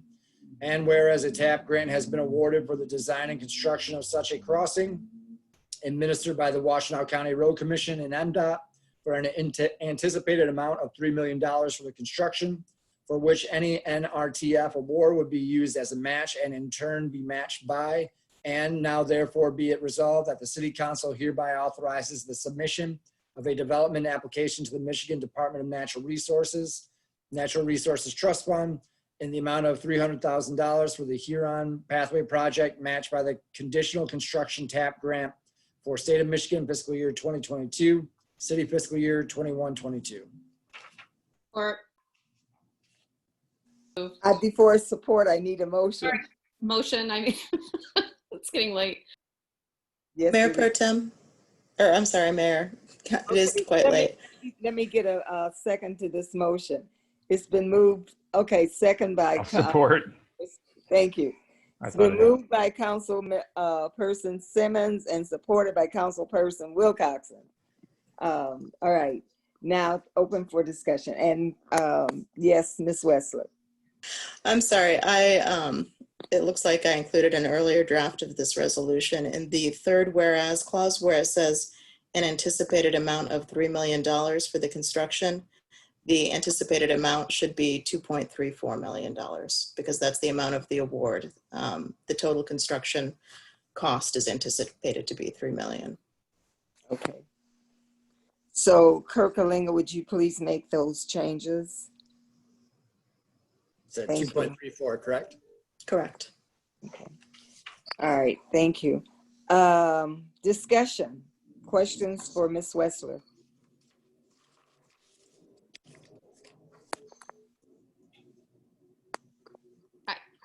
Speak, Mayor. Comments? May I speak, Mayor? Yes. Okay. I just want to say, Bonnie, thank you for all your work on this and great presentation with the visual. Thank you so much. Anyway, I look forward to this project moving forward. So I just wanted to say thanks. Any other Mayor, questions or comments? I got one question. Bonnie, when is the application due? So the application was actually submitted on April 1st. Right now, this is an amended resolution to clarify our match amount and how the match is precisely being provided. That was requested of us by the DNR staff. Is there a time for determination? They said by the end of August. Okay. Thank you. Oh, no, I'm sorry, for the determination of the award of the grant. Yes. Generally, the scoring is released at the end of the year. Okay. Because we've applied for some grants, and I just want, because sometimes we apply for grants and we're like at the tail end, like, right, sometimes. So I want to know, like, based on the criteria for us receiving it, do we look like we're in a pretty good spot to receive the full amount of the grant? I don't know anything about our competition just now, no. Thank you. Mm-hmm. Any other questions or comments? Okay, seeing none, I would like to say also, thank you, Bonnie. I know this has been a long time in the works. I think that shortly after I came on council, and before that, because actually Representative Peterson was on council when work on this bridge crossing actually first started. So it's been in the works since back in the late 90s. And thank you for the time that you've been on it and have been persistent. And I do, even in his absence and others' absence, I say thank you to Representative Peterson and others that have worked on this in the past. I know this was something that Councilmember Murdoch was also concerned about. We did lots of work and lots of talk about it. So I am grateful that it's finally coming to fruition. So with that said, if there are no other comments, thank you again. Roll call, please. Councilmember Jones Chance. Yes. Councilmember Wilcoxon. Yes. Mayor Pro Tem Brown. Yes. Councilmember Somerville. Yes. Mayor Richardson. Yes. Councilmember Morgan. Yes. Councilmember Simmons. Yes. Motion carries unanimously. All right, thank you. Thanks, everyone. It's gonna be nice to walk across the bridge. Next, please. 30 years in the making. Resolution number 2020-166, resolved by the Council of the City of Ypsilanti, whereas the city has an interest in providing safe and accessible vehicle parking that supports downtown businesses, residents, and visitors, and whereas redirecting permit parkers from lots adjacent to commercial areas to lower over lots, such as Washington Street, will help to support customer and visitor traffic. And whereas the Washington Street lot has adequate capacity for both residential and employee permit parking. And now therefore be it resolved that the City Council hereby authorizes the creation of a separate fee for Central Business District employee and resident parking entitled Washington Street only, $150 per full year permit and $60 per 4-month permit, effective immediately pursuant to the Ypsilanti City Code, and that the various city departments are authorized to charge and collect such fees. Is there a motion? So moved. Support. It's been moved by Councilmember Morgan and supported by Councilmember Somerville. Discussion. Councilmember Jones Chance. Yeah, I was looking at the fee schedule here, and I'm not sure whether the right column is triannual or quarterly. It is one of the great mysteries of our time. In the code, it's called out as a quarterly fee, and the code also instructs us to charge it 3 times a year. So each quarter is 4 months long. Oh. Okay, so these folks are paying $3.45. Yes. If they choose to go all 3 quarters, yes. Would it be possible to create a separate fee schedule for employees of downtown?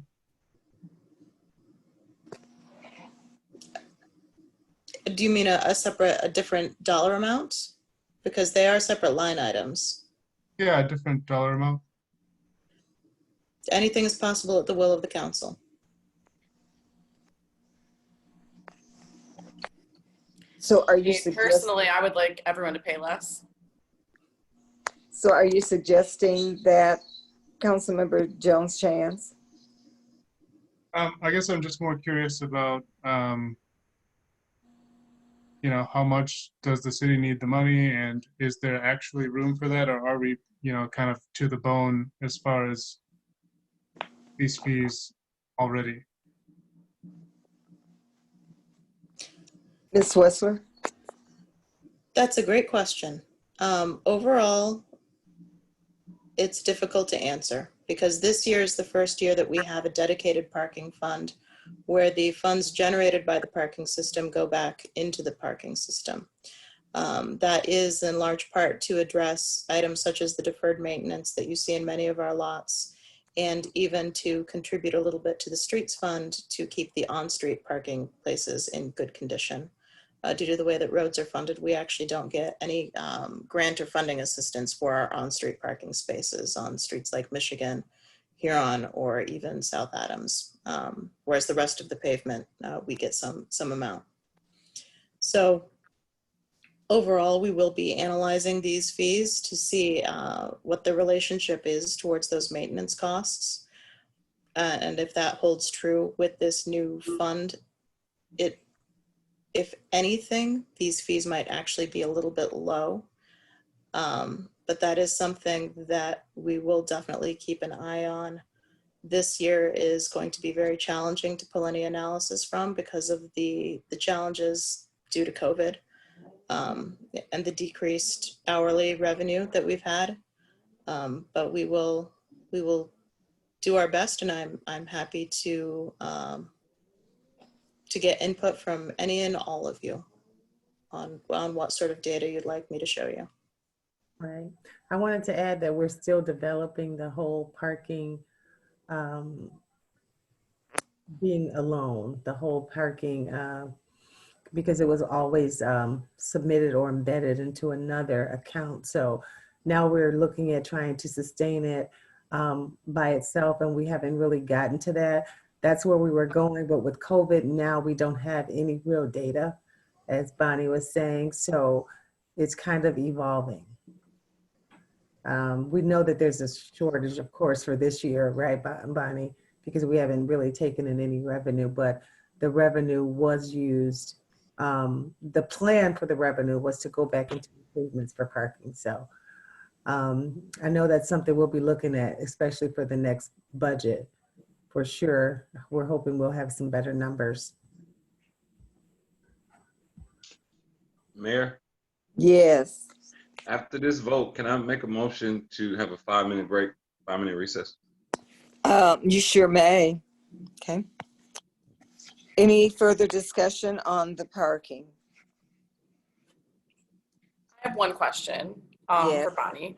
Bonnie, back like a few weeks ago, we were talking about a specific lot, and that's covered in this, the South Adams lot. I saw that, and I just want to make sure. Yes. We had talked about the constituent who contacted me, so that's like good to go now, and it's included in here. So those permits are still considered downtown resident permits. So all of this fee schedule is doing, it's not restricting any current parking arrangements anybody might have. It's providing a carrot for people to park further away with this reduced fee. Gotcha. Okay. I just wanted to make sure, since that was kind of confusing a few weeks ago, and yeah.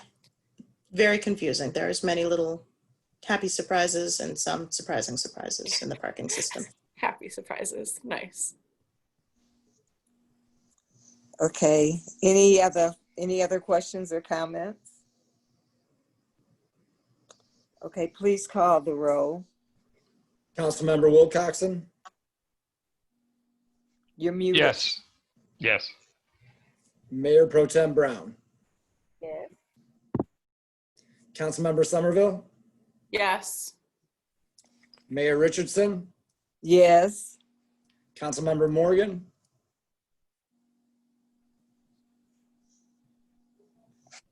Went away. Yes, thank you. Councilmember Simmons? Yes. Councilmember Jones Chance? Yes. Motion carries unanimously. All right, thank you. And we will have a 5-minute recess. And Councilmember Wilcoxon, you cannot get that light set. Brian, welcome. Joe Myers, were you Yes. talking about my head shining, bro? No, Just you trying were to set up a talking time about to the hang next out time. with you. I thought you were agreeing with me. I'm trying to hang out with you. Either Oh, via Zoom- oh man. Oh, bro. This is a word away. And you know what? I know you probably rocking babies to sleep, getting your lullaby on. I don't know last time you had a play date with an adult, but I'm here for you. Okay, I'll shoot you an email to get some times. Yeah, man. Just a quick little iced tea beverage. Yeah. Like I said, we can meet via Zoom outside or at City Hall. with Man, Mike. I'm not zooming nothing. We're gonna meet in person. Perfect. I'll wear a mask, but I'm so tired of zooming. My Zoom is slow. Well, that's why we can meet a park at a picnic table. Does anybody remember the show Zoom? We're On gonna PBS? Zoom. Yeah, and they always had like a science project, and like, yeah, it was like a 30-minute episode on PBS. Talking about Zoobly Zoo. I thought you were Brian shook talking his about head. Brian knows what Zoom is. I remember. That was a great show. Zoom.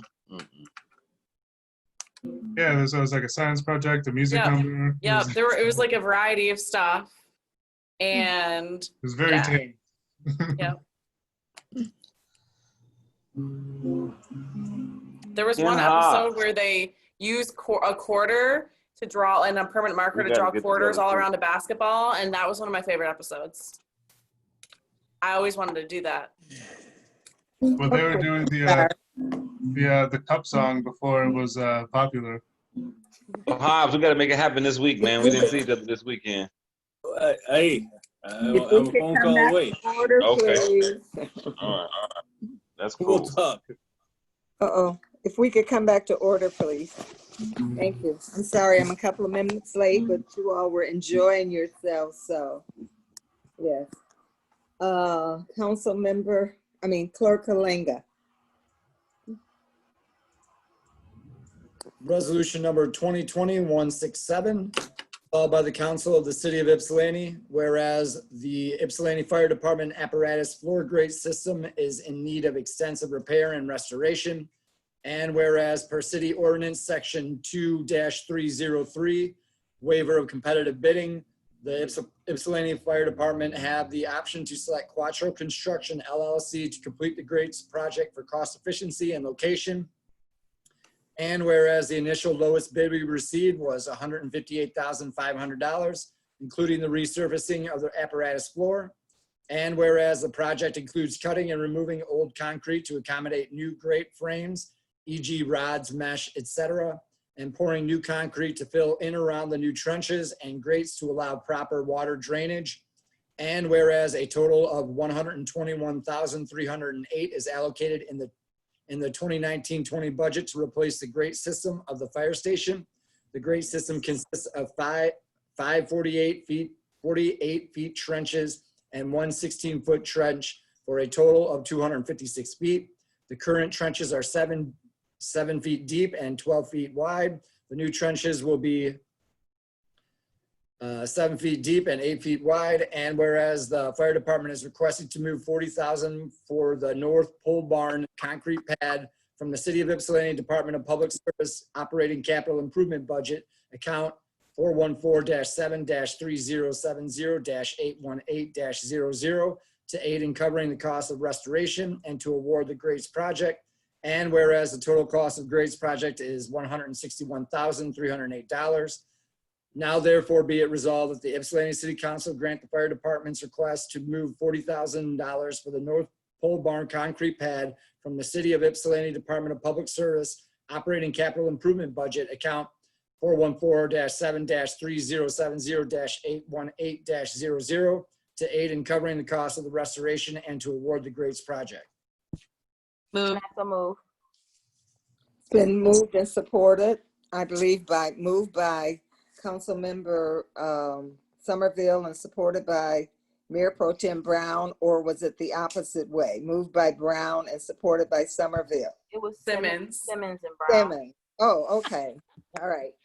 Thank you. Simmons and Brown, that's like Ashford and Simpson. I don't know. Getting late. It is.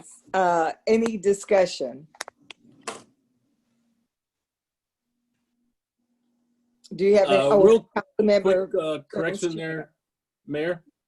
Okay, Jones Chance had, okay, we'll come back to you, Councilmember Jones Chance. Chief Hobbs, you had something you wanted to share I with us. apologize for Andrew. The current trenches are 7 inches deep and 12 inches wide. The new trenches would be 7 inches deep and 8 inches wide. I know Andrew said those are feet. Those are inches. So I just want to make everybody aware of that before we went on with the discussion. That's my fault. I apologize, Council. I read it. That's okay. Okay. Stonehenge. Councilmember Jones Chance. Yeah, look, there was a note in here from OHM that the existing trench drains appeared to be in good condition, and I was curious as to whether this bid replaces those. Originally, this project goes back to 2014. I'll give you a little background on it. And when I originally proposed this, I proposed it, I believe, at 120. We started getting bids from 2014, and this project kept getting put off. And so when I have people come out to do bids, I initially had like 8 people come through, tour the facilities, and make bids on this. And I based that 120 on bids from 2018. In 2018, the bids were around $106,000. So allowing for a little discretionary funding, I went a little high. And then when we actually did the bids, we came in really low. So based on that, I couldn't find anything where OHM had actually come in and gone through the project. So I had OHM come in and take a look at it, and they came up with basically the same numbers, about the same numbers, and that's to replace the trench. When I had people come in and do the initial bid, the bid was put out to replace the trenches. And that language goes back to when it's probably went out for bid probably in 2014. It's just been carried over for various reasons. The project wasn't completed. So at this point, then the trench drains are not functional? they are functional, but you'd have to come here and see it. If you can look at the pictures that OHM provided, you can see that they are in disrepair. You can see there's spalling around them. They're coming out. They're a trip hazard. They don't fit in. When I first started, I'm not gonna go that far back. We would routinely take these drains out. We would clean these out. They're welded in place now. You can't even remove them to clean them anymore, to clean underneath them, because they get, like in the wintertime, you get sand and dirt and things from the vehicle. So we clean our floors every Monday. So now the floor is in such disrepair, and a lot of the drains, we can't even remove them anymore. They've just rusted in place, and they're a trip hazard. If you come up to the building, that picture doesn't do it justice how bad it is. So that's gonna, if you're gonna replace the grates, you're gonna have to replace the channel. Even though the channel, the concrete, you know, we've taken good care of it as best we can, but the bid was put out to replace that. Thanks. Okay. Councilmember Wilcoxon, was your hand up? No? Okay, thank you. It was, but he just answered the question, so. Oh, okay. All right, any other questions or comments? I got one question for the chief. Okay. Yes. Hey, Chief, and simple, how, like the fact that you guys have been working with a diminished grate for so long, how has that affected your job, and how would a new one make your work easier? How's that? We're kind of used to it. We know not to trip on them. I mean, you come in here, it might be something different. It's gonna make it's gonna make the place safer overall. We have a lot of problems with the drains, and DPW can verify that. We accumulate a lot of sand. This attaches to a sump. We've had to have the plumber out many times to clean these channels out. I think it's gonna eliminate that problem, reserve some cost. We would have the DPW come out with their sump truck and routinely clean the salt, the sand out of the traps and the grease and the oil. But now I'm being told that they don't want to do that, because what we're going to do is they're sucking up all that oil that's going through that system, and they don't want to put that through their truck because it contaminates their vehicle. So I think we're going to eliminate a lot of our problems, existing problems that we have by doing this. And one of the things that when this work starts, I'm going to actually have them check the drains, because it goes from one drain to the other, drains out, it comes into a sump, and then it drains out, to check all those things while they're here. Like I said, that we had work done last year on that by one of the plumbing companies, and we're trying to eliminate that. There's also a cover on the far side of the floor. It's like an iron plate. It takes two people to lift this thing. We're gonna put an aluminum trap over that and make that part of it easier. It's gonna, as far as the aesthetics of it, it's gonna be 100% better. And the last question, will you get a variation on the grate that makes it removable so you guys can clean it out yourselves? Because you say they're welded in now. No, what we do is we'll have a mechanism to clean those out. What we do is you obviously get leaves and dirt and different things in there. You have a trap. You have the drains, and then you have like a screen that traps the dirt and debris. We clean those out so that we don't flush things through our system, so we can catch what we can there. And then we just have what we've always done is just clean them out and just like have a way to capture the dirt and the sand and try to prevent it from going through there. You can't take these things out because they're so long, and so they're gonna have to be built into the floor. But what we're trying to do is make them easier, and so it's easier to clean and maintain. Thank you, Chief. Oh, you're welcome. Any other questions or comments? I mean, those have lasted 50 years, and these last another 50 years. We're good. Okay, seeing none, roll call, please. Mayor Pro Tem Brown, Yes. Councilmember Somerville, Yes. Mayor Richardson, Yes. Councilmember Morgan, Yes. Councilmember Simmons, Yes. Councilmember Jones Chance, Yes. Councilmember Wilcoxon. Yes. Motion carries unanimously. Congratulations, Chief. You get a new car and you get new grades. I can't find the car. I'm working on it. Thank you. Thank you. Thanks, Chief Hobbs. Appreciate it. Thank you. Okay. Next, I believe that's about the Freight House. Is it? Correct, Mayor. Resolution number 2020-168, Resolved by the Council of the City of Ypsilanti, whereas on February 4th, 2020, City Council approved resolution number 2020-030, initiating a 60-day termination of the Freight House Operation and Management Agreement. And whereas COVID-19 has severely hampered the city's ability to operate the Freight House for private events due to restrictions imposed by Governor Whitmer's orders. And whereas 30 events were assigned to the city from the Friends of the Freight House without corresponding revenues to support full funds, and the cost to administer these private events has been pushed back into the 2020-2021 fiscal year. And whereas the city desires to continue to take reservations once the governor's executive order restricting indoor occupancy is lifted. And whereas the following budget amendments and fee schedule updates are needed to successfully manage the operation of the Freight House.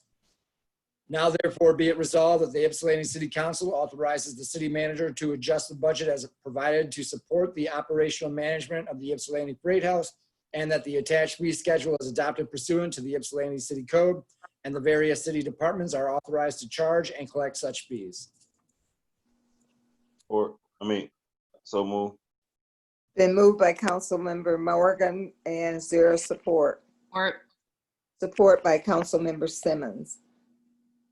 Discussion. Or are you here to give us a presentation, Mr. Jacobs? Yeah, happy to give an overview of the agenda item, and good evening, Council. I think I have the next two as well, so we're going to be with each other for a little bit. This is pertaining to the Freight House budget.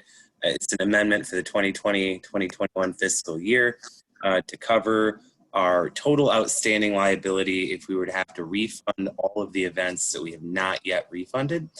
We've done our very best to try and reschedule events into the future, from the spring into the fall, and now that we're coming up on those dates, those folks want full refunds because of the governor's order, and we're needing to pay those people more than we received from the Freight House in deposits and rentals. We received $25,000. There was roughly $50,000 in total fees collected, and that we would be responsible for refunding potentially. And so the budget amendment provides for that, as well as a fee schedule update. At the time we took over the Freight House, City Council expressed a desire to see it made more affordable for residents and perhaps less affordable for non-residents, with the idea being that was more the vision council had for the Freight House and who might be able to use it regardless of their income level or ability to pay. So that is a really brief overview of what we're looking at. Happy to take any questions. Any questions or comments? Yeah. Councilmember Morgan.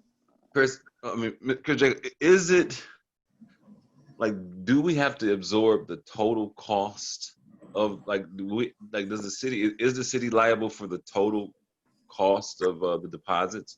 I know these unprecedented times, no one could have expected any of these things to happen, and I do believe that these important moments in people's lives should be cherished. Some of these people, you say they're looking to get more back than they actually deposited. Why is that? No, it's a matter of they want the full refund that they paid to the Freight House. However, the Freight House gave us about half the money. So we have, refunds coming down the pipeline that are shortly about to exceed what was given to us by the Freight House when we took over management. Are the Freight House liable to give us the rest of those funds? That'd be a question for Mr. Barr. Attorney Barr, is there a legal way to recoup that money from the past? That's a question that we can look into if staff sends me all the documents. There are a number of different levels to this question. One of the legal issues, I have been working on legal issues. There are some provisions in the contract that we might hide behind. There's a question of, what reputation does the city want? And the city did take it over. Now the Friends were the agent of the city.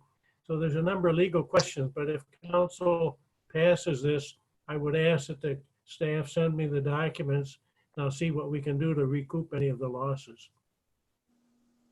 Because there got to be a happy medium from all to have, you know, like 70% or something. I definitely want people to get some of what they lost, but I don't think it's I don't think we should pay the full brunt of the loss. That's my 2 cents.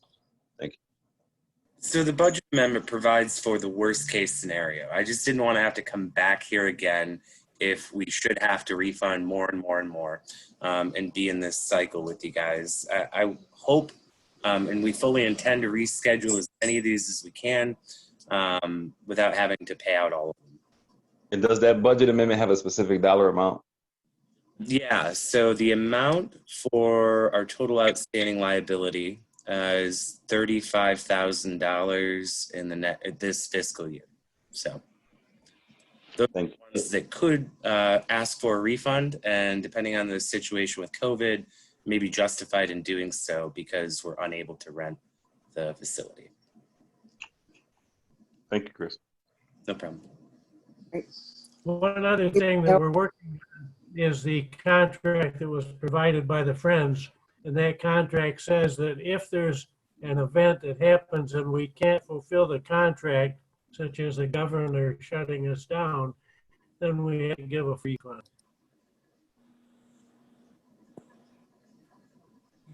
Does it say full refund? 50%. Okay. Yes, a full refund. Yeah, there's two parts of the contract. One says 50% if they cancel. It's 100% if we cancel. Right. Okay. Any other questions or comment? Council Member Brian Jones Chance. So this 35,680 is an estimate if we had to, sort of worst case scenario. And this takes us to the end of the year, I'm guessing, or maybe a little further out than that. On our fiscal year, so until June 30th, and that would cover all of the potential loss from the inherited events. Okay. And so if we were to sort of subtract that out from the rest of the expenses that we have, and granted, some of these are going to be expenses no matter what, you know, utilities and things like that.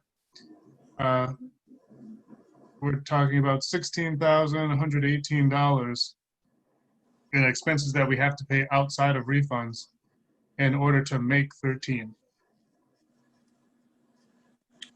Part of that is the difficulty of inheriting events and not being able to generate revenue with those dates into the future. And so we're filling dates actively in 2020, 2021 calendar year. But yeah, I don't want to oversell the revenue generating potential this fiscal year with the uncertain circumstances of COVID. So I think based on what we actually have booked into the next fiscal year, outside of what was inherited, 13,000 is a very safe estimate of revenues. I recognize it's not balanced. And you know, that's not the way we want to start off the management of the Freight House, but I do think that the situation kind of dictates being unbalanced at this time. You know, and I think that there is potential to have this be a net positive revenue thing in the future. And that's going to be, you know, a guiding principle we use to manage it. But right now that's not possible. So I guess in your opinion, and maybe just something for council to chew on, is might it make more sense to choose a definite date in the future and completely close the Freight House until then? Because some of these fees we could do without. Internet, for example, liability, well, we'd need liability insurance, but you know, wages and things like that, we could probably do without if we chose a safer date in the future to really reopen, and we would be sure not to have any further refunds or things like that. I have a question. Okay, Council Member Somerville. How early into 2021 have people booked? Is it something that you know? Yeah, I mean, I have the full list of bookings here. I did bring this up a while back. I honestly don't think that we should be booking events right now. And which I know is something that limits the capacity to generate revenue to cover that stuff, but it seems like we still are. I mean, I know that like, we don't know what April of next year is going to look like right now. But there is a chance that we're going to have to give those folks refunds, even in April. Yeah, and the difference here being that we have 100% of the revenues that we brought in from those new bookings. Mm-hmm. And so Right. to pay those out 100% isn't really an issue where it's, That's already factored, like, so that's factored into the numbers that's included in our council packet, what we already have, and then the balance from what we inherited. Yep. Okay. I mean, I'll just say this. I think the right thing to do is make sure that we have the funds necessary to refund folks, given that the governor could issue additional executive orders at any time and limit the capacity. So, I mean, thanks for putting this together. I know I've talked to you about this a lot, like offline.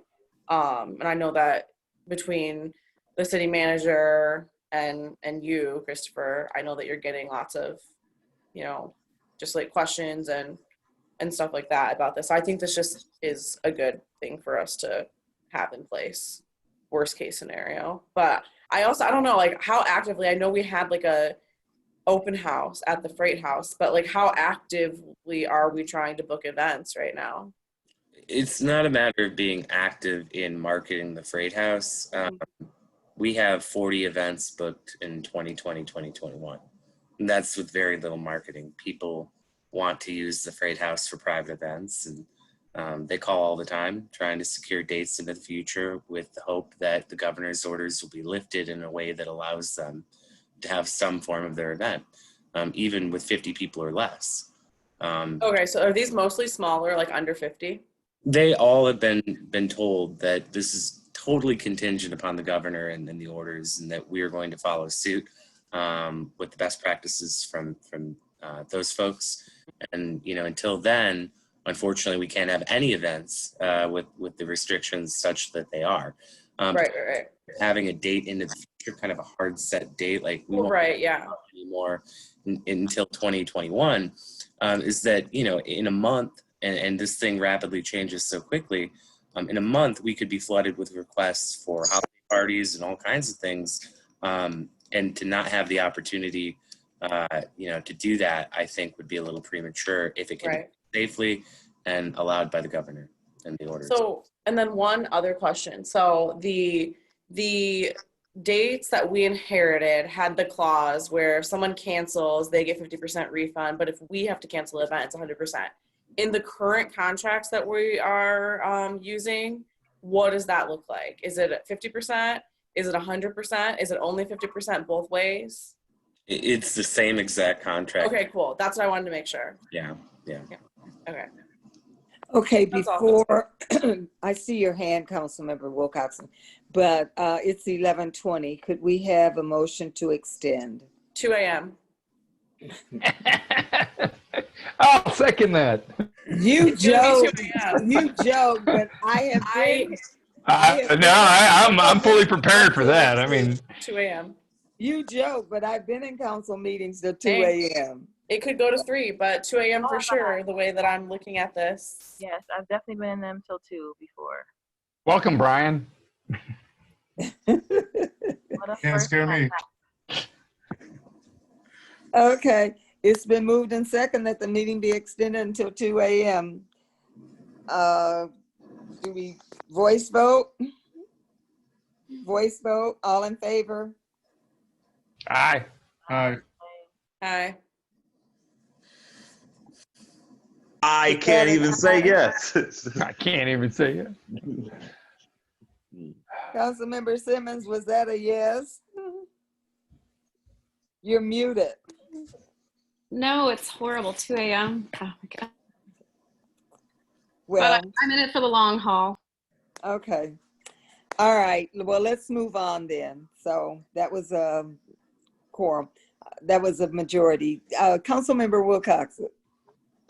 Thank you. So as I understand this, you know, we'd had this conversation. I'd talked with Chris. I'd talked with the mayor. You know, I understand that this is the compromise between good customer service and our legal responsibility. And the point of contention is, if these things are canceled, then is it the 50% because they canceled because they couldn't get the event that they wanted, or we canceled because we couldn't provide the event that they wanted? And I get that. And so I think this is good. I have questions about the fee schedule. You know, going into the, you know, so, you know, the amount of money there, I agree that with Mr. Jones' chance that, you know, at some point you look at this and you go, you know, is it cheaper to just cut for a distinct period of time? We had to go through this with Rutherford Pool. Can we open for a small portion of time, or is it just cheaper to say we're not going to open? And that's what happened with that. So, but with this is, I'm looking at the fee schedule, and I can't move these out of the way, but I'll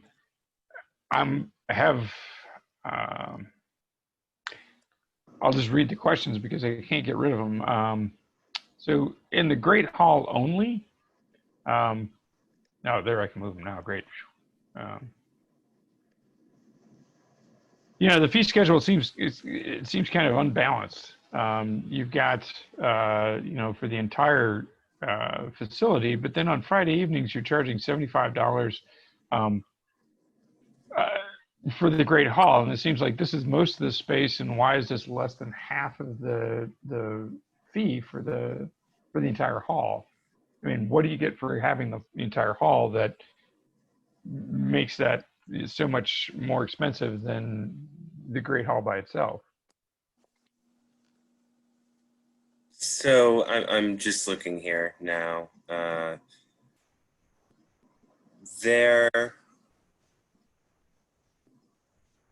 There's access to the kitchen area. And I think that's primarily the only difference. You're right, the Great Hall is a major part of the entire building.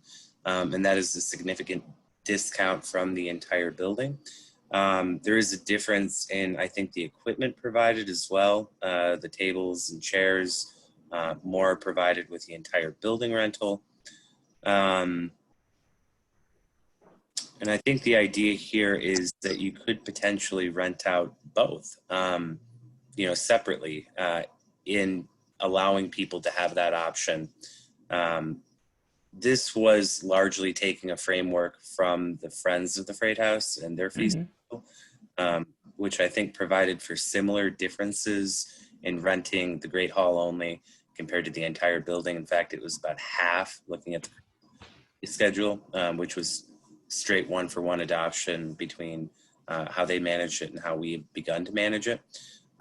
So there is that difference in the pricing as provided by the Friends. So it's consistent with that same form.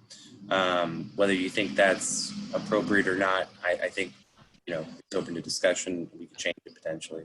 So the math just doesn't add up to me. So you can rent the Great Hall and you can rent the cafe and the kitchen only for less than you can rent the whole building. So in that case, what are you? I mean, it's a $50 difference. What's the difference between those two things? And Are you looking at both sides, Steve, like resident versus non-resident? Well, I'm looking at the private events resident, and if you look at the entire building for a Friday evening, it's $200. If you look at the Great Hall only for a Friday evening, it's $75. And if you look at the cafe and kitchen only for a Friday evening, $75. So if you rent the two parts separately, you're paying $150. If you rent the whole thing, you're paying $200. So what's the difference between those two things? It's cheaper for residents. I'm not talking about residents. I'm talking about one column for private. Yeah, I see what you're saying, Steve. I see what you're saying. I understand. So you could, I deal with this kind of things. I sell kits that include components that were priced lower than the things that by themselves. So I'm just trying to figure out why this schedule is as it is. I could go in and I could rent the whole building for $150 if I do it separately. Why is that possible? I think if somebody wanted to rent them separately, I mean, we would call that renting it the entire building. I haven't had anyone try and catch me on a technicality like that. I mean, we can change it if you'd like. It's a good catch if somebody wanted to be very technical about it and rent them separately. You're right, it doesn't equal renting the entire building. You know, I can't explain exactly why that is. We can change it if you like. That's so okay. So I get that the residents are getting a discount, but it's also you know, when you get to public and community and nonprofit events, it actually costs you less to rent the whole thing than it does for the two separate things. And that to me kind of makes sense in a business kind of way. But all right. And why are we charging people who are having weddings more than anybody else? Because the revenue potential for weddings is very good, and that was the fee schedule range. Because they'll pay, right? By the friends of the parade. Well, they charge differently for weddings at the time. So those are more components that you receive, like in the actual, like the amenities, like the event planning, meetings, the one-on-ones, the on-site, like all that is included in those fees, correct? Oops, where'd it go? So one thing I like is that a lot of the events that we have were already scheduled, the bigger ones, the weddings. And so we just kept that fee schedule because that's what basically they had paid. So since we've taken over the facility, COVID's been in place basically, and we haven't taken any big weddings or anything like that. So we didn't really review the fee schedule to change any of the fees that they already had. We left them as they were, and most of those fees had already been paid and already been booked for weddings. Because that's what the friends used it for, primarily as a wedding space. So now we have to go back and probably relook at that, the whole fee schedule. But because of COVID, we haven't done anything. You know, it's kind of been frozen. So that's where we are. And so you have legitimate concerns about the fee schedule as far as the direction that we want to take for how we utilize the space. And so those are some things that we will look at. But I believe since we've been in the pandemic, we have not scheduled any major big events like weddings. And so those were basically already there. We left them. Okay, don't confuse my excitement because I'm so tired. That's okay. With anything other than that, all right? Yeah. Any other comments or questions? Yes, ma'am.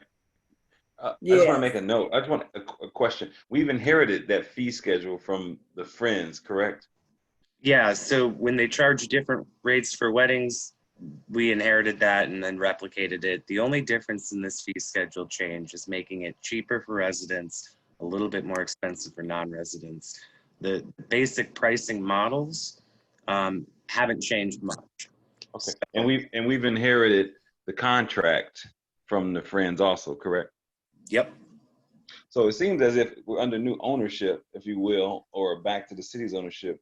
I think we should investigate the fee schedule and the actual contract, because when you just because the previous owners or the previous proprietors had this certain thing, don't mean we have to go by that. That's why we're in this situation now. I think having the very same contract, even though we may run it the same way, we may run it differently. However, I think the onus is on council to determine how we're going to run that building differently than those who had it before us. So the fact that we're stuck into this contract, into these fee schedules until we decide to change it is just something worth noting. Yes, we absolutely agree with that. We just, because of the timing and all of these events already being scheduled, we did not change any of that. We also need to look into making the building sustainable on our own. Even with that fee schedule, we realized that the friends weren't doing a very good job, and they were still using funds that were as deposits to pay overhead. And so we really need to sit down and look at that model, and we are aware of that. Thank you.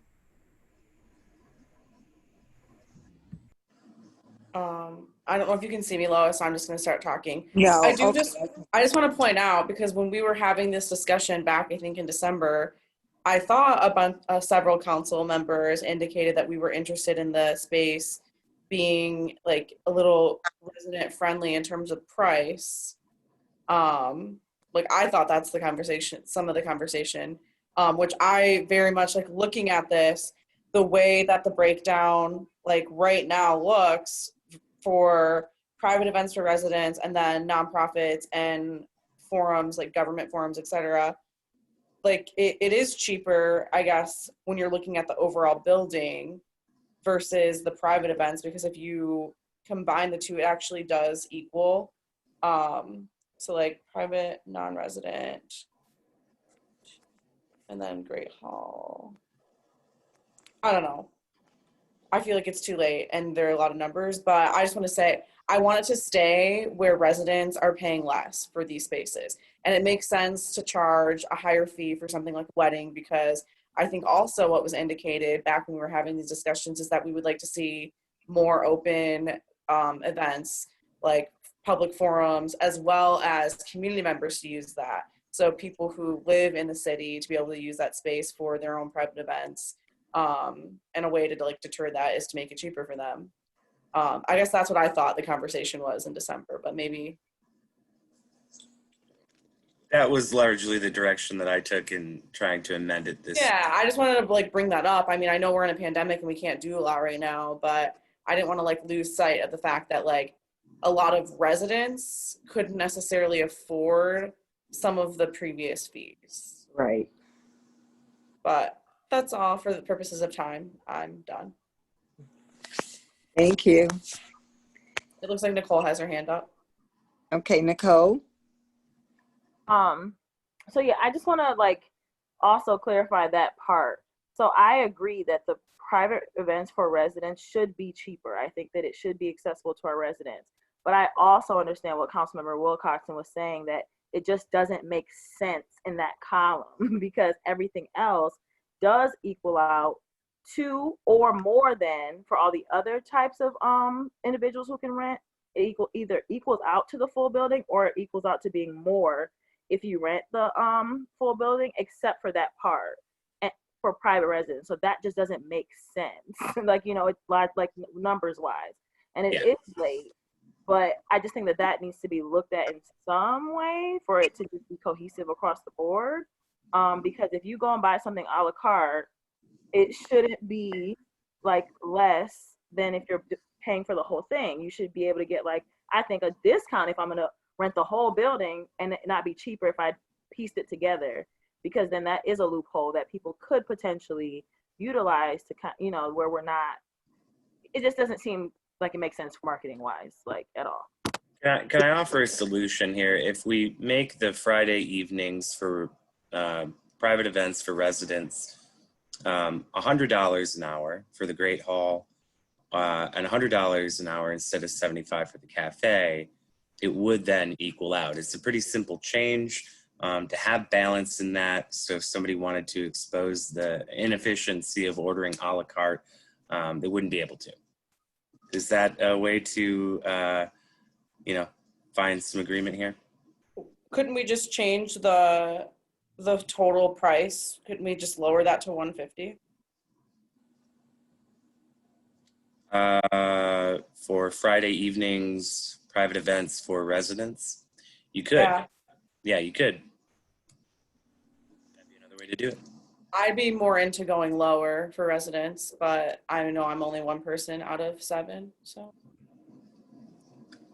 I think that would have a more significant effect on the budget, frankly, but we could go that route. Well, yeah, it definitely would, because it's Friday, Saturday, Sunday, but. And we don't get a lot of like people renting one or the other. In fact, very rarely does that happen. I mean, I get why you don't want to be able to do that, but I haven't seen it, so. Okay, I mean, yeah, it's fine. I don't know. Okay, so can Any just for Councilmember Brown, Mayor Pro Tem Brown.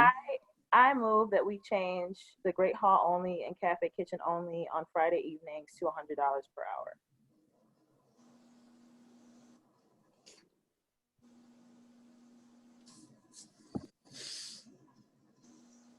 Support. Is that you, Councilmember Simmons?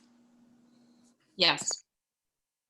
Okay, it's been moved by Mayor Pro Tem Brown and second by Councilmember Simmons, excuse me, that the rental fee be $100 an hour for the Great Hall and for the cafe, $100 each of them. That's what you're saying, Right. individually. Correct. Okay. Discussion on that. I'm just doing that because I feel like it looks cleaner, it actually makes sense, and it aligns with what looks like the rest of the fee schedule is trying to do. So that's my.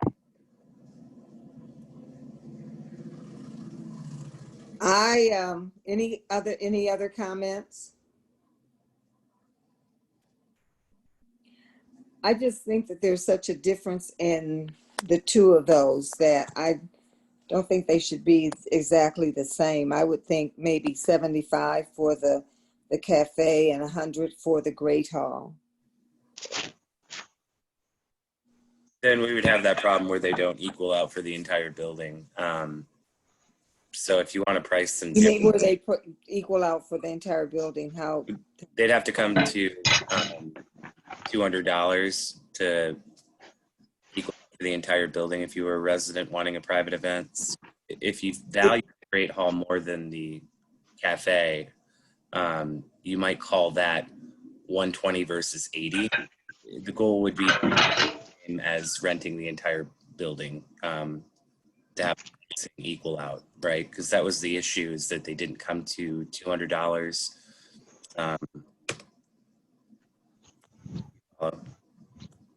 Okay, but I'm not really understanding what you're saying, but I just don't think it. I think if somebody just wanted to rent out the cafe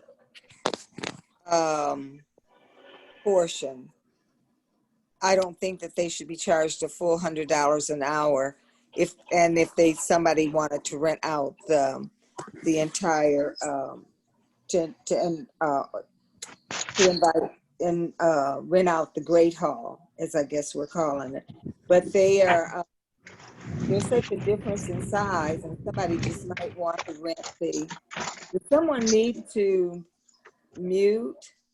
Okay.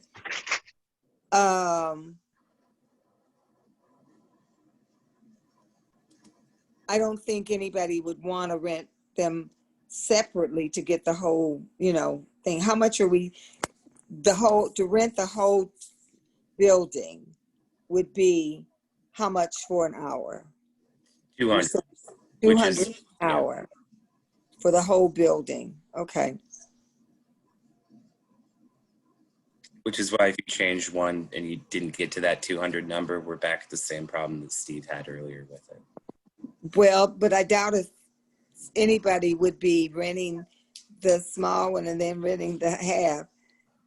Okay, Mayor Pro Tem, you're laughing. I'm laughing at Steve's reaction. I saw him. Oh, I saw him too. I apologize. The numbers didn't make sense to me. I've looked at this again. I don't want to get into the minutia about this, really. I mean, but I did, so I apologize for that. I understand more about the equipment and things like that and how that plays into it. And from what Chris is saying, people really aren't renting these things individually. You're giving them an incentive to do it on a night when nobody else is taking the building, right? All right. I'm sorry. I didn't.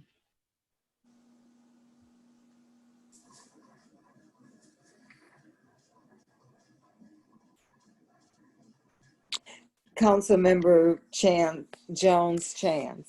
I would say personally, if we're gonna go down this route of matching them, I'm with Ms. Somerville that we should make it less expensive and make it $150, and I mean then everything matches and it's.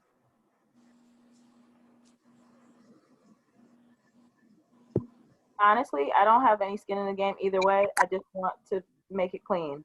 So I'll remove my motion. If that's what we want to do is make it 150, I really just don't care. I would just like us to figure it out and move on, please. Thank you. I would prefer Member that. Simmons, are you willing to withdraw your second to that motion? Yeah, absolutely. Okay. All right, so the table is clear. Okay, so to rent the entire, this is to you, Christopher, to rent the entire building is how much an hour? It was 200. I think the amendment now would make it 150, which would make it. Well, the amendment's been removed. Okay. No, the newest amendment to make The it. new would be suggestion. Yeah. Okay. Okay. The newest suggestion would be to rent the entire building for $150 an hour. Column for private events for residents, yes. Right. Okay, now would that be, are we talking about different prices for different nights? Because somebody said something about renting on a night that, okay. So this 150 would be for what night? This is for Friday evening, 5 p.m. through Sunday. You'd now, instead of 200, proposed in page 84 of your packet, it would be 150 during that time frame. 150 an hour for residents. For residents. Can I ask a question? Yes. Christopher, is lowering it to 150 going to significantly impact the budget? One. Yeah. Number two, Yeah. are there plans in the near future to revisit this fee schedule altogether, since it's kind of closely related to what we inherited in the first place? I see city manager, yes, like shaking her head. Yes, I believe we will look at the fee schedule again in the future. Okay, so council, my question would be, can we just leave this alone and let staff revisit the fee schedule, since they already plan to? We're going to significantly impact the budget. We don't have enough information to actually make an informed decision, and we can just leave it as it is and wait for them to bring back something else for us, because we're not having that many events anyway. Yeah, I just didn't want to increase it, so I'm good. I'm Yes. good. Okay. Thank you. Okay, I see some telling, Councilmember Morgan, are you okay with that? Perfect. All right, I think I appreciate the input, Councilwoman Brown. Thank you. Mayor Pro Tem Brown. Mayor Pro Tem Brown. It's late. Sorry. I'm just joshing you. All right. Calling me. Let's keep it moving. Oh, yes. Okay, so does that bring us back to taking a vote on the resolution as it was presented? Yes. Clerk Kalanga, that brings us back to a vote on the resolution? Yes, I think so. You're muted. You're muted. Councilmember Somerville. Yes. Mayor Pro Tem Brown. Yes. Councilmember Morgan. Yes. Councilmember Simmons. Yes. Councilmember Jones Chance. Yes. Councilmember Wilcoxon. Yes, with apologies. Mayor Richardson. Okay, as long as it includes the refunds, because I want to make sure we keep a good name. Thank you. Yes. Motion carries unanimously. Okay, thank you. Okay. Next,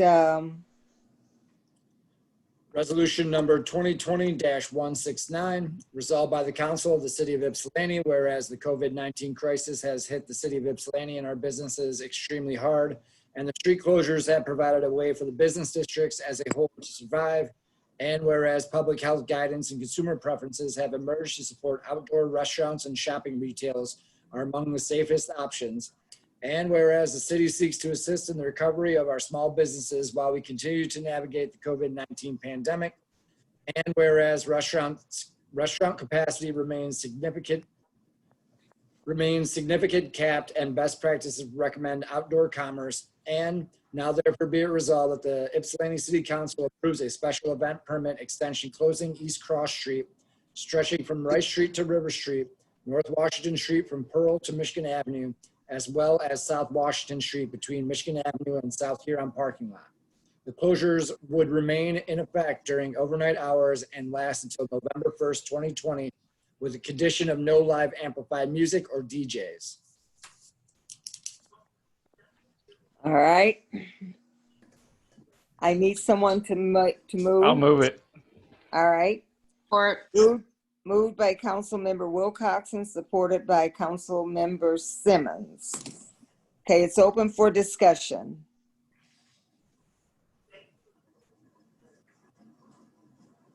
Councilmember Jones-Chance. Yeah, I can see how that the street closures have been good for the DDA district. You know, Cross Street is kind of another story. West Cross, well, anything west of Rice Street. So I would be in support of this, but I would like to see some way to include other businesses in the city. And I know that's not the DDA's purview. I mean, obviously I know that. But, you know, there are businesses doing things like, you know, the Key Bank parking lot, and there's got to be some way that we can work this out. I mean, I know that that staff is presenting this on behalf of the DDA, but has there been any exploration into branching out to other businesses in the city and finding a way to, you know, lift all of these boats? Sure. So what I've noticed is that a lot of different businesses have used their parking lots differently for, you know, clothing racks or some retail elements. And I've seen that outside of the DDA districts. So I know internally we're talking about trying to make sure that we regulate that appropriately, differentiate parking areas from areas of commerce, so that there aren't any accidents involving people and vehicles. So I know people are being ingenuitive outside of the DDA districts. One thing I want to point out when it comes to the matter of equity and street closures are the major initiatives that we've taken in places like West Cross to allow for rear access seating, making a major investment in the alley out there, which is coming along day by day. And folks are planning on using that area to expand outward where we can't expand onto the street. In the case of Red Rock and their kind of landlockness on Michigan Ave, they've done the same thing with their backlot. So wherever possible and wherever legal, the DDA is using every tool in its toolbox to help businesses within its districts. And I know the question that you have is more broadly about businesses outside of the district. And to that, I would say that we're trying to be as flexible as we can with our processes and not to over-regulate these things, and to recognize that it's a challenging time. We don't have a lot of proactive measures in terms of encouraging that behavior or bringing resources to bear it the same way we have in the DDA districts.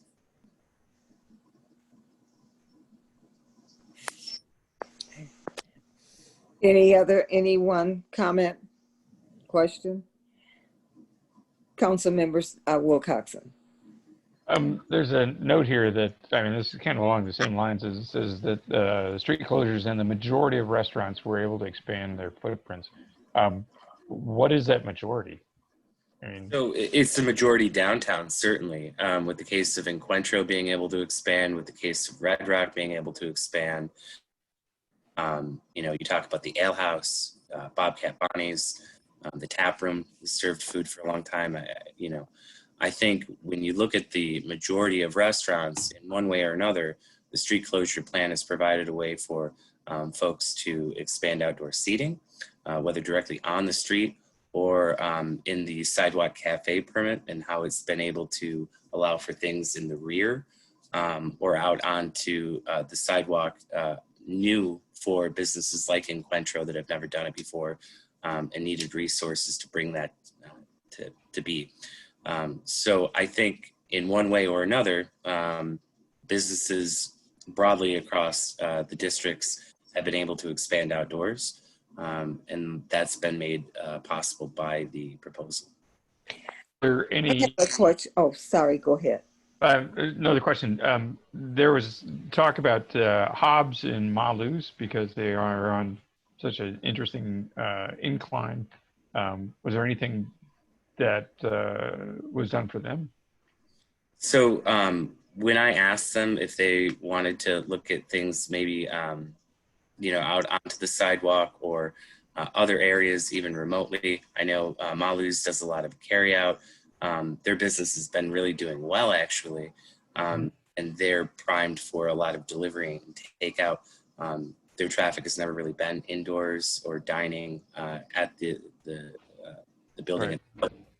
They've put in new storage in the back, actually, because their business is really booming for takeout and for delivery. But there's nothing really that they've requested to be able to do additionally outside. And the same with Hobbs. When I've gone in there to ask, there's some interest in takeout and carry out spots designated. But, there hasn't been a desire to have an outdoor presence from either place. In the alleyway off of Pearl across from the transit center, what's the status of that? The Bellflower, we anticipate that opening very, very soon. And as you guys are probably aware, that's utilized a ton of grant funding through the Facade Restoration Initiative. And so, yeah, we're really looking forward to those guys being open. And if you've gone back there, the alley is really transformed. And I hope it'll have an uplifting effect on that corridor. I just want to say thank you for including the clause about the live music. I know that's been an issue in both Depot Town and in on Washington Street, and I've gotten emails from lots of folks in both of those areas about that, both pro and con. So so thank you for adding that to the list. I'm done.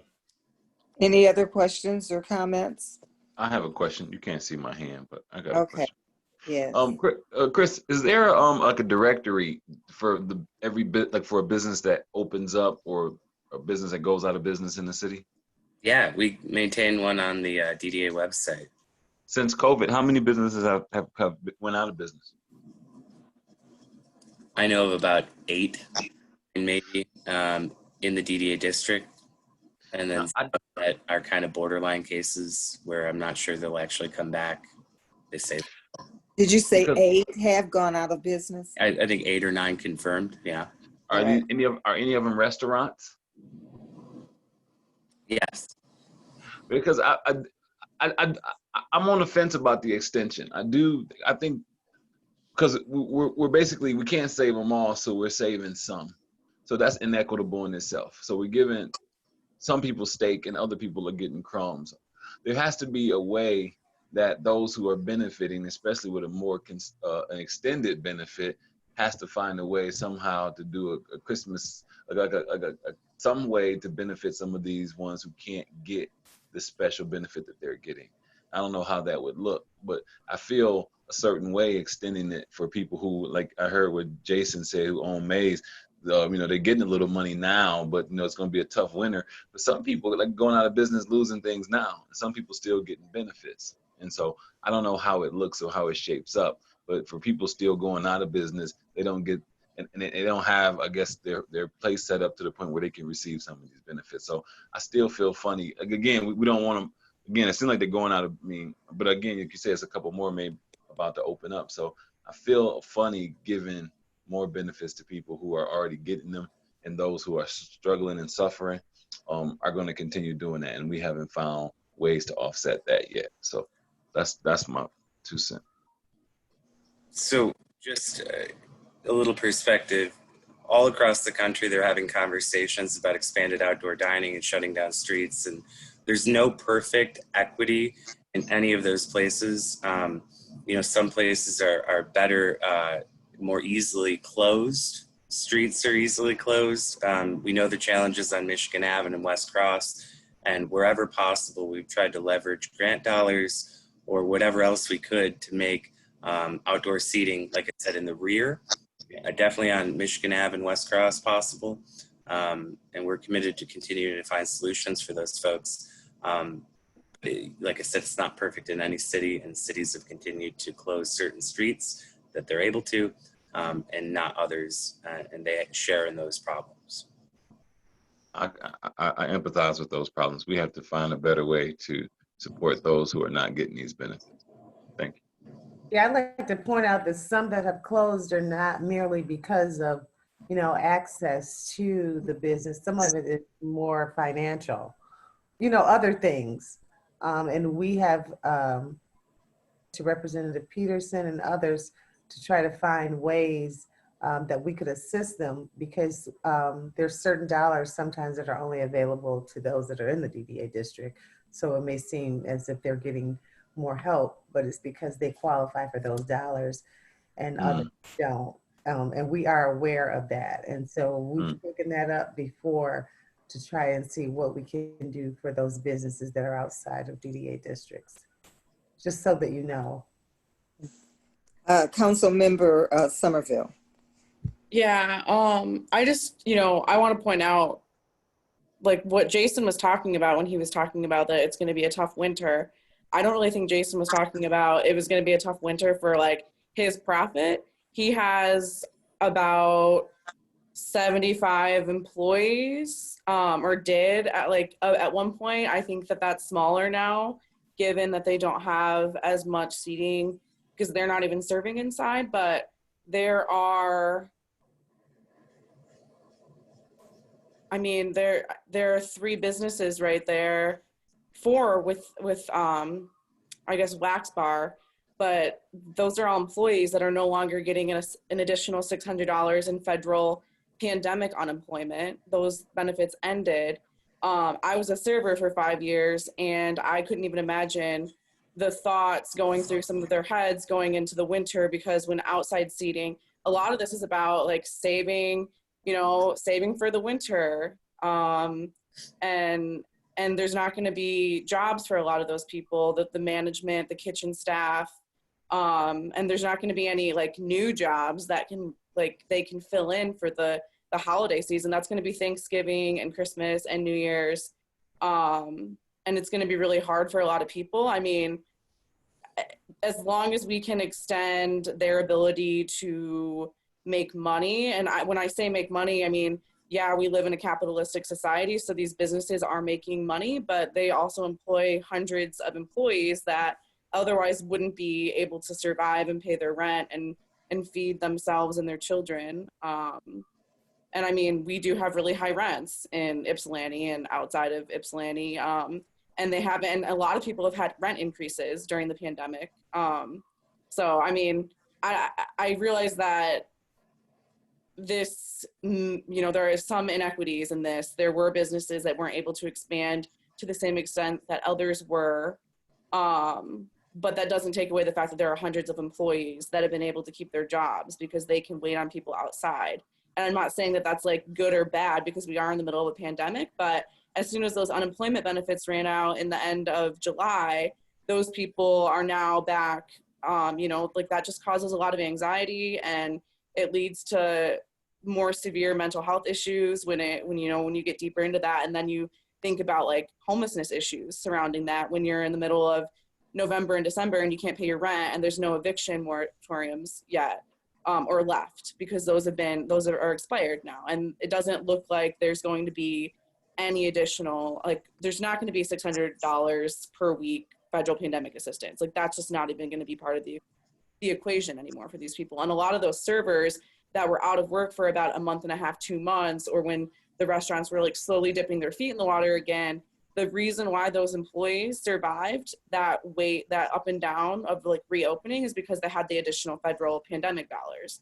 And that's the only reason. So, I mean, the street closures are not perfect. There are a lot of kinks and things that need to be worked out, especially if we're going to do this again seasonally. But for the purposes of right now, like I was talking to Jason the other day, like, if there's ways that we can extend this even into the winter so people can still be outside and people can still have jobs, like let's do that too, because these are just jobs that are just gone. So, but just with respect to the comments made about the businesses. Okay. Thank you. Anyone else with comments? I would like to ask, did the tap room close? They actually just reopened on South Washington today.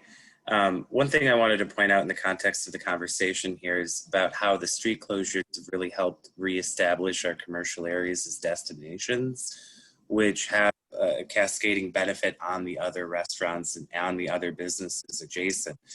Think about how much foot traffic has been brought here to the commercial districts, reestablishing it with the outdoor seating, with the street closures, to help support all those other businesses that might not have a presence on the street closure, but certainly have stood to benefit from reestablishing this place as a destination again. Okay.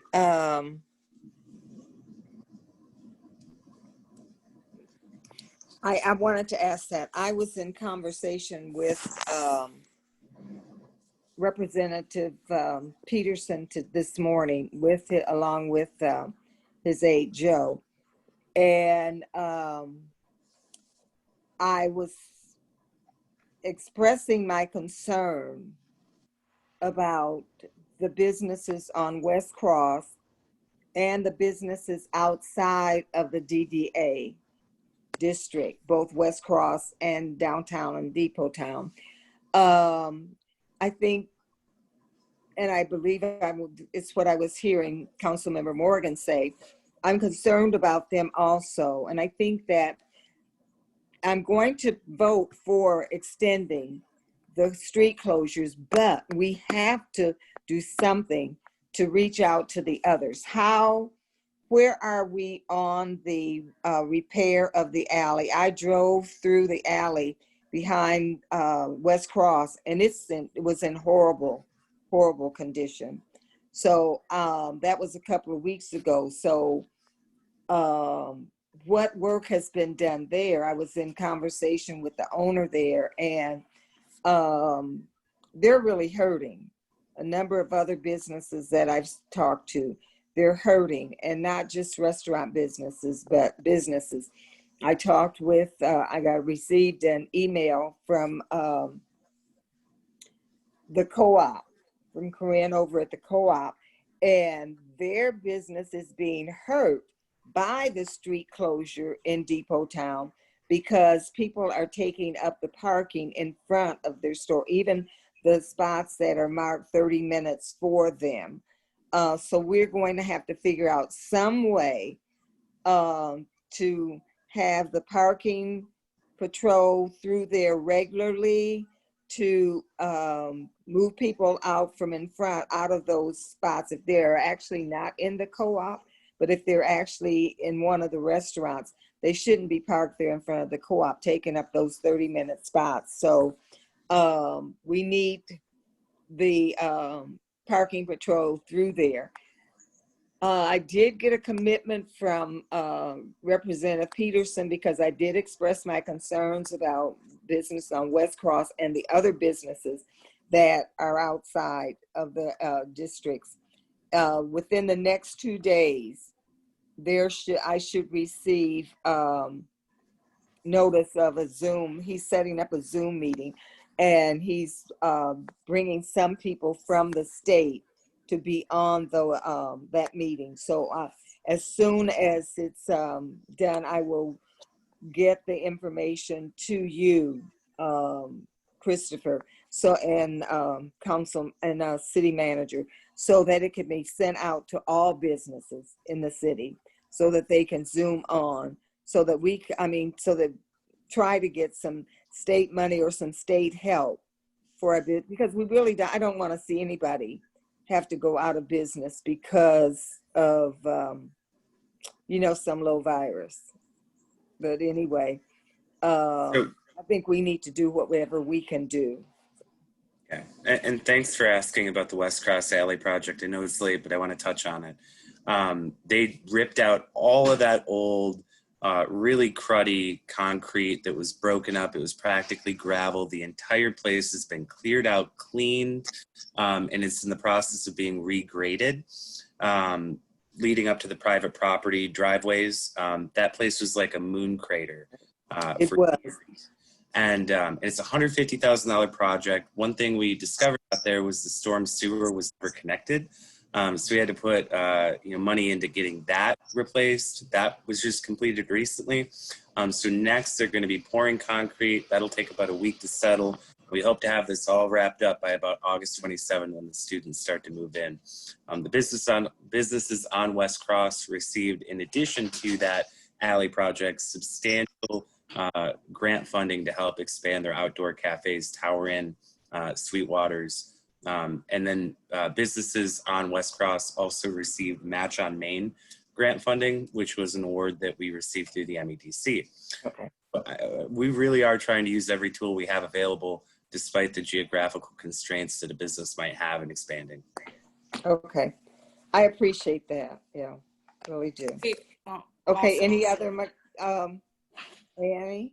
Councilmember? No, it's not that big of a deal. I was going to mention, we did get MDOT to agree to close a lane for those businesses, but because of the issues with like safety concerns, which are completely valid, but it has been done in other cities, and that does calm traffic when the lanes are closed down. So it was just not something, it cost a lot of money though to do a build out for that. So it was like, it was just not feasible at the time. And the alley honestly seems like a better option for them. And it will draw like a different type of attention, like you can go sit in the middle of the street in Depot Town, but then you can go sit in a cool alley, West Cross style. Okay. Just so something's being done for them. Okay. Yep. All right. If nothing else on this, are we ready for a vote? Okay. Clerk Kalinga, would you call the roll, please? Mayor Richardson, Yes. Councilmember Morgan, Yes. Councilmember Simmons, Yes. Councilmember Jones Chance, Yes. Councilmember Wilcoxon, Yes. Mayor Pro Tem Brown, Yes. Councilmember Somerville. Yes. Motion carries unanimously. Okay, thank you. The next item. Resolution number 2021-70, resolved by the Council of the City of Ypsilanti, whereas the playground at Park Ridge Park is aged and in disrepair, and the community has expressed a strong desire to see it replaced. And whereas by public input over the last 15 months, the decision was reached to replace the playground at Park Ridge Park. Whereas the community has taken a vote among the playground design options and made its desires known through the selection process. And now therefore be it resolved that the Ypsilanti City Council authorizes the city manager to adjust the budget as provided to support the execution of a contract to replace the playground at Park Ridge Park using up to $200,000 in community development block grant funding. I so move. Support. Okay.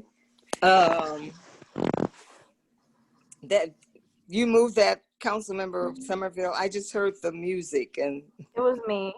I was laughing. It sounded like video games. okay. All right. It was moved and second.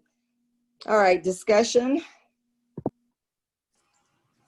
I'm hoping this is a Councilmember Brown. All I want to say is I'm really excited this is happening. Ward 1 deserves this. Our kids deserve this. Park Ridge Park deserves this. Like, I'm just really pleased at the turnout of young people who came out to vote on what the structure would look like. So I'm just really excited. And yeah, that's it. Thank you. Okay, thank you. Any other? I can't see you, Councilmember Morgan, but did you have anything? Nope. I'm excited that Ward 1. Now, is that the same playground? Was that by Perry, inside of Perry, or is it the one over by the fences? It's Over over by the basketball court. It's the one behind. Okay. It's the one behind, pretty much behind Park Ridge Center. Okay. Yep. Okay. Yeah. Absolutely. Thank you. Yeah, I'm glad it's happening, and I look forward to watching kids play. Yes, and also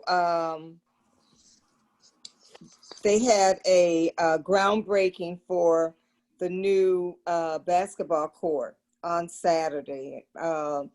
Mr. Foley mentioned that, but that's all of it. The park is coming together. I must commend the Heritage Park Neighborhood Association. They're members, and a few years ago, there was a men's group there, Heritage Park Men's Group, and they were the ones that began to restore. They did a lot of work, lots and lots of work to bring the park back to where it was in a usable position.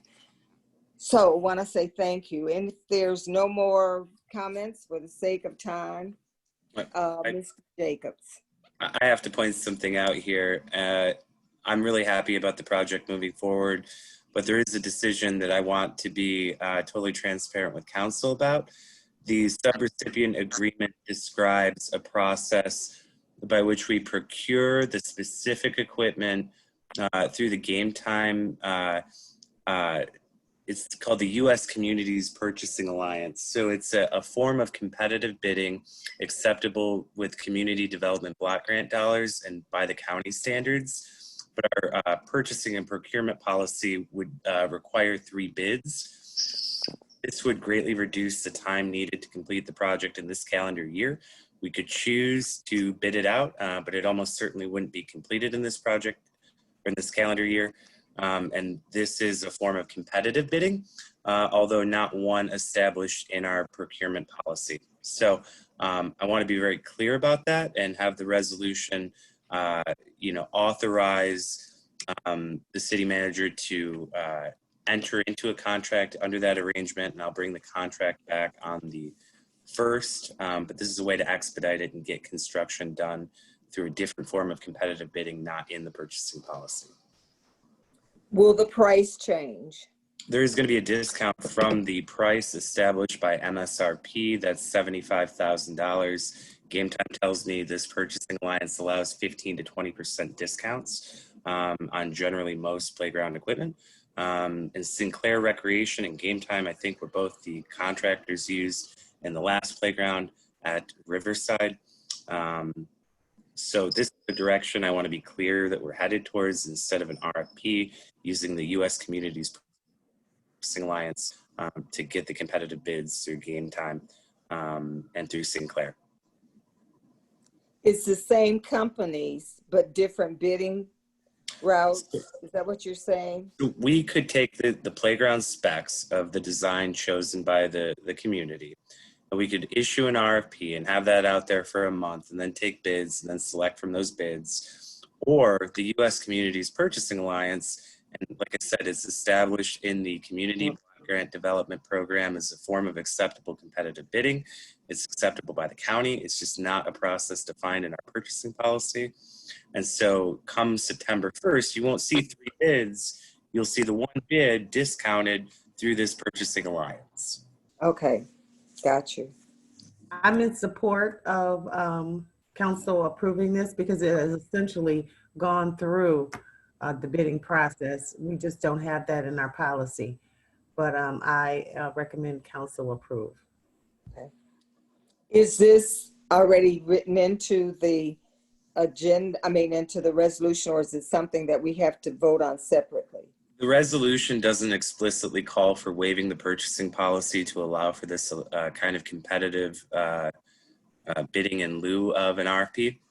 So I would request that we amend it to accept this as a form of competitive bidding and waive our procurement policy. Okay, so we need to have an amendment to this resolution stating that. Yeah, there was a line used in the fire chief's great resolution that I think we could probably crit from very easily. Hold on one second.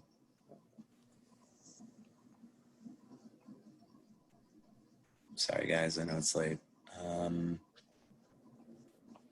Just pulling up his resolution now. Add a line where it says, whereas per ordinance section 2-303, waiver of competitive bidding, the city has the option to select Sinclair Recreation to complete the playground installation per the U.S. Communities Purchasing Alliance. So it would be explicitly waiving that ordinance requiring the bidding. Can we add that as a friendly amendment? Councilmember Wilcoxon. Support. You're mute. Okay, it's been Yes. supported by Councilmember Morgan. Well, for it to be friendly, it has to be Steve. Move, but you say what? For it to be friendly, it has to be Steve. Because I seconded the motion. Yeah. Oh, okay. All right. I withdraw my support. Thank The you. answer is yes. Okay. Thank you. All right. Okay. Anything else that needs to be adjusted on this resolution? If not, Clerk Kalanga, please call the roll. Councilmember Morgan. Yes. Councilmember Simmons. Yes. Councilmember Jones Chance. Yes. Councilmember Wilcoxon. Yes. Mayor Pro Tem Brown. Yes. Councilmember Somerville. Yes. Mayor Richardson. Yes. Motion carries unanimously. All right. Thank you. Okay. Next item, please. Resolution number 2020-171, resolved by the Council of the City of Ypsilanti, whereas the City of Ypsilanti has been awarded $50,000 by Washtenaw County to reconstruct sidewalk ramps within the city, and whereas in order to move forward with the project, the City of Ypsilanti must enter into an agreement with Washtenaw County for the subaward of Community Development Block Grant Funds, CDBG, and whereas the City of Ypsilanti intends to complete the ramp improvements prior to the end of the calendar year, now therefore be it resolved that the City of Ypsilanti City Council approves the agreement between Washtenaw County and the City of Ypsilanti for subaward of federal financial assistance and authorizes the mayor to sign the agreement on the city's behalf. The agreement shall be subject to review by the city attorney. So move. Support. Moved by Morgan and supported by Brown. You have something for us, Mr. Akers. Thank you, Mayor. I will be brief.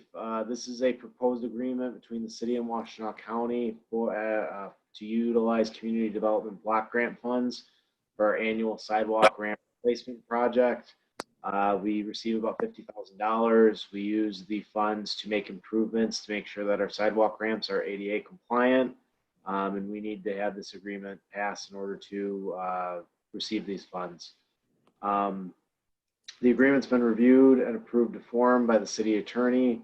And as soon as we get this approved, we will be letting out the bid package for these sidewalk ramp improvements tomorrow.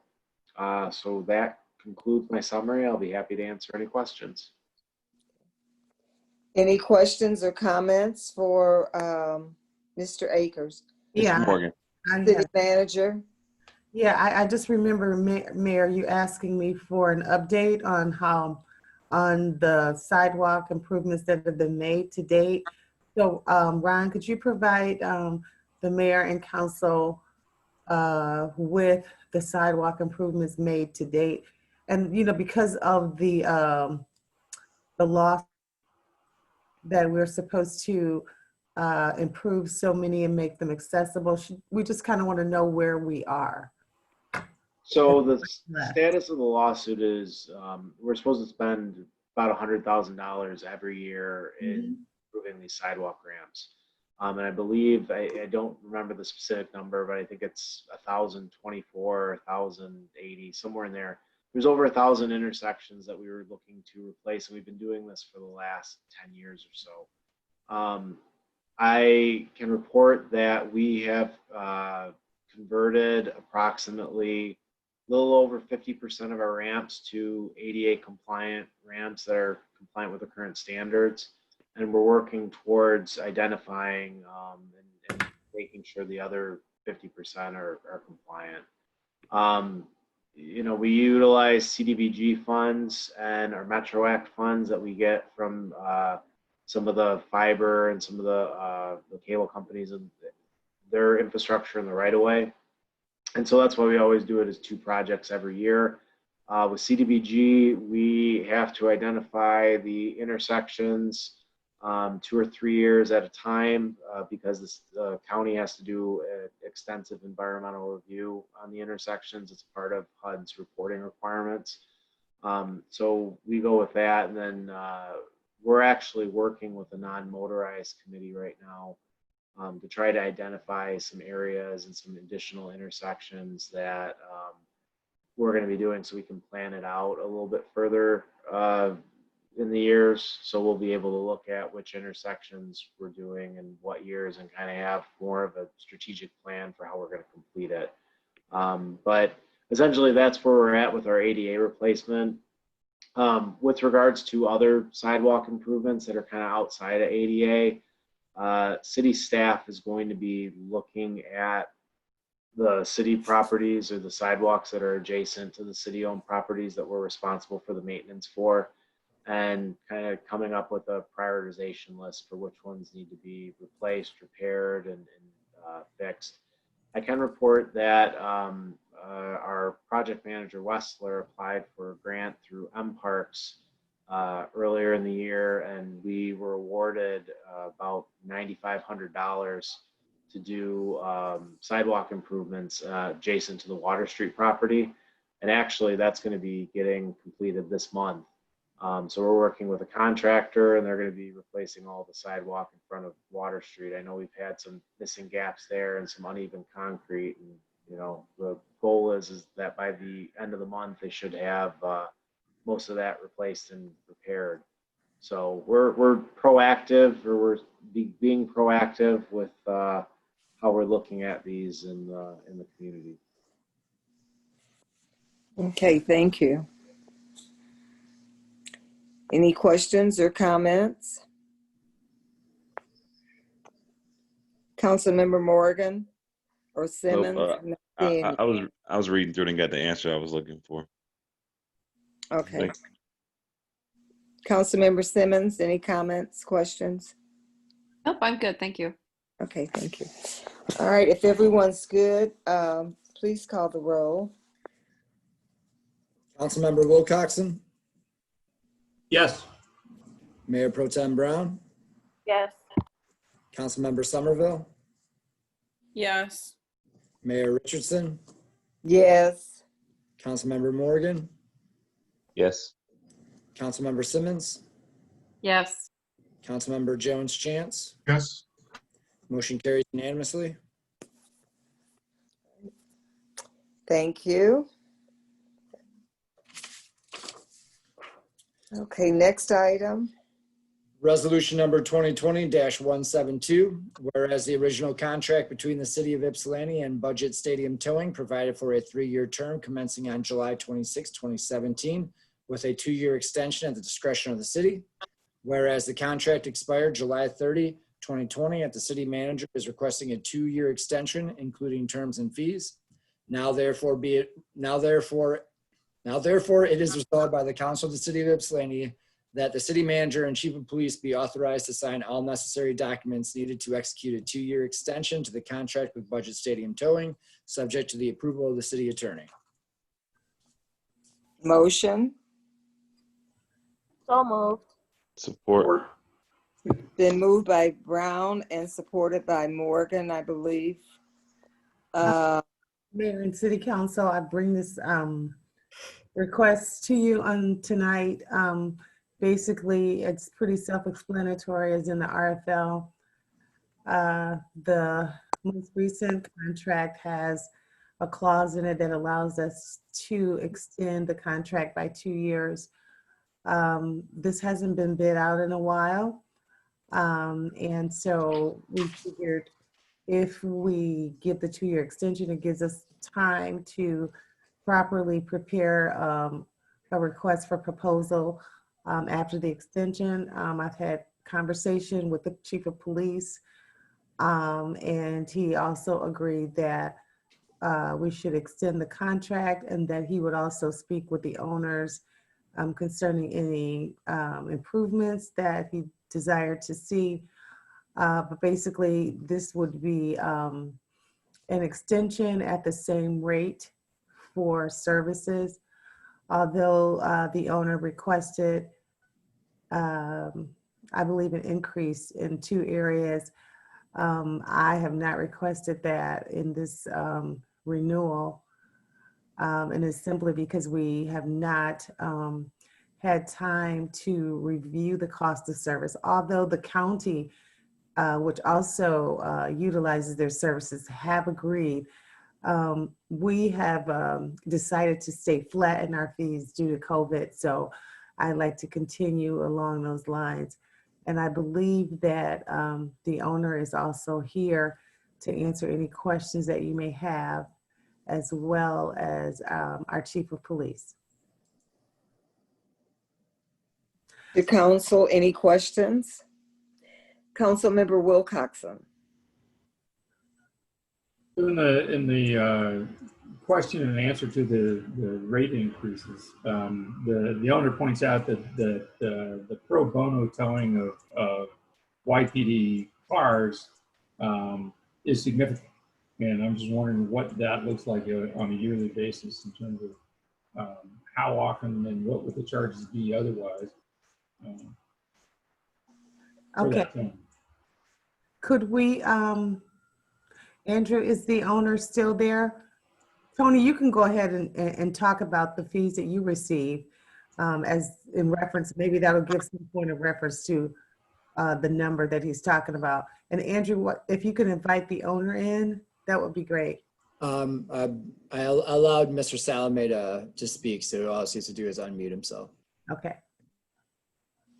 I'll let Mr. Salome talk about how often, but that's pretty common in any tow contract with a police agency, is that the tow company does those pro bono tows for vehicles that are in need of repair or involved in accidents, etc. And I don't really have a number of how many times a year that happens. We respond to about roughly around 150 calls a year.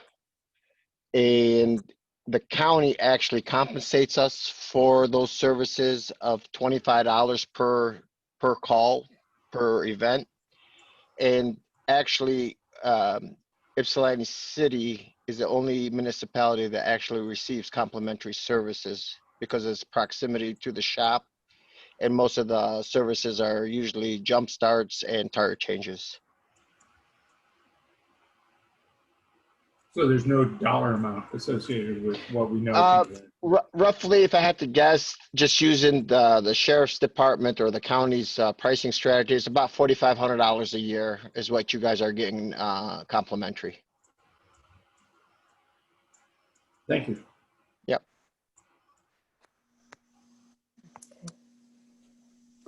Thank you. Any other questions? Or Chief, did you want to add?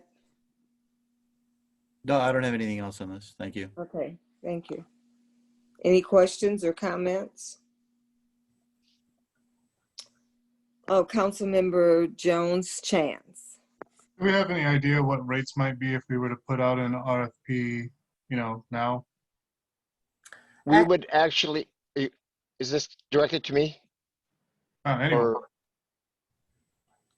Actually, we don't know. Actually, we are in the process of putting together an RFP for the future. One of the things that we did take into consideration, since I wasn't aware that it was expiring so soon, is that the last time we did bid this week, we only had one bidder. And so I'm not sure what that would look like. So we're doing the homework now. Chief and his staff is doing that. Maybe Mr. Salome, who's out there in the field a lot, could probably help us with what the rates look like now. May I respond? Sure. Yes. What we would have done, we would have had a consistent pricing strategy that would emulate the county, the state police, and the city of Ypsilanti, which would have been $140 for a response. But I believe are you asking Mr. Chance what other companies are charging? Right. Well, given the current, situation. Right. Because we don't have a lot, is what I'm saying, in the area. We only had them as the sole bidder. So we would definitely have to expand our reach maybe to companies that are not local, because I think there's only another local one, Pittsfield Township. that we could probably get their rates. I can't even think of their name. Brewers, I believe. But they didn't bid last time, so we would be comparing them and then maybe some that are in the near vicinity. Thank you. Mm-hmm. If it's helpful, the last time this was bid out was quite some time ago, and this is actually another renewal. We basically just did a renewal in 14 that was the same RFP was used from the time previous. So it's time for us to take a look at it and make sure that we're doing all the right things. These things need to be looked at from time to time, and it's just time to do that. And we, Chief, they've started looking into it so that we think we'll have all of the data and numbers together the next time we go out to bid. I just got one question. Sure. Okay. From Mr. Salami. Salami. Sir, what does entail with a motorcycle, and why is a motorcycle way more than a hazardous material? I'm not sure I understand the question. With the additional reasonable fees with towing, we just said to get a motorcycle is $185, and hazardous materials was $45, or the new price is $50. I was wondering the discrepancy between those prices, what it entails if you came to get a motorcycle versus hazardous material. So most of the time, when you tow a car, it's either two-wheel or four-wheel drive, which is easily loaded on either a wrecker, which basically carries the front or the back tires, or put on a platform truck, a flatbed. A motorcycle tends to weigh a lot more, where most of the time you have to muscle it up, because if you can't just drag it up the bed, you damage it. So basically you'd either need a second person to help you load it, or you'd have to have special brackets to hold the motorcycle upright so you don't damage it when you're moving it. And because of the additional labor is why the additional charges. Now, as far as the hazmat statement is, because most of the debris that you clean up from an accident is gasoline, antifreeze, oil. Those can't be thrown in a dumpster. They go into a special bin. It has to be hauled away by a licensed contractor that disposes of it in the proper manner. Thank you for the clarity. Yes, sir. Councilmember Simmons. I'd like to call the question. Is there a second? Second. It's been moved and second to call the question. Would you call the roll, Clerk Kalinga?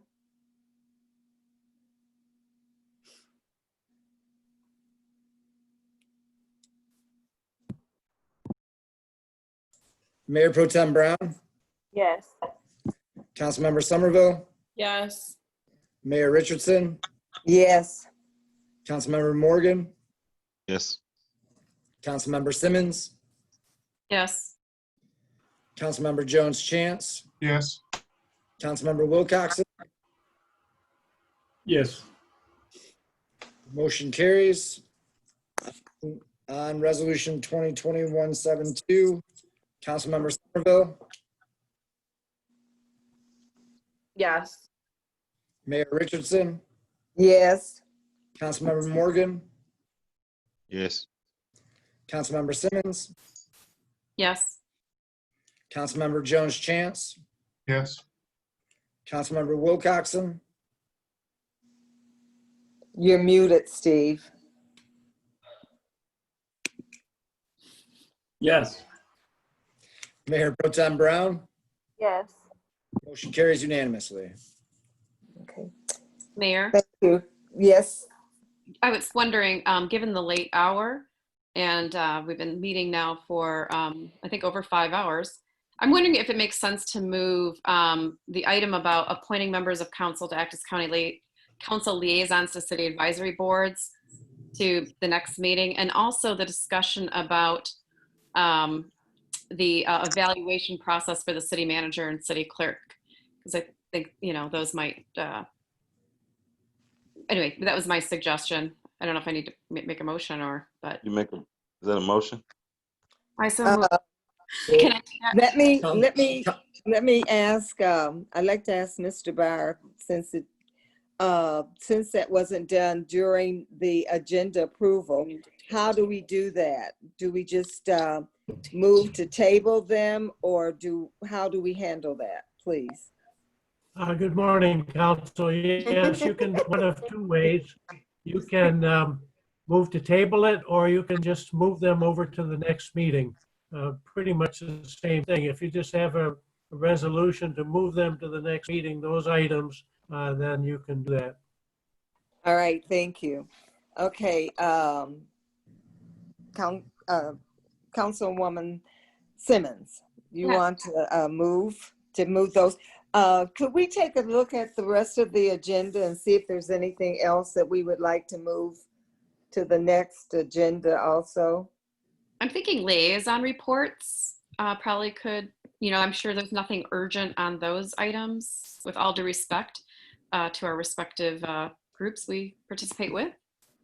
And I think the other one's just communication, so they should be, and the other items are things that I didn't put on the agenda, so I don't necessarily want to speak to those specifically.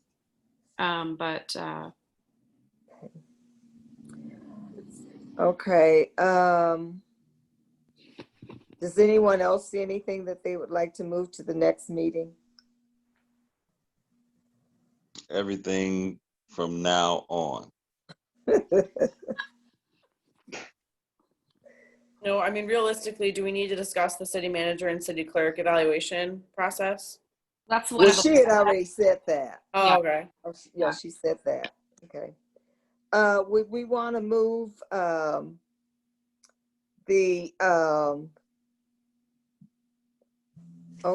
resolution approving the raise structure for city council. We can move that to the next meeting. I thought that one would maybe be a quick. I wasn't sure how. Yeah, we might as well just have that now. And so I didn't put K on there, so I don't want to speak to the council members that did, out of respect for them putting that on there. And then everything else, like I said, is essentially communications, right? So. Okay. So I guess my question is, Council Members Somerville and Morgan, should we have this discussion tonight, or hold it to the next meeting? And I understand there's kind of some time constraints, and this may be part of that conversation, and that's why I didn't mention that. And so well, it's very important, but I don't know how imminent. I think just to get I think it's still worth the discussion, just so we all can be on the same page. I know there was a few different, and there was another final determination by Barr, which was kind of like the second one. And and so, but again, it's not immediate, but it's definitely important. So well, I'll yield to Somerville. Well, how about this? I'm going to move that we move the appointment of members of council to act as council liaisons to city advisory boards, plus, let's see, liaison reports, as well as the discussion of the city manager and city clerk evaluation process to the next meeting. Is there a second to that motion? Support.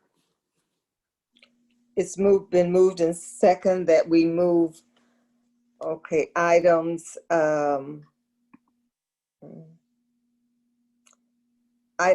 J, liaison report, A, under the boards and commissions. Was that it? Let's see. Liaison reports, that would be 7. Yeah. Did you mention the boards and commissions? Yes, yeah. So item, I guess that's like item under like section 10, J, and then I guess that's section 11. You have to give the letters that if Clerk Kalinga knows which one Yeah, that you good. are. Thanks. Yeah, I'm sorry. I feel like this conversation is actually prolonging what we're I trying. know, I'm so tired. Okay. Oh, I'm like, can we? I'm gonna call this question 2. No. Let's just vote on this, please. Hi. Okay, wait. Take a look at the computer screen anymore. I've been on the computer all day. Kalinga, do you have the items that are to be moved to the next meeting? If you mark them as she called them off. I have J under resolutions, motions, and discussions, then section 11, section 14, and section 12, all being moved to the September 1st meeting. Okay. Although I didn't want to take away from the mayor talking about the census. I was just 14A, just to be clear. All right. Got it. Okay. Aye. Okay, do we need a roll call? Put roll call, please. I was trying to see what she was saying, a 14A, but I didn't. I'm sorry. Okay. Councilmember Morgan, Yes.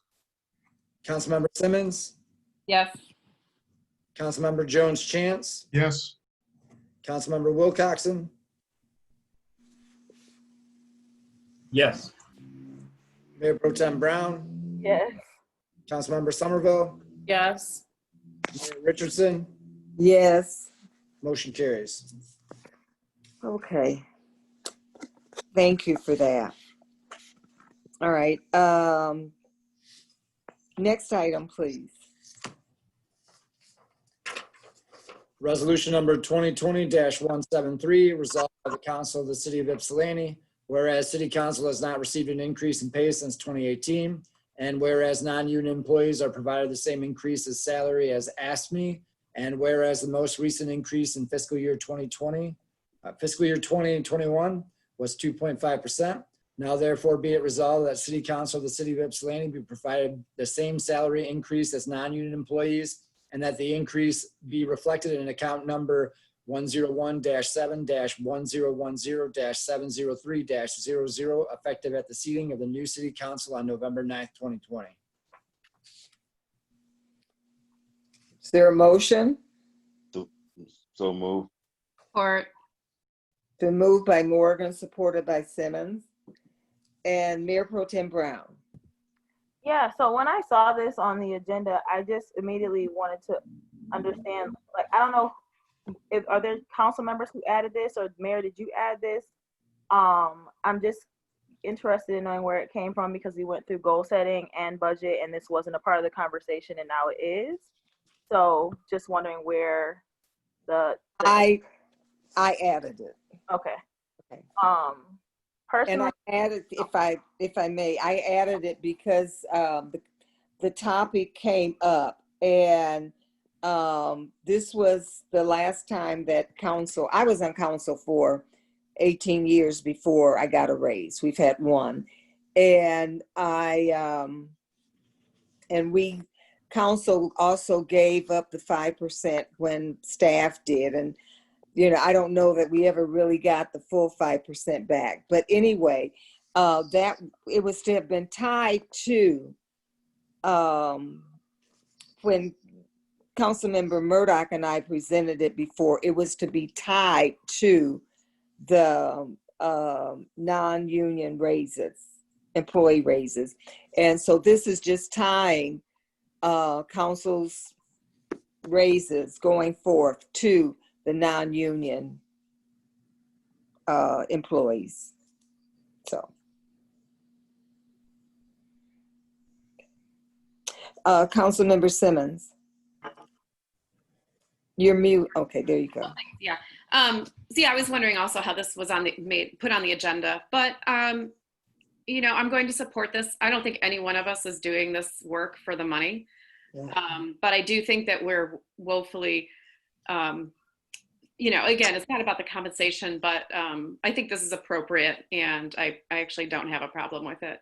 I guess I know from an HR standpoint that, well, I don't know. I mean, I want to say, you know, that we may, I mean, maybe we're losing opportunities for, you know, other people to get involved, because maybe for them it might be a little bit about the money. I don't know, but I think, right, if this work paid more, we probably would get more people interested in participating in some of the work. And again, we're not even talking about tons of money. And like I said, I know every one of you, and I don't think anyone's doing this for the money, but you know, I think it's appropriate. So yeah. So I'm eager to vote and move on to the next agenda item. Come on, Anthony. Is there any other? Is Reagan still here? Yes. Hey, Reagan. Good evening. Hi, Reagan. How's it going? Good, good. Quick question. Good Good morning. morning. Quick question. What does this look like? What does this do? Like, I don't know. Am I missing any like supporting documents, or are there just no supporting documents?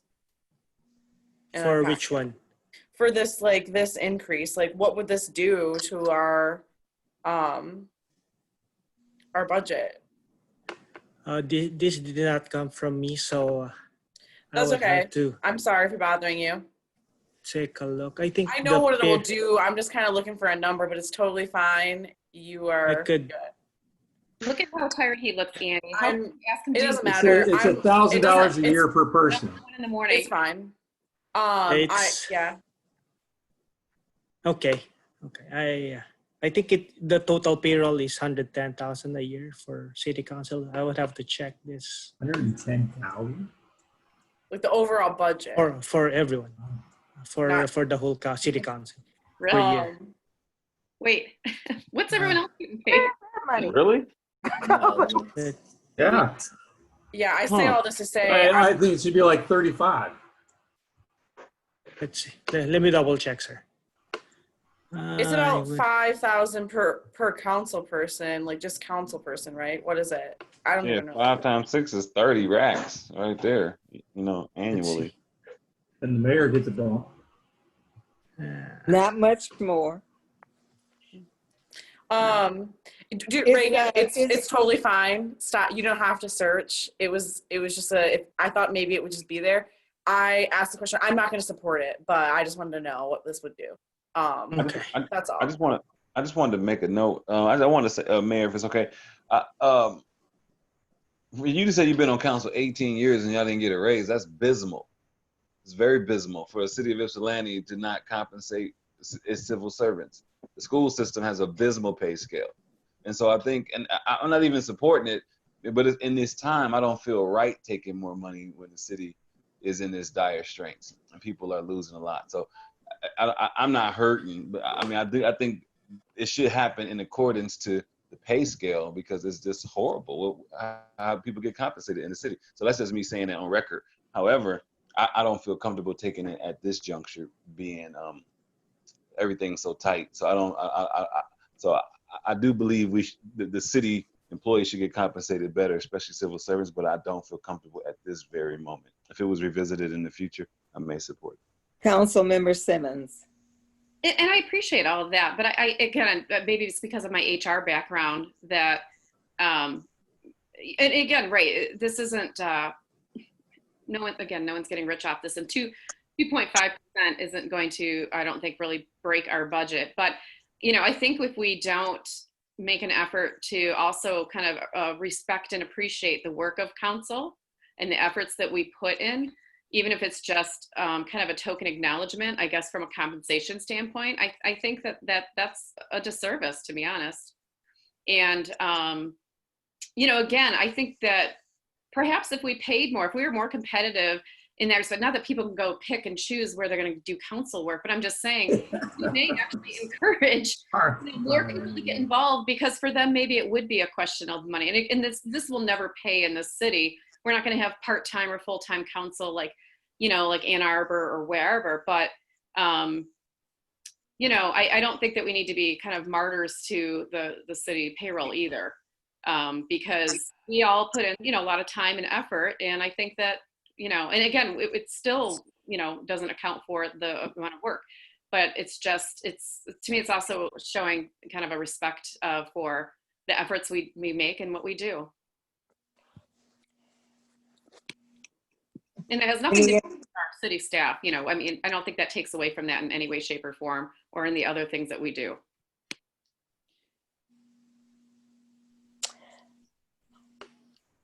Any other council? Yeah, so I just want to, it's like $1,000 additional, like on like what we're already getting. Oh, Kimberly, yes. May I speak? Yes, I was looking for you. Yes, please do. So the annual compensation base salary for council is $42,339. So a 2.5% increase would only be about $1,058 For the year, right? I don't know. So that would be, it would be still be less than 45,000. Yeah. Yeah. Mm-hmm. Yeah. Well, if any other council person want to speak. You know, and it's not so much paying, but for me, it's basically what I receive. It doesn't really fully cover the costs that I put out for being on council. And I totally agree with what Councilmember Simmons was saying. And I've had people that have said to me, I can't afford to be on council because I can't afford to do the things that I would need to do as a council person. So, and for less than $1,000, I can't do anything but say yes. I think we're worth it. Personally, I do. I think each and every one of us, whether we're, you know, new or whether we've been here a while or whatever, I do believe that we're worth the race. Mayor Pro Tem Brown. Yeah, no, I don't disagree. I think that, you know, honestly, the amount of work and the effort that we put in, we are not compensated nearly the amount that I think that we would deserve. I think my one concern is just the timing, kind of going along with what Councilmember Morgan said, that, you know, we're talking about all these other things and financial constraints and figuring out refunds and this and that. And I personally don't think this is the right time. But again, I do think it should be discussed like in the future during the timeframes of which these type of discussions should happen, like goal setting, budget time.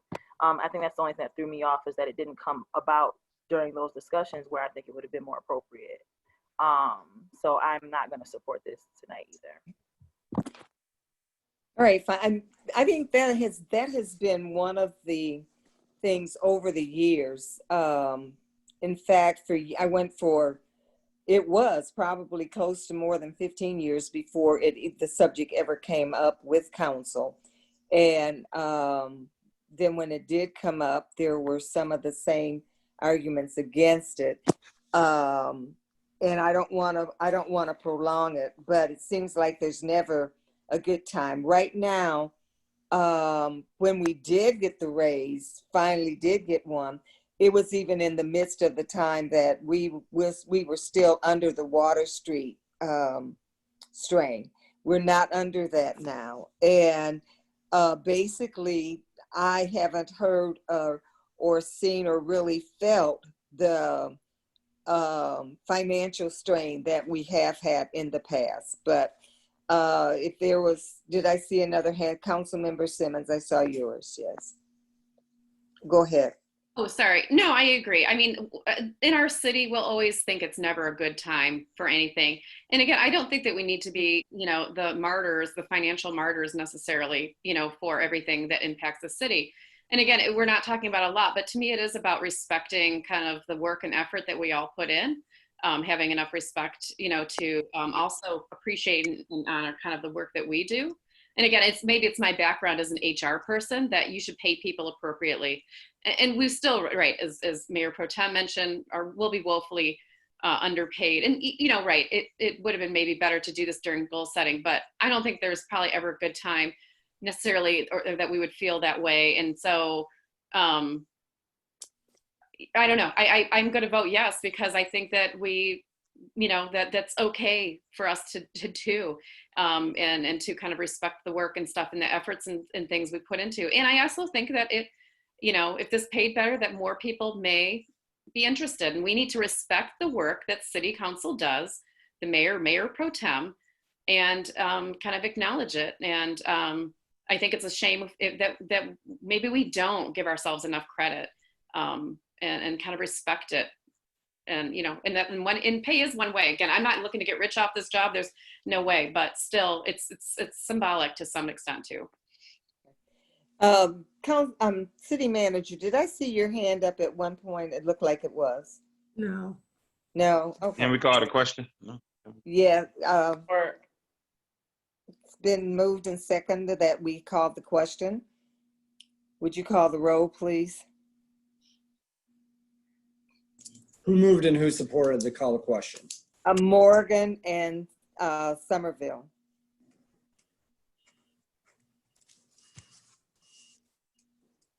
Mayor Richardson.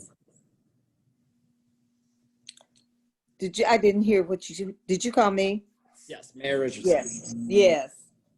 Councilmember Morgan. I was swayed. Yes. This is called a question. This is not on the vote, by the way. Yeah. Councilmember Simmons. Yes.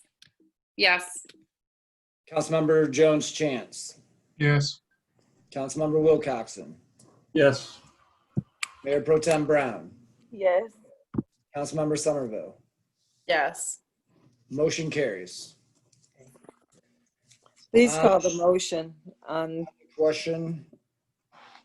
Councilmember Simmons. Yes. This is on the resolution, right? Correct. I just wanted to clarify that for. Yes, it's on the resolution. Yes. Councilmember Jones Chance. Abstain. Councilmember Wilcoxon. Abstain. Mayor Pro Tem Brown. No. Councilmember Somerville. No. Mayor Richardson. Yes. Councilmember Morgan.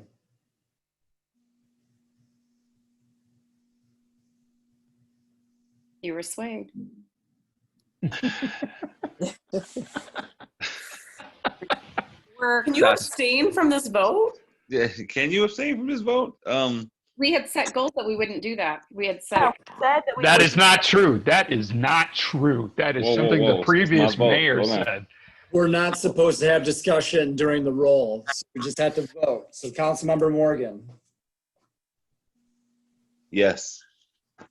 Motion carries 4 yes, 2 no, 1 abstention. Thank you. Abstentions. Who else? Who was the fourth yes? There were 2 abstentions. 2 abstentions. No. I didn't hear 2 abstentions. I heard Yeah. one. Steve. Yeah, he was the only abstention. Who was the other? No, Brian. Jones Chance. Chance. I thought you said same. Oh, no, he abstained. I wouldn't say that. So you abstain? So then motion fails. Okay. I do recall, as far as abstentions go, I do recall when we had the parliamentary procedure. Mm-hmm.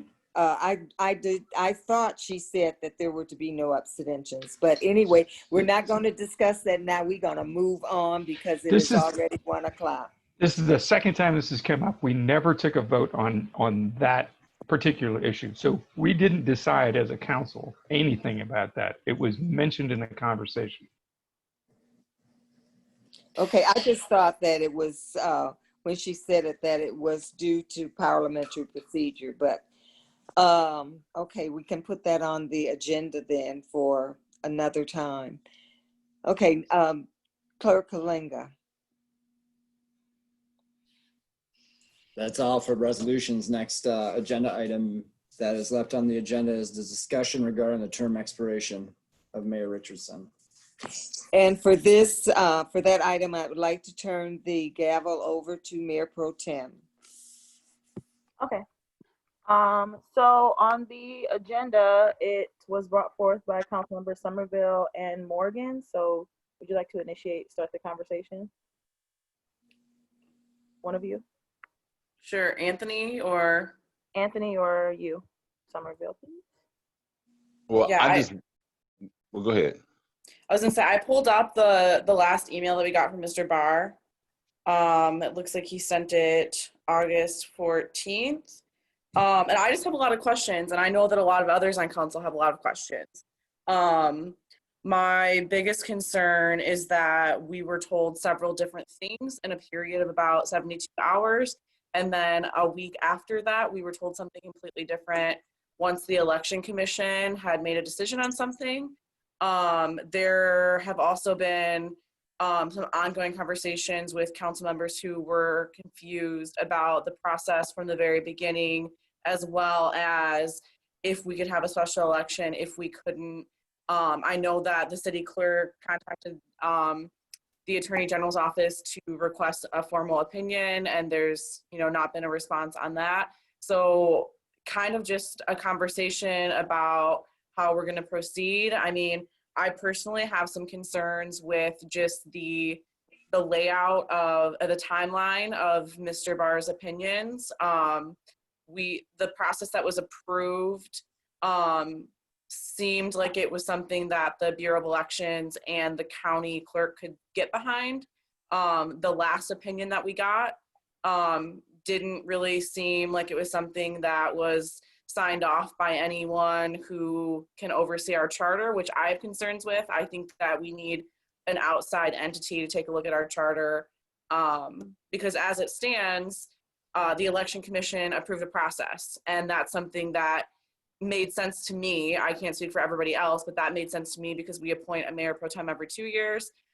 What is questionable is the fact that somebody can be appointed, that somebody can be elected to a position that expires in this year of 2020, but then automatically have a 2-year extension while also being on the ballot for that position. And then in turn, we would have to appoint somebody for a 4-year term, even though they couldn't seek that office on the ballot. So I just had lots of questions, and we never really got any further evidence that there isn't a vacancy in the office. I don't know if Anthony has anything to add. My only thing I had to add, I just wanted, regardless of how, I know we have somebody on the ballot, an independent going up against for the first ward, and regardless of the turnout, whether Lois wins or loses, she gets to retain the seat of mayor, even if she loses the seat in the first ward. Now, I just don't know, according to the election commission, how that's. I don't have a clear it's confusing. Yeah, so and again, Barr did give us his opinion, and I know that the person that was representing the mayor gave his opinion that Barr supported. I think, and so Mr. Conti, I believe. So I just wanted to be straight across the board, things that we can, because our constituents, the constituents are on the fence too about the outcome of this is very important seat. So again, I do want to support Barr's opinion, but I do think again the Attorney General and other people like in the county and the election commission, I think collectively, because I think they were all in the room at one point together, not the Attorney General, but Barr, and I trust this opinion. I just think again, just need to be more clear. So that's all I was looking for, a bit of clarity. And if that's the final opinion, I would live with that. Are you looking for a response from Mr. Barr right now, or are you just wanting to have a conversation with just council? Either council or Somerville. Like, I just want to, like, the oath of office ends in November. So what do we do? It's vacant, right? So when the oath of office is ended, is the seat over or is it still vacant? So Mr. Barr, Councilmember Wilcoxon. Hi. So I sent a message to our state senator, Jeff Irwin, to check on the status of the inquiry to the AG. And he came back and said that that will be several months. I sent a lot of information along with that. I don't know what information was included with Andrew's, the city clerk's soliciting of that. So I sent a lot of information, and basically there's several sections of the city charter that are relevant, and you know, Mr. Barr has cited these in the, as I understand it now, we have an official proclamation from an official body, that being the Election Commission, who that is charged with making a determination on this. Mr. Barr does not have, as far as I know, have standing. He can render an opinion, but the Election Commission has a standing in that determination. Whereas Mr. Barr is offering an opinion as our city attorney. That doesn't the ability to declare what is, he's not granted the authority to make that determination, as far as I can tell. In the language of section 205 D1 of our city charter, that explicitly states what the situation is. And it says vacancies occurring in the office of the mayor shall be filled by the mayor pro tem until the next general election. And that's really important, because in the very next section it says, and vacancies occurring in the office of the mayor pro tem shall be filled for the balance of the unexpired term of the mayor pro tem by appointment of a member of council. So in one sentence, it has clearly delineated two different endpoints for those things. If it was the case that it was supposed to be until the balance of the unexpired term for the appointment of mayor, they would have said that, but they didn't. They said until the next general election.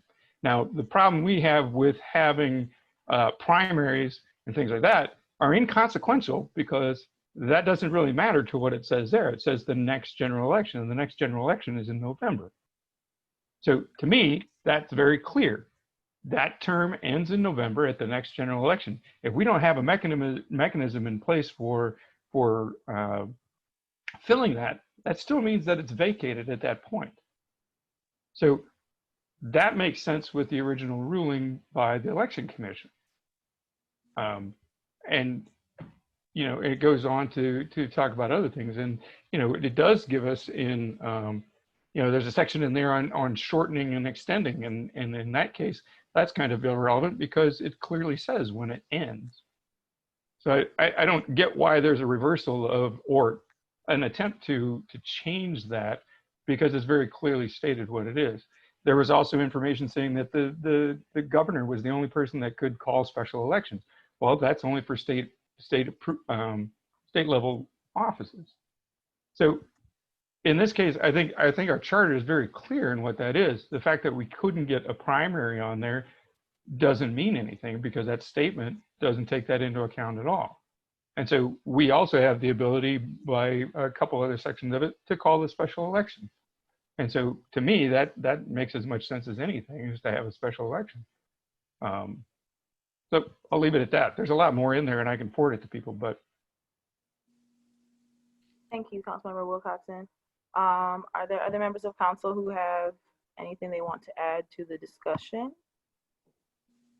Mayor Pro Tem, I just want to have the follow-up question, if somebody can answer that, if it's Attorney Barr or whoever, that once the oath of office is over, is the seat vacant? Maybe Andrew? Andrew or Mr. Barr, one of you can answer that? Just defer to Mr. Barr about that. Okay, thank you. All right, the question I understand is, once an oath of office is taken, when does it end? No, the oath of office for the seat is over in November. Which seat, Councilmember Morgan? That's the Ward 1 seat. Yes, that's true. Right. So when that oath of office is completed, is that seat vacant? Well, there's at least two oaths of office. Okay. The oath of seat. office of the of Mayor Pro Tem Richardson, her term as Mayor Pro Tem ended when she took the office of the mayor. You can't hold two positions at the same time. And when she took the office of the mayor, she took an oath of office for that position. And that term is what we're talking about as to when that term ends. And if she took the term of the previous mayor, that term ends in 2022. So the question is, the charter does say, as Councilmember Wilcoxon has indicated, that in these particular circumstances with this timing, that the mayor, the position of mayor shall be determined at the next general election. And that means that the position is going to be filled by an election of the people, not by an appointment of council. And I've looked since, and I admit that this is confusing and that I've had to change my position on this. And just as an aside, when I first became city attorney, my predecessor said, well, John, what are you going to do when you have to change your opinion? I said, well, I haven't thought about it. And he said, well, it's easy. You just say, well, I've learned a lot since then. Well, that in fact is what's happened. And the last time I looked at this, in the last memo that I gave you, I looked very carefully at the charter, and it became obvious to me that there's nothing in the charter that gives council the appointment power over the mayor. It gives council appointment powers over council and the mayor pro tem, but there's nothing in the charter that says that council will appoint the mayor. It says the mayor's position will be filled by an election.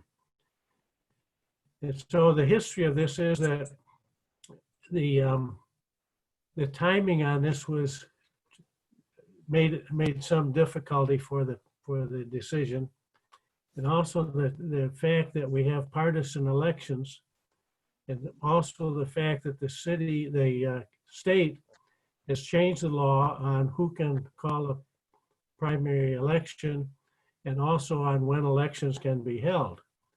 All of those things have kind of come together and caused this situation. So, so Attorney Barr, so the mayor's term right now, her oath of office is into 2022 or into November 2020? well, I don't have the card, and I'm not sure what Andrew filled in on it, but the term of office of the mayor is 4 years. This is not any particular person, but this is the office. And the office of mayor is 4 years. And the term of the mayor ends in 2020. It would have ended in 2020, in November of this year, if we could have had an election. But the county clerk and the state election bureau said we could not have an election because we are a partisan city, one of only 3 in the state, and that there's not time for the parties, the Democratic and Republican Party and maybe other parties, to be able to nominate a candidate to stand election in November. And the timing for political parties was over, and they said that an independent could not file because it would be unfair to the political parties. So it was clear for everyone that we could not have an election. That was the result of the meeting with the county and the state. And so at that time, I think everybody thought, well, that meant that the term ended and we would have an appointment. But when you look at it, there's nothing in the charter that says when the term ends. It just says that the office will be, the vacancy will be filled, the office will be filled at the next general election. So we can't have an election in this November. And the next general election is 2 years from there in November of 2020. Looking at it very closely, I thought, well, how can that be? But there's nothing in the charter that says that council can appoint the mayor, and you can take a look at that very closely. Now, I'm concerned that I've had to change my opinion. I don't like that. I don't like it any more than you do.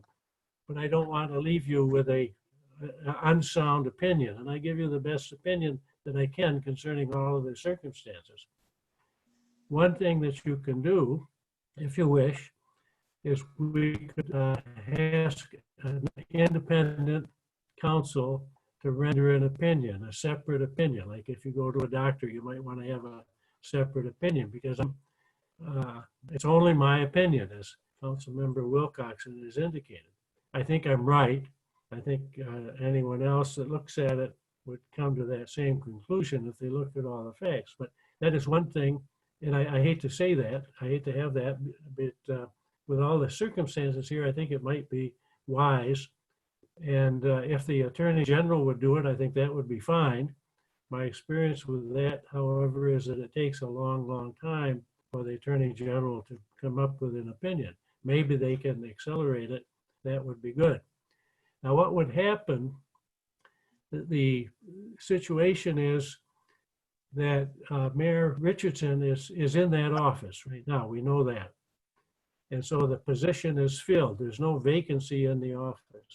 And as I said, the question is, when does that office become vacant? So I've said a lot here. I have more, but I wondered if there are any questions up to now. Well, sorry. Well, yeah, this kind of goes back to like when the oath of office was taken. It was set to expire in November of 2020, which is confusing. But it's also confusing because I realize that we don't get to appoint the mayor, and I don't think that was ever in any of the opinions that we were given.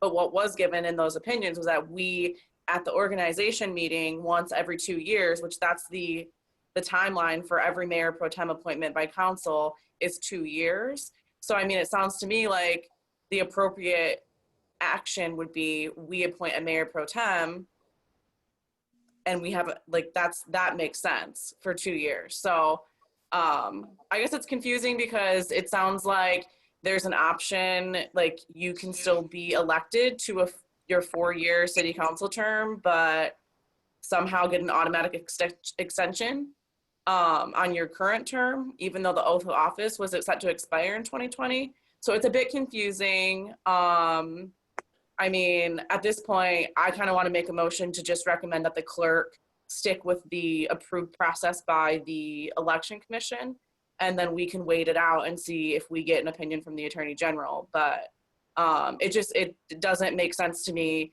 I have a very, just understanding the concept of how a term works. Someone was elected to a term that expires in 2020. They were elected by the people. They were appointed mayor pro tem, and then there was a vacancy in the mayor's office. They became mayor, but the oath of office that they took was set to expire in November of 2020. And now we're saying that they automatically, even if they lost their election in November, get an additional 2 years. So that just doesn't make sense. And I've looked at it from multiple perspectives, and it's just not clear. So I mean, anyways, I don't know if anyone else has anything to add, but I'm ready to make a motion. So are you putting a motion on the floor, or are you allowing more discussion? I mean, more discussion if I see Steve has his hand raised, but I mean, I think the best thing to do is decide something and wait, if there's an additional opinion from the Attorney General, I think that's great. But it just seems weird that this was already something that the Bureau of Elections and the city clerk or the county clerk could get behind. And they, had a clear understanding of terms and vacancies. So I don't know. I agree this is confusing. But I also agree that council doesn't have to take the last opinion that we got, because that still just doesn't make sense to me. Councilmember Wilcoxon. So there's another section of the charter, 205D4, that says that the term of office cannot be shortened or extended. And if we go back to the next general election as being the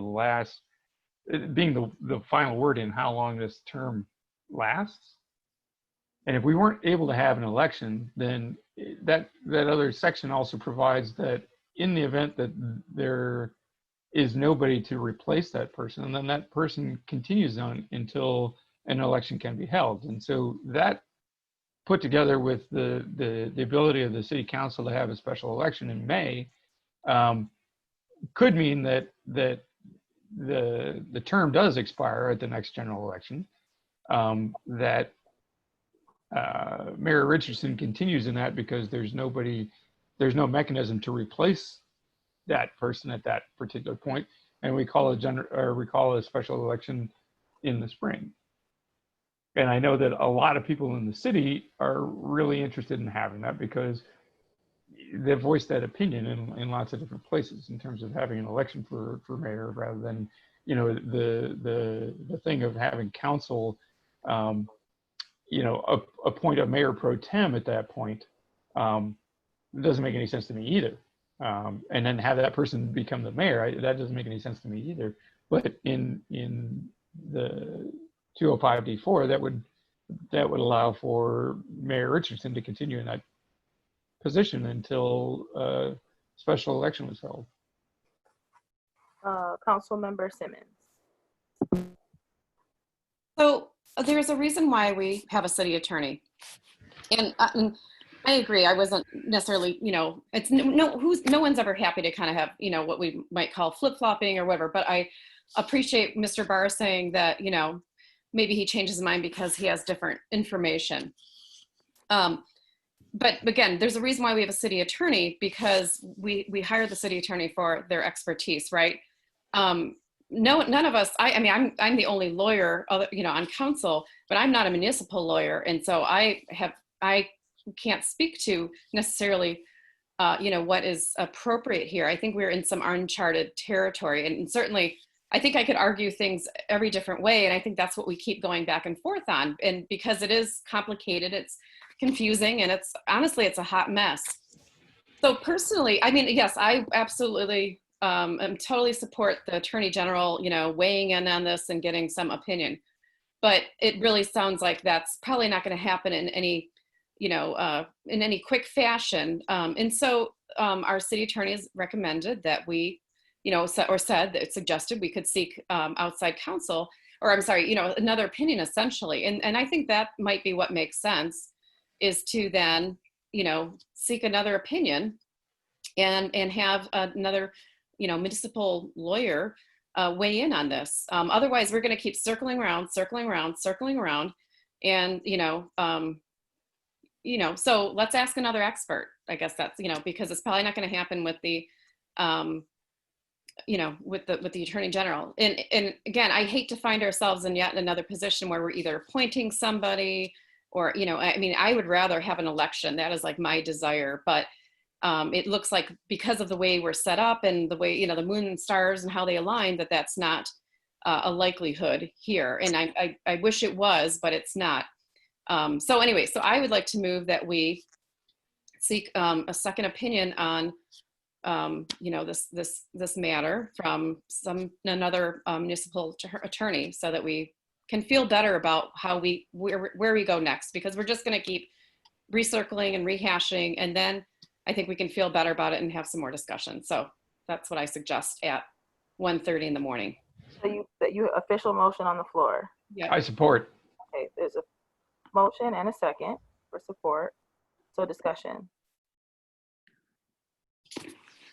Yeah, I have a question, and maybe this is for Mr. Barr.